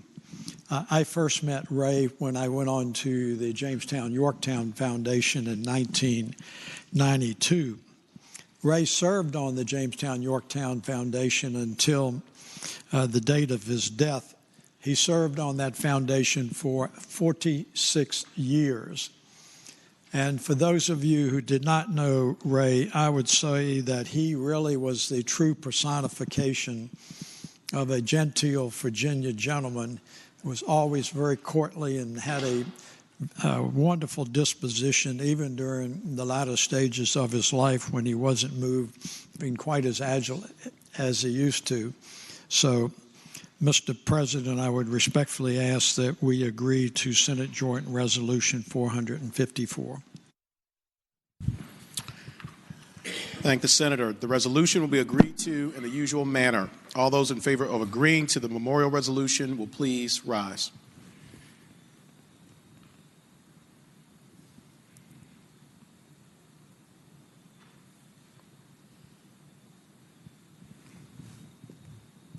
The resolution is agreed to. Mr. President, before we go James to the City County, committee Sir Norman. resolutions, I did not take it out of the block, but for those of you that have seen the emotions of Madam Clerk, and I appreciate very much, Mr. President, comforting her, it surrounds Senate Joint Resolution 464, which is on page 58, which is celebrating the life of Janine A. Hunter. And many of you do not know who Janine was and, in fact, who she is. Janine was my administrative assistant for 26 out of the 28 years that I have been here. And she always was working incredibly hard to sustain a certain standard of living for herself. And her son, her mature son, who had some challenges and that Janine was responsible for taking care of.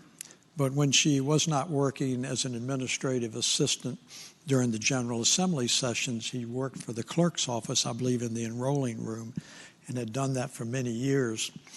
And when we actually had the funeral celebrating her life, it was remarkable the number of individuals who worked in the Senate clerk's office who came out to pay their respect.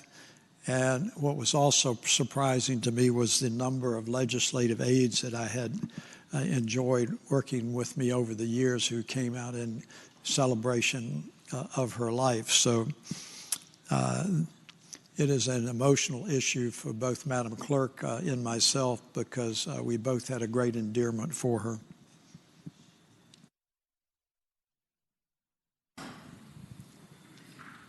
If I may just add one thing. Janine was 90 when she passed. She never missed a day of work. And I always told her I wanted to be like her when I grew up. Madam Clerk, she was still playing handball and racquetball when she was 86.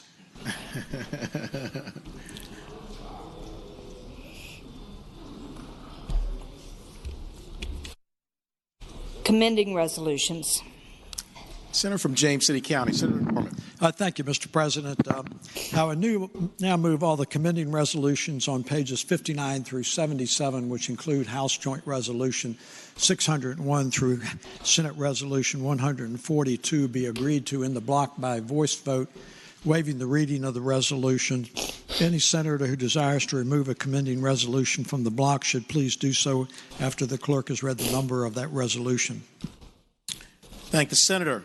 Question is, shall the commending resolutions on pages 59 through 77, House Joint Resolution 601 through Senate Resolution 142, be considered in the block by voice vote, waiving the reading of the resolutions with the understanding that any senator desiring a resolution be removed from the block will do so after the clerk has read the number of the resolution. All in favor of the motion will say aye. Aye. Those opposed, no. The ayes have it. The motion is agreed to. The resolutions are before us in the block. The clerk will read the numbers of the resolutions. House Joint Resolution 601, 652, 699, 702, 750, 751, 759, 760, 782, 807, 832, 854, 864, 869, 870, 876, 879, 880, 881, 882, 884, 885, 886, 887, 889, 890, 892, 894, 897, 899, 909, 910, 911, 912, 913, 914, 917, 919, 920, 922, 928, 929, 930, 931, 932, 933, 935, 936, 937, 938, 939, 942, 950, 951, 952, 953, 954, 955, 956, 960, 965, 966, 967, 980, 983, 989, 990, 991, 992, 993, 994, 995, 996, 998, 999, 1000, 1001, 1003, 1004, 1006, 1011, 1014, 1015, 1016, 1017, 1018, 1019, 1020, 1021, 1024, 1036, 1026, 1027, 1028, 1031, 1032, 1033, 1036, 1037, 1039, 1040, 1041, 1042, 1043, 1044, 1016, 1050, 1051, 1052, 1053, 1054, 1055, 1056, 1057, 1061, 1064, 1065, 1066, 1067, 1068, 1069, 1071, 1073, 1076, 1077, 1078, Senate Joint Resolution 429, 430, 431, 432, 436, 439, 440, 441, 442, 443, 445, 449, 450, 451, 452, 453, 458, 459, 460, 461, 462, 463, 465, 466, 468, 470, 471, 472, 474, 475, Senate Resolutions 134, 135, 137, 139, 140, 141, and 142.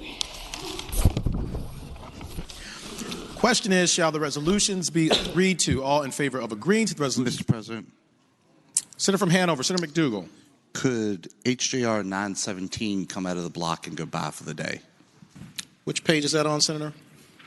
63.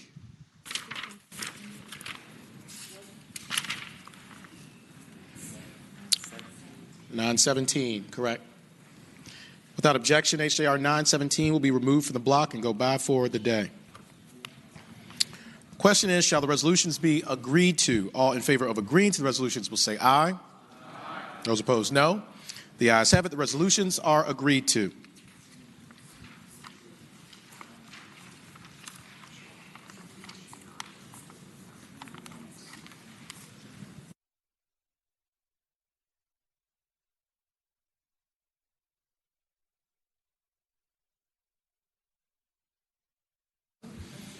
Senate will stand at ease.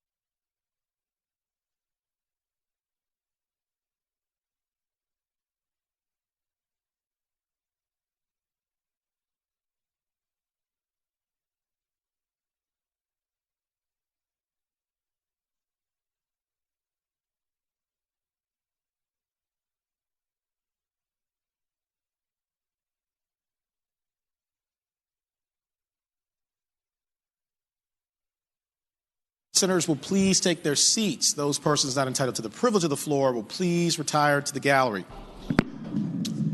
Senator from James City County, Senator Norman. Thank you, Mr. President. I would respectfully move that we waive the reading of any communications from the House of Delegates, sir. Thank the Senator. The question is, shall the reading of the communication from the House of Delegates be waived? All in favor of waiving the reading will record their vote aye. Those opposed, no. The senators ready to vote? Have all the senators voted? Do any senator desire to change their vote? Clerk will close the roll. Ayes 38, noes 2. Ayes 38, noes 2. The reading of the communication from the House of Delegates is waived. Supplemental calendar number 1, unfinished business House. Senator from James City County, Senator Norman. Thank you, Mr. President. We're going to try to do this with some expediency. Mr. President, I respectfully move that all the House bills and House joint resolutions on unfinished business on pages 1 through 9 be placed in the block to insist and request a committee of conference. If any senator desires to remove a bill from the block because they do not want to insist and request a committee on conference, please do so after the clerk has read the number of that bill. Thank the Senator. Question is, shall the House bills and House joint resolutions on unfinished business on pages 1 through 9 be placed in the block to insist and request a committee of conference, with the understanding that any senator desiring a bill be removed from the block will do so after the clerk has read the number of the bill. All in favor of the motion will say aye. Aye. Those opposed, no. The ayes have it. The motion is agreed to. The bills are before us in the block. Clerk will read the number of the bills. House Bill 1735, House Bill 1874, House Bill 1911, House Bill 1941, House Bill 2020, House Bill 2053, House Bill 2055, House Bill 2087, House Bill 2168, House Bill 2470, House Bill 2586, House Bill 2653, House Bill 2814, House Joint Resolution 610, House Joint Resolution 677, House Joint Resolution 687. The question is, shall the Senate insist and request committees of conference on the House bills and House joint resolutions in the block? All in favor of the motion will record their vote aye. Those opposed, no. Are the senators ready to vote? Have all the senators voted? Do any senator desire to change their vote? Clerk will close the roll. Ayes 40, no 0. Ayes 40, no 0. The Senate has insisted and requested committees of conference for the bills in the block. Senator from James City County, Senator Norman. Mr. President, the next block of bills that Madam Clerk will be naming the conferees on those bills. Thank you, Senator. Madam Clerk. House Bill 1620, the House accedes to a request for a committee of conference. Conferees on the part of the Senate is named by the Chairman of Privileges and Elections, Senator Vogel, or Senators Vogel, Barker, and Chafin. House Bill 1702, the House has acceded to a request for a committee of conference. Conferees on the part of the Senate is named by the Chairman of General Laws and Technology, Senator Ruff, or Senators Suderline, Sturtevant, and Eben. House Bill 1704, the House accedes to a request for a committee of conference. Conferees on the part of the Senate is named by the Chairman of Education and Health, Senator Newman, of Senators Suderline, Lucas, and Newman. House Bill 1730, the House has acceded to a request for a committee of conference. Conferees on the part of the Senate is named by the Chairman of Commerce and Labor, Senator Wagner, or Senators Reeves, Mason, and DeSteff.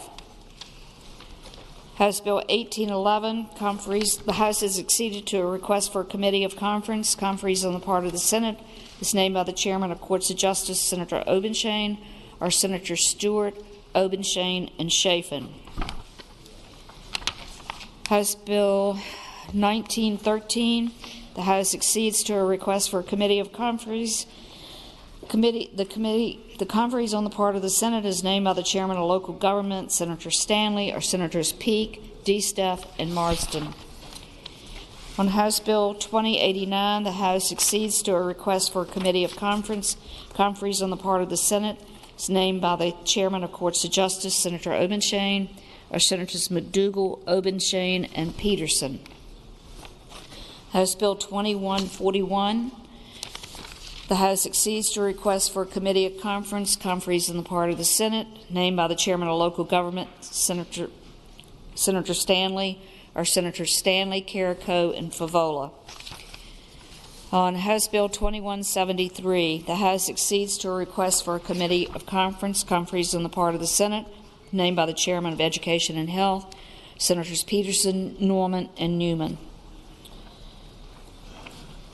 House Bill 2178, the House has acceded to a request for a committee of conferees on the part of the Senate is named by the chairman of Privileges and Elections, Senator Vogel, or Senators Cosgrove, Edwards, and Chafin.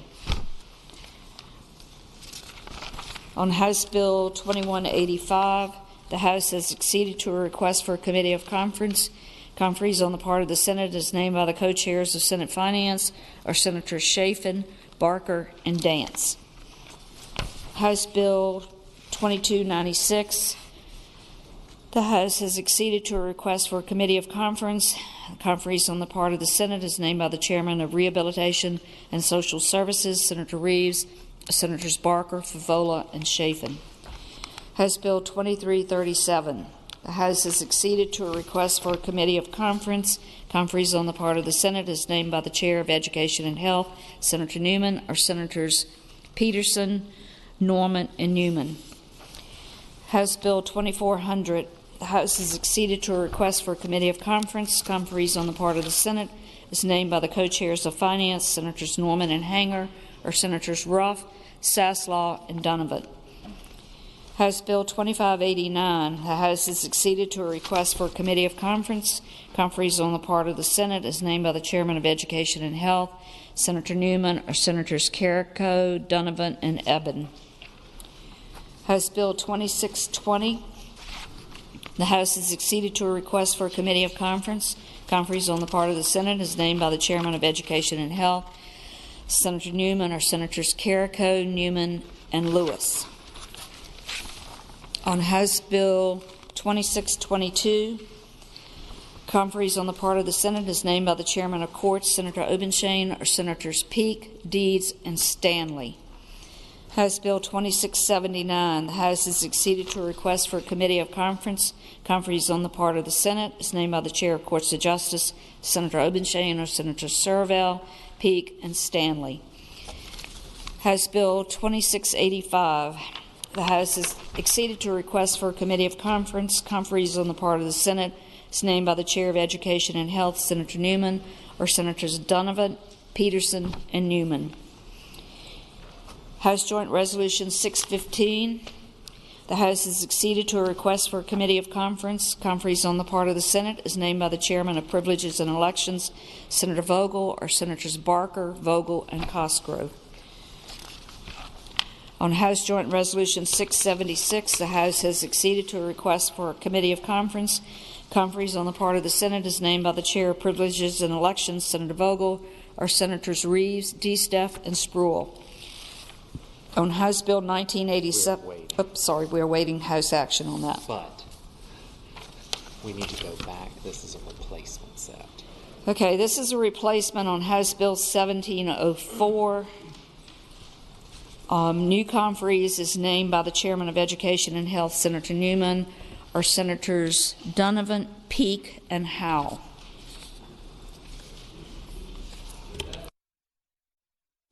Unfinished business, Senate. Page 19, unfinished business, Senate. Senate Bill 1418 has passed the House with a substitute. Senator from Williamsburg, Senator Mason. Thank you, Mr. President. Mr. President, with the recommendation to be rejected, I move we concur with the House substitute. Senator, speak to that. Thank you, Mr. President. Mr. President, this is the same bill as House Bill 2089 from Delegate Watts that we just placed into conference. So if we can reject this substitute, we can put them both in the conference at the same time and square it all up. So I move it be rejected. Thank you, Senator. With the recommendation that it be rejected, the question is, shall the Senate concur with the House substitute? All in favor of the motion will record their vote aye. Those opposed, no. Are the senators ready to vote? Have all the senators voted? Do any senators desire to change their vote? Clerk, close the roll. Ayes 0, noes 40. Ayes 0, noes 40. The Senate does not concur with the House substitute. Senate Bill 1444 has passed the House with amendments. Senator from Hampton, Senator Locke. Thank you, Mr. President. I move that we, with the recommendation that it be agreed to, I move that we reject the House amendment. And speaking to that, Senator, the floor. What the House has done is put a reenactment clause on this bill, which there's no need for. So I move that we reject that amendment, but I move that we agree to it. Thank the Senator. With the recommendation that they be rejected, the question is, shall the Senate concur with the House amendments? All in favor of the motion will record their vote aye. Those opposed, no. Are the senators ready to vote? Have all the senators voted? Do any senators desire to change their vote? Clerk will close the roll.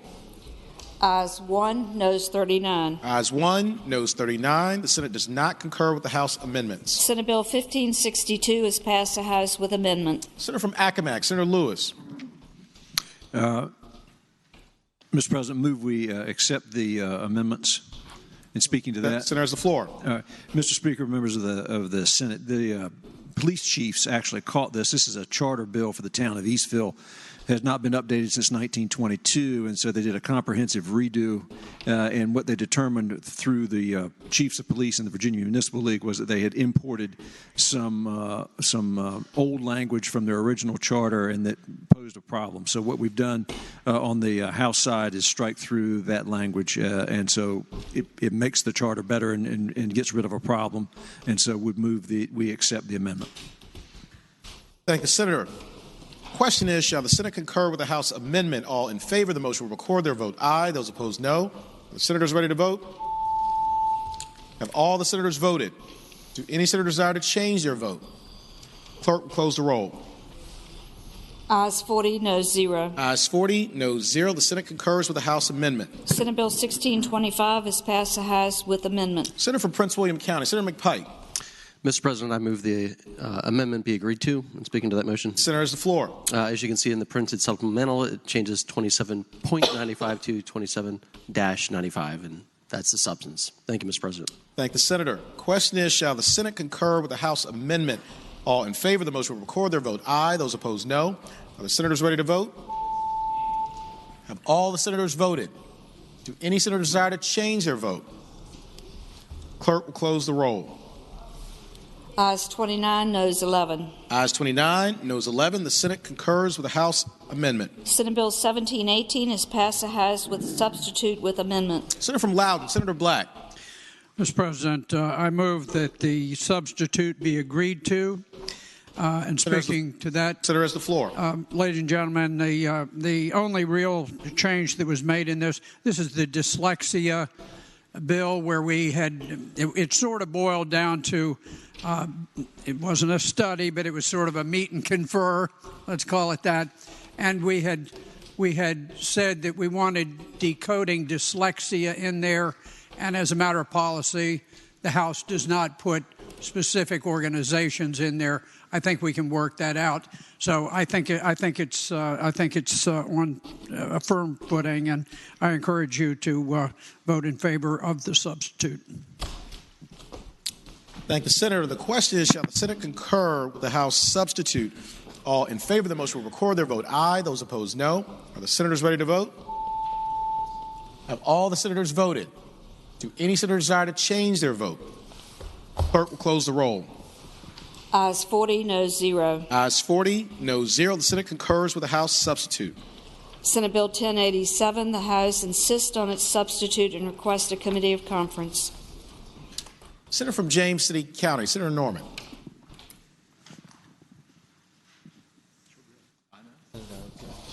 I yield to Senator Obenchain. I believe he's a patron of that bill, sir. Senator, I thought we were going to put these in a block. could not read my notes. That's all I right. apologize. No problem. Mr. President, I would now move that the Senate bills and Senate joint resolutions on unfinished business on pages 22 through 24 be placed in the block to accede to a request for the committee of conference. Any senator who does not want to accede to a committee on conference may remove the bill from the block, and please do so after the clerk has read the number of that bill. Thank the senator. The question is, shall the Senate bills and Senate joint resolutions on unfinished business on pages 22 through 24 be placed in the block to accede to a request for committee of conference, with the understanding that any senator desiring a bill be removed from the block will do so after the clerk has read the number of the bill. All in favor of the motion will say aye. Those opposed, no. The ayes have it. The motion is agreed to. The bills are before us in the block. The clerk will read the number of the bills. Senate Bill 1087, Senate Bill 1431, Senate Bill 1455, Senate Bill 1554, Senate Joint Resolution 278, Senate Joint Resolution 306, Senate Bill 1038. The question is, shall the Senate accede to the request for a committee of conference on the Senate bills and Senate joint resolutions in the block? All in favor of the motion will record their vote aye. Those opposed, no. Are the senators ready to vote? Have all the senators voted? Do any senators desire to change their vote? Clerk will close the roll. Ayes 40, no 0. Ayes 40, no 0. The Senate has acceded to the request for a committee of conference.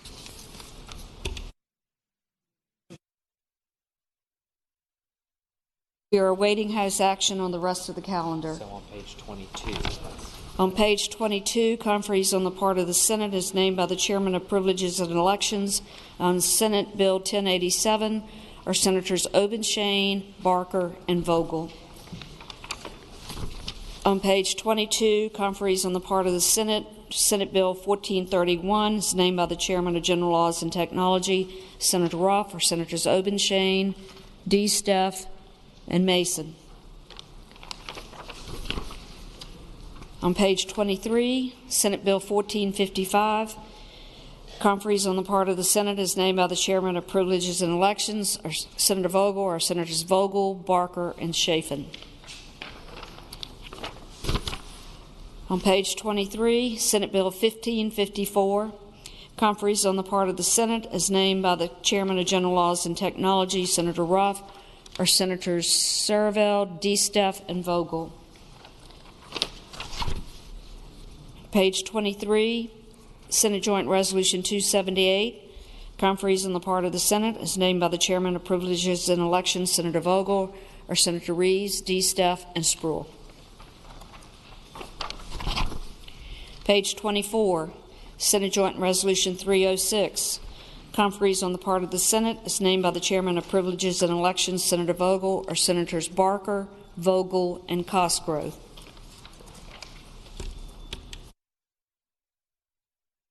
And that's all we have at this point.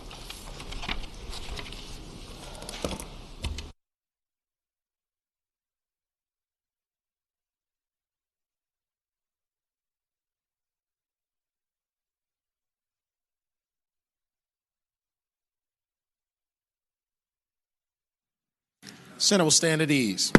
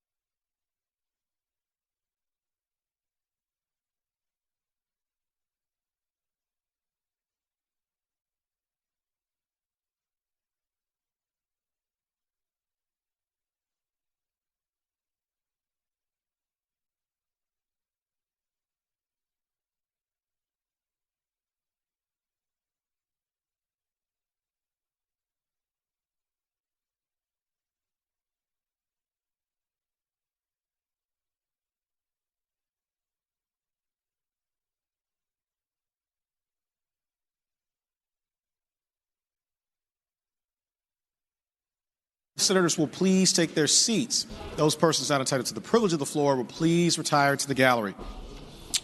Chair recognizes the senator from Rockingham, Senator Obenshain. Mr. President, I move that the rules be suspended and that House Joint Resolution number 1140 be taken up for immediate consideration. Thank you, Senator. The question is, shall the rules be suspended and House Joint Resolution number 1140 be taken up for immediate consideration? All in favor of the motion will record their vote aye. Those opposed, no. The senators ready to vote? All the senators voted. Do any senators desire to change their vote? Clerk will close the roll. Ayes 39, no 0. Ayes 39, no 0. The rules are suspended to take up the resolution for immediate consideration. Chair recognizes the senator from Rockingham, Senator Obenshain. Mr. President, I move that the reading of the resolution be waived.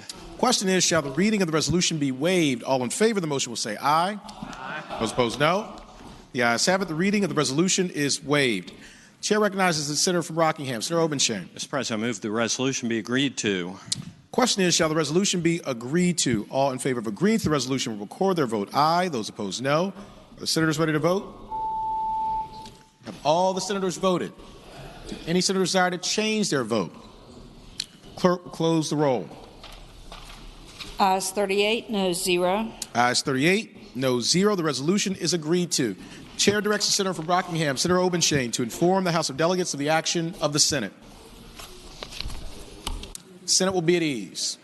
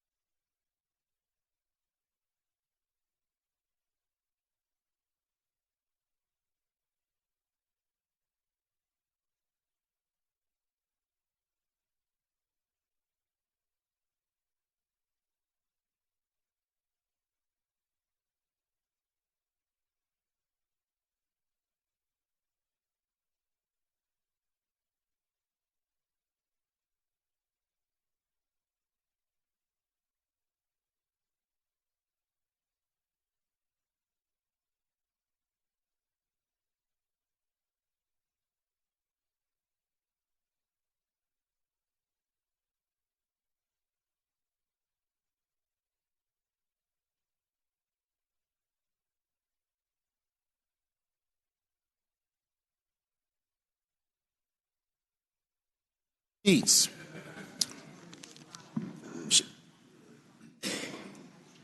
Chair recognizes the senator from Rockingham, Senator Obenshain. Mr. President, I move that the rules be suspended, that the Committee on Courts of Justice be discharged from... Senator, sorry. We have a message from the House of Delegates. Mr. President, a message from the House. The gentleman from Pennsylvania, Delegate Adams. Please receive it. Mr. President, I've been directed by the Speaker of the House of Delegates to inform the Senate that the House has made certain nominations pursuant to House Joint Resolution 1140 and request the concurrence of the Senate. Thank the delegate.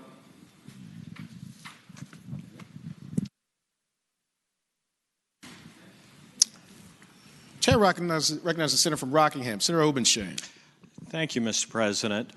For respective circuit court nominations, I move that the rules be suspended, that the Committee on Courts of Justice be discharged from further consideration of the resolution, that the readings of the title be waived, and the Senate Resolution number 144 be taken up for immediate consideration.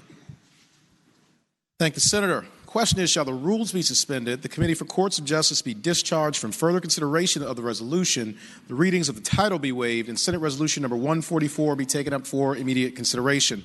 All in favor of the motion will record their vote aye. Those opposed, no. Are the senators ready to vote? Have all the senators voted? Do any senators desire to change their vote? Clerk, close the roll. Ayes 39, no 0. Ayes 39, no 0. The rules are suspended to take up the resolution for immediate consideration. Chair recognizes the senator from Rockingham, Senator Obenshain. Mr. President, I move the resolution be agreed to. The question is, shall the resolution be agreed to? All in favor of agreeing to the resolution will say aye. Aye. Those opposed, no. The ayes have it. The resolution is agreed to. Nominations are now in order for judges of the respective general district courts. The chair recognizes the senator from Rockingham, Senator Obenshain. Mr. President, I move the rules be suspended, the Committee on Courts of Justice be discharged from further consideration of the resolution, the readings of the title be waived, and the Senate Resolution number 145 be taken up for immediate consideration. Thank the senator. The question is, shall the rules be suspended, the Committee for Courts of Justice be discharged from further consideration of the resolution, the readings of the title be waived, and Senate Resolution number 145 be taken up for immediate consideration? All in favor of the motion will record their vote aye. Those opposed, no. Are the senators ready to vote? Have all the senators voted? Do any senators desire to change their vote? Clerk will close the roll. Ayes 39, no 0. Ayes 39, no 0. The rules are suspended to take up the resolution for immediate consideration. Chair recognizes the senator from Rockingham, Senator Obenshain. Mr. President, I move the resolution be agreed to. Question is, shall the resolution be agreed to? All in favor of agreeing to the resolution will say aye. Aye. Those opposed, no. The ayes have it. The resolution is agreed to. Nominations are now in order for a judge of the respective Juvenile and Domestic Relations District Court. Chair recognizes the senator from Rockingham, Senator Obenshain. Mr. President, I move the rules be suspended, the Committee on Courts of Justice be discharged from further consideration of the resolution, that the readings of the title be waived, and that Senate Resolution number 146 be taken up for immediate consideration. Thank the senator. The question is, shall the rules be suspended, the Committee for Courts of Justice be discharged from further consideration of the resolution, the readings of the title be waived, and Senate Resolution number 146 be taken up for immediate consideration? All in favor of the motion will record their vote aye. Those opposed, no. Are the senators ready to vote? Have all the senators voted? Do any senators desire to change their vote? The clerk will close the roll. Ayes 39, no 0. Ayes 39, no 0. The rules are suspended to take up the resolution for immediate consideration. The chair recognizes the senator from Rockingham, Senator Obenshain. Mr. President, I move the resolution be agreed to. Thank the senator. The question is, shall the resolution be agreed to? All in favor of agreeing to the resolution will say aye. Aye. Those opposed, no. The ayes have it. The resolution is agreed to. Nominations are now in order for members of the Judicial Inquiry and Review Commission. Chair recognizes the senator from Rockingham, Senator Obenshain. Mr. President, I move the rules be suspended, the Committee for Courts of Justice be discharged from further consideration of the resolution, readings of the title be waived, and that Senate Resolution number 147 be taken up for immediate consideration. Thank the senator. The question is, shall the rules be suspended, the Committee for Courts of Justice be discharged from further consideration of the resolution, the readings of the title be waived, and Senate Resolution number 147 be taken up for immediate consideration? All in favor of the motion will record their vote aye. Those opposed, no. Are the senators ready to vote? Have all the senators voted? Do any senators desire to change their vote? Clerk, close the roll. Ayes 39, no 0. Ayes 39, no 0. The rules are suspended to take up the resolution for immediate consideration. Chair recognizes Senator from Rockingham. Senator Obenshain. Mr. President, I move the resolution be agreed to. Question is, shall the resolution be agreed to? All in favor of agreeing to the resolution will say aye. Those opposed, no. The ayes have it. The resolution is agreed to. The Chair directs the Senator from Rockingham, Senator Obenshain, to inform the House of Delegates of the nominations that have been made by the Senate. The Senate will stand at ease.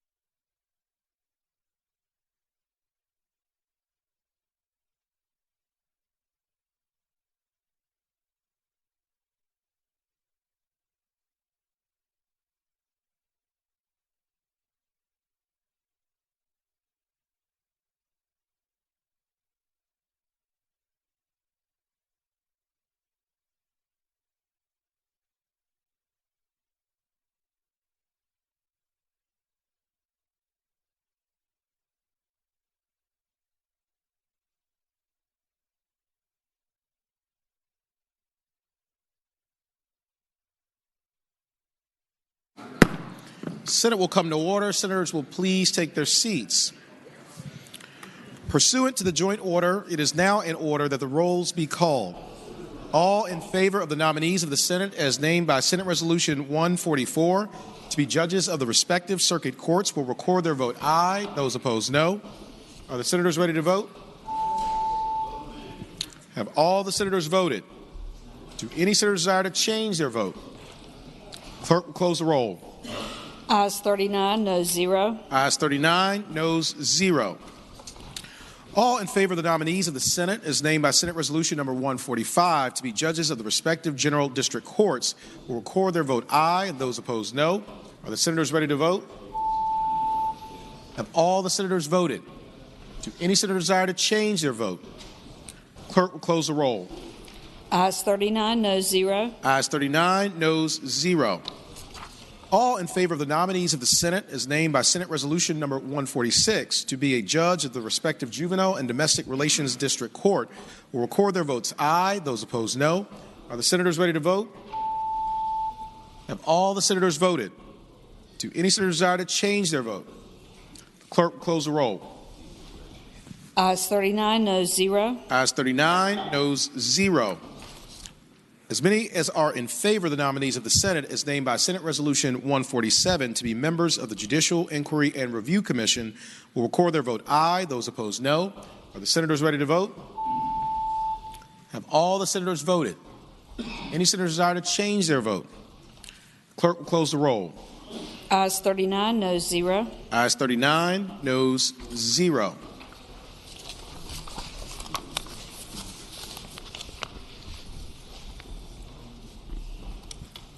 Chair appoints Senators Sturtevant, Peake, and Deeds, the committee on the part of the Senate to count and report the vote of each House in each case. Senate will stand at ease.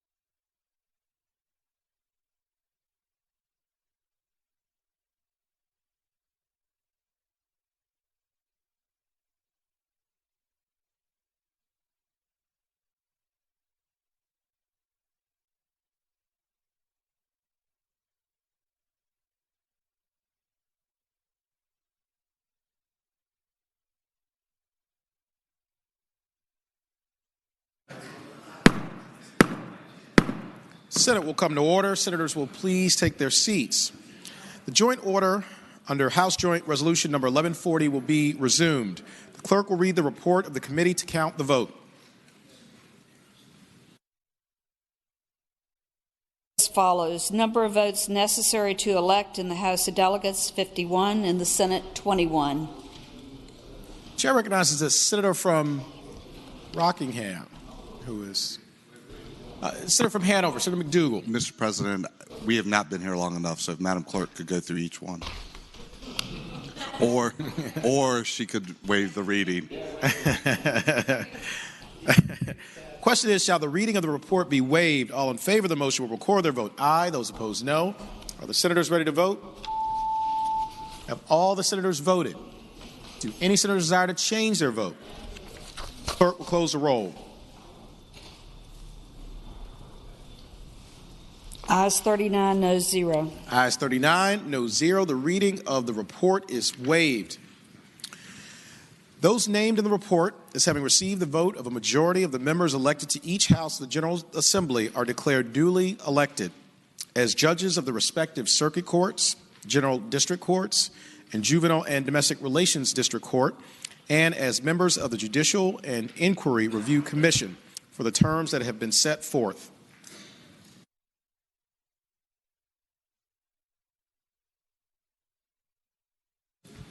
Senator from James City County, Senator Norman. Thank you, Mr. President. I move that we waive the reading of any communications received from the House of Delegates, sir. Thank the Senator. The question is, shall the reading of the communication from the House of Delegates be waived? All in favor of the motion will record their vote aye. Those opposed, no. Are the senators ready to vote? Have all the senators voted? Do any senators desire to change their vote? Clerk will close the roll. Ayes 39, noes 0. Ayes 39, noes 0. The reading of the communication from the House of Delegates is waived.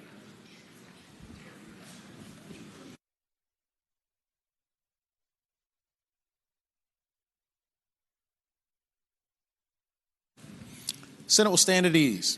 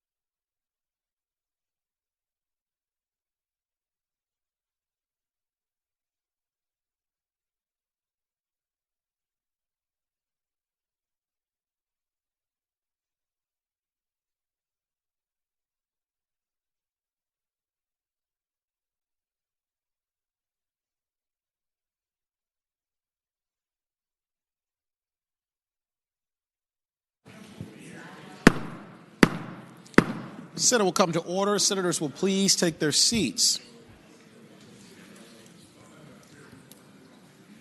Clerk will call the calendar.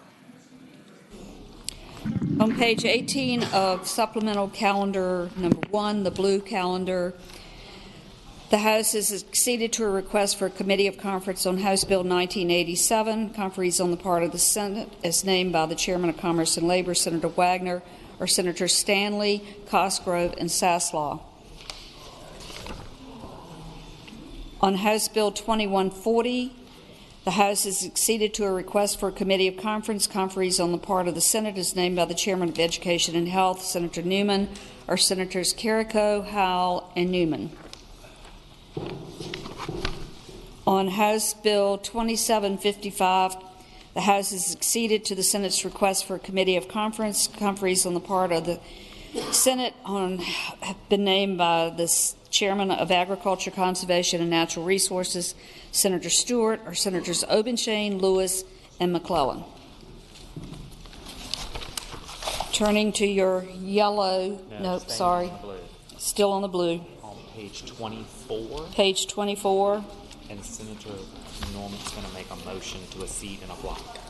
Senator from James City. It's Senator from James City County. Senator Norman.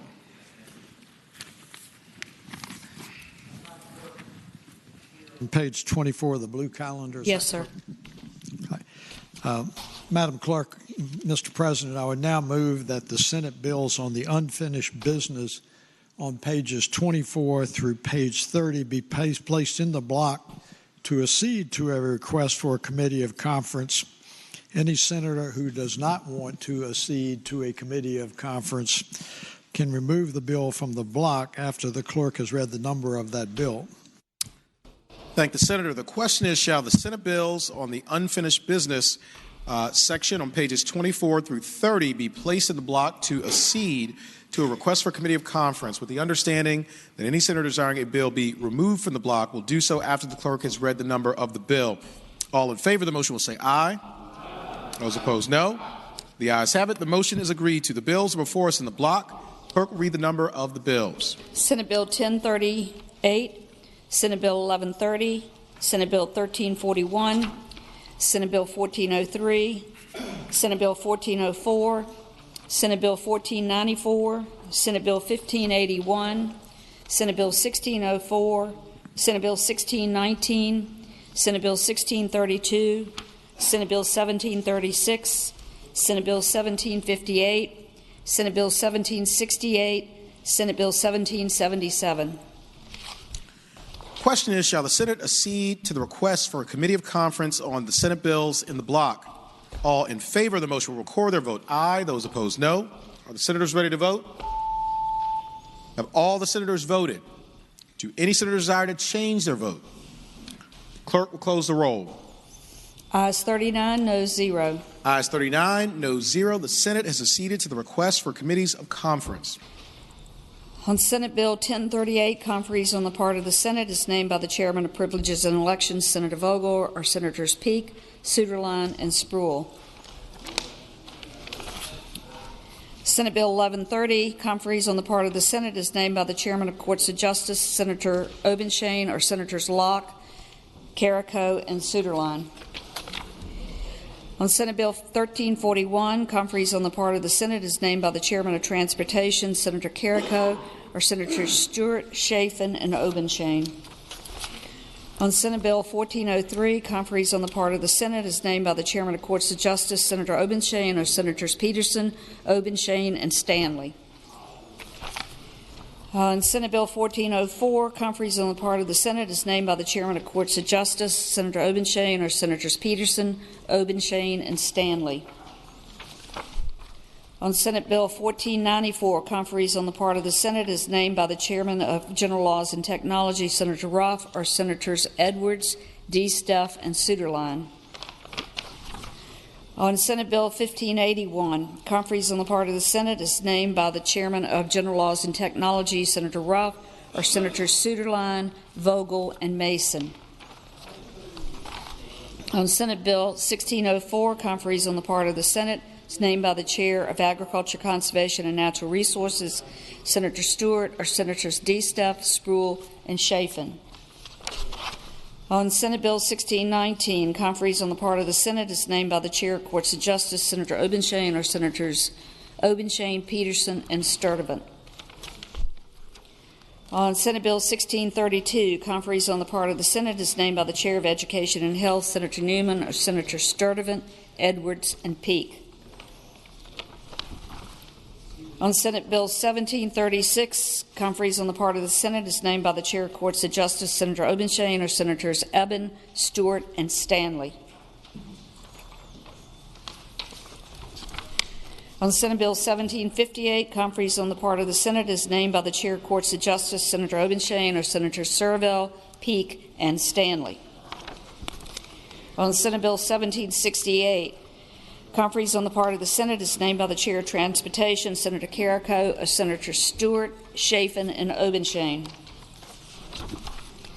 On Senate Bill 1777, conferees on the part of the Senate is named by the Chair of Rehabilitation and Social Services, Senator Reeves, or Senator Saslaw, Favola, and Black. Going to the yellow calendar.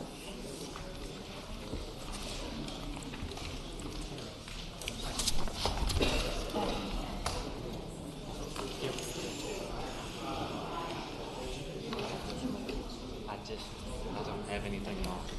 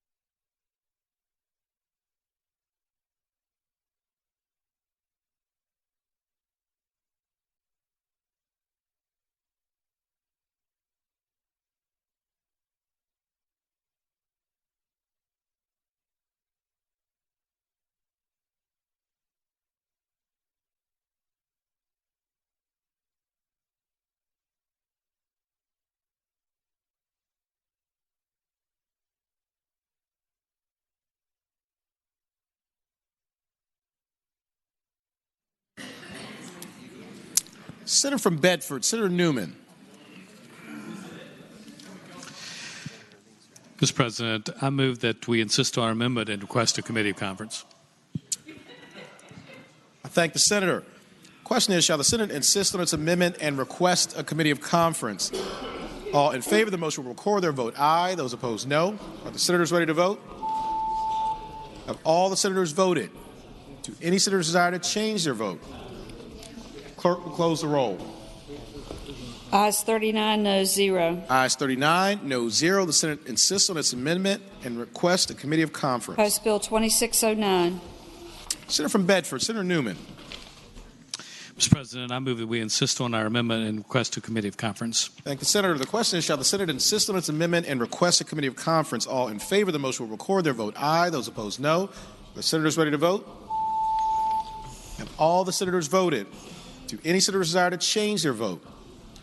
Clerk will close the roll. Ayes 39, no 0. Ayes 39, no 0. The Senate insists on its amendment and requests a committee of conference. House Bill 2662. Senator from Bedford, Senator Newman. Mr. President, I move that we insist on our substitute and request a committee of conference. Thank the senator. The question is, shall the Senate insist on its substitute and request a committee of conference? All in favor of the motion will record their vote aye. Those opposed, no. Are the senators ready to vote? Have all the senators voted? Do any senators desire to change their vote? Clerk will close the roll. Ayes 39, no 0. Ayes 39, no 0. The Senate insists on its substitute and requests a committee of conference.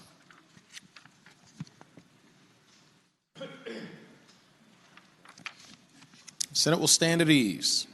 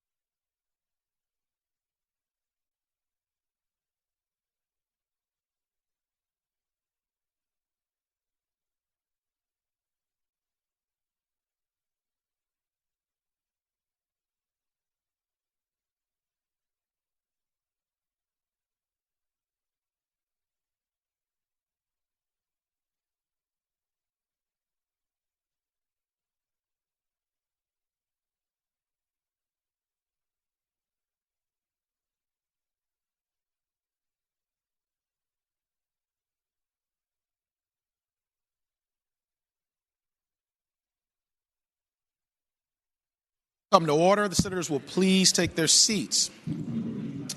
Senator from James City County, Senator Norman. Mr. President, I respectfully move we waive the reading of any communications received from the House of Delegates. Thank the senator. The question is, shall the reading of a communication from the House of Delegates be waived? All in favor of waiving the reading will record their vote aye. Those opposed, no. Are the senators ready to vote?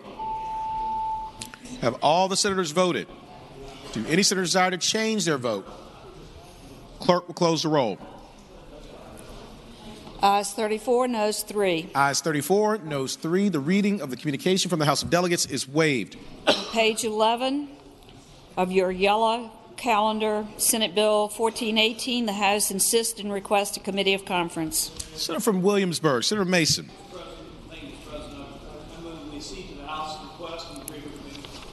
Thank the senator. The question is, shall the senator accede to the request for a committee of conference? All in favor of the motion will record their vote aye. Those opposed, no. Are the senators ready to vote? Have all the senators voted? Do any senators desire to change their vote? Clerk will close the roll. Ayes 39, noes 0. Ayes 39, noes 0. The Senate accedes to the request for a committee of conference. Conferees on the part of the Senate is named by the Chair of Courts of Justice, Senator Obenshain, or Senators Mason, McDougal, and Obenshain. Senate Bill 1444, the House insists and requests a committee of conference. Senator from Hampton, Senator Lott. Thank you, Mr. President. I guess I move that we'll accede to the request for a committee of conference. Thank the senator. Question is, shall the Senate accede to the request for a committee of conference? All in favor of the motion will record their vote aye. Those opposed, no.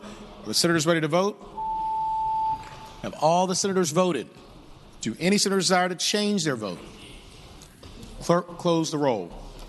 Ayes 40, noes 0. Ayes 40, noes 0. The Senate accedes to the request for a committee of conference. Conferees on the part of the Senate is named by the Chair of General Laws and Technology, Senator Ruff, or Senators Locke, DeStuff, and Reeves. And there's page 3. Page 3 of your yellow calendar. The House has acceded. The House has acceded to a request for a committee of conference on House Bill 1735. Conferees on the part of the Senate is named by the Chair of Senate Rules, Senator McDougal, or Senators McDougal, Newman, and Saslaw. On page 1874, I'm sorry. Page 4. It feels like page 1874. On page 4, House Bill 1874. Conferees on the part of the Senate is named by the Chairman of Agriculture, Conservation, and Natural Resources, Senator Stewart, or Senators DeStuff, Spruill, and Chafin. On House Bill 1911, the House has acceded to a request for a committee of conference. Conferees on the part of the Senate is named by the Chair of Courts of Justice, Senator Obenshain, or Senators Carrico, Obenshain, and Peterson. On House Bill 1941, the House has acceded to a request for a committee of conference. Conferees on the part of the Senate is named by the Chair of Courts of Justice, Senator Obenshain, or Senators McDougal, Stewart, and Edwards. On House Bill 2020, conferees on the part of the Senate is named by the Chair of Education and Health, Senator Newman, or Senators Peake, Cosgrove, and Barker. On House Bill 2053, conferees on the part of the Senate is named by the Chair of Education and Health, Senator Newman, or Senators Peake, Chase, and Dance. On House Bill 2055, conferees on the part of the Senate is named by the Chair of General Laws and Technology, Senator Ruff, or Senators Ruff, Barker, and Donovan. On House Bill 2087, conferees on the part of the Senate is named by the Chair of Courts of Justice, Senator Obenshain, or Senators Obenshain, Stanley, and Deeds. And on House Bill 2168, conferees on the part of the Senate is named by the Chairman of Rules, Senator McDougal, or Senators McDougal, Norman, and Saslaw. Obviously, the House has acceded to all of these. So House Bill 2470.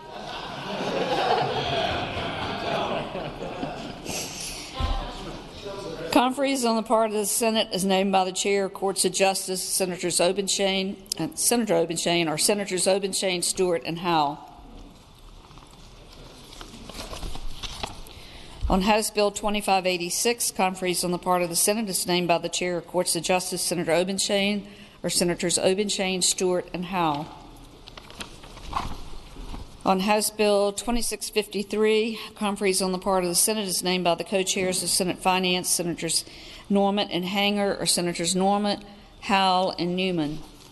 On House Bill 2814, conferees on the part of the Senate is named by the chair of Senate Rules, Senator McDougal, or Senators McDougal, Norman, and Saslaw. On House Joint Resolution 610, conferees on the part of the Senate is named by the chair of Senate Rules, Senator McDougal, or Senators Stewart, Wagner, and Spruill.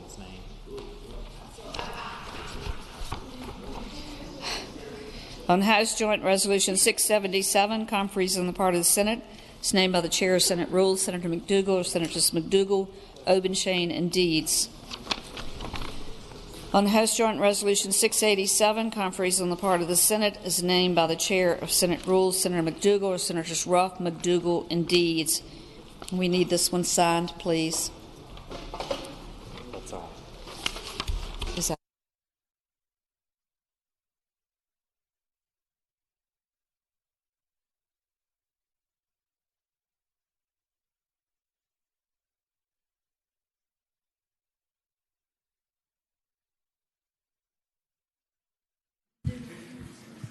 The Senate will stand at ease.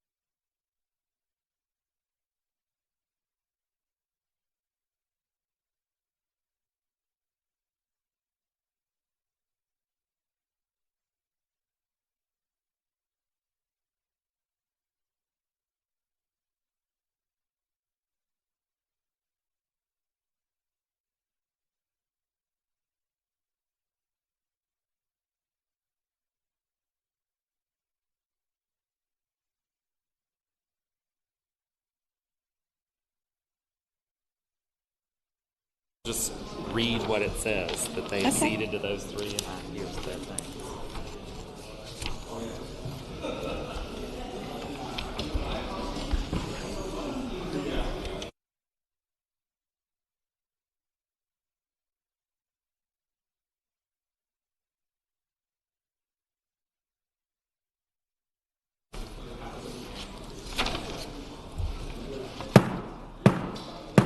Senate will come to order. Senators will please take their seats. The House of Delegates has acceded to the request for a committee of conference on the following bills. House Bill 2350, conferees on the part of the Senate, is named by the Chair of Education and Health, Senator Newman, or Senators Newman, Peterson, and Norman. On House Bill 2609, conferees on the part of the Senate is named by the Chair of Education and Health, Senator Newman, or Senators Carrico, Locke, and Suderline. On House Bill 2662, conferees on the part of the Senate is named by the Chair of Education and Health, Senator Newman, or Senators Stewart, Howell, and Newman.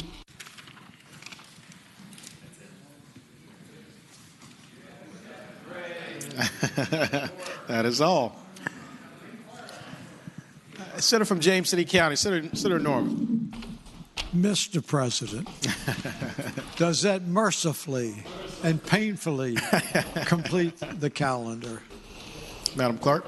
Yes, sir, and we are offering scholarships next year for any member of the Senate who would like to come and work on the desk the last 3 days of the session. Just kidding. And I will offer a scholarship to anyone that thinks that they are big enough to get the last three bills away from big boy Todd down the hall. Thank the Senator. Is there any other business to come before the Senate? For what purpose, Senator from Prince William County, Senator McPike, rise. Mr. President, brief point of personal privilege. Oh, yes. Oh, yes, Mr. President. Senator has the floor. We have to do this before it fades from memory. Ladies and gentlemen, I have to offer on behalf of the Senator from Spotsylvania as well as North Richmond, the senior senator from Richmond, rather, the congratulations to Mark Smith, Sarah Huang, the associates from the Credit Union, and Reed Smith. Ladies and gentlemen, you ask why? Why? You're not going to believe this. Ladies and gentlemen, last night at the 28th Annual Sportsman Chili Contest, George Mason won the chili cook-off contest, ladies and gentlemen. Big outshout to the Patriots. Go green and gold, ladies and gentlemen. Mark this in the history books. Thank the Senator. Do any other senators wish to be recognized?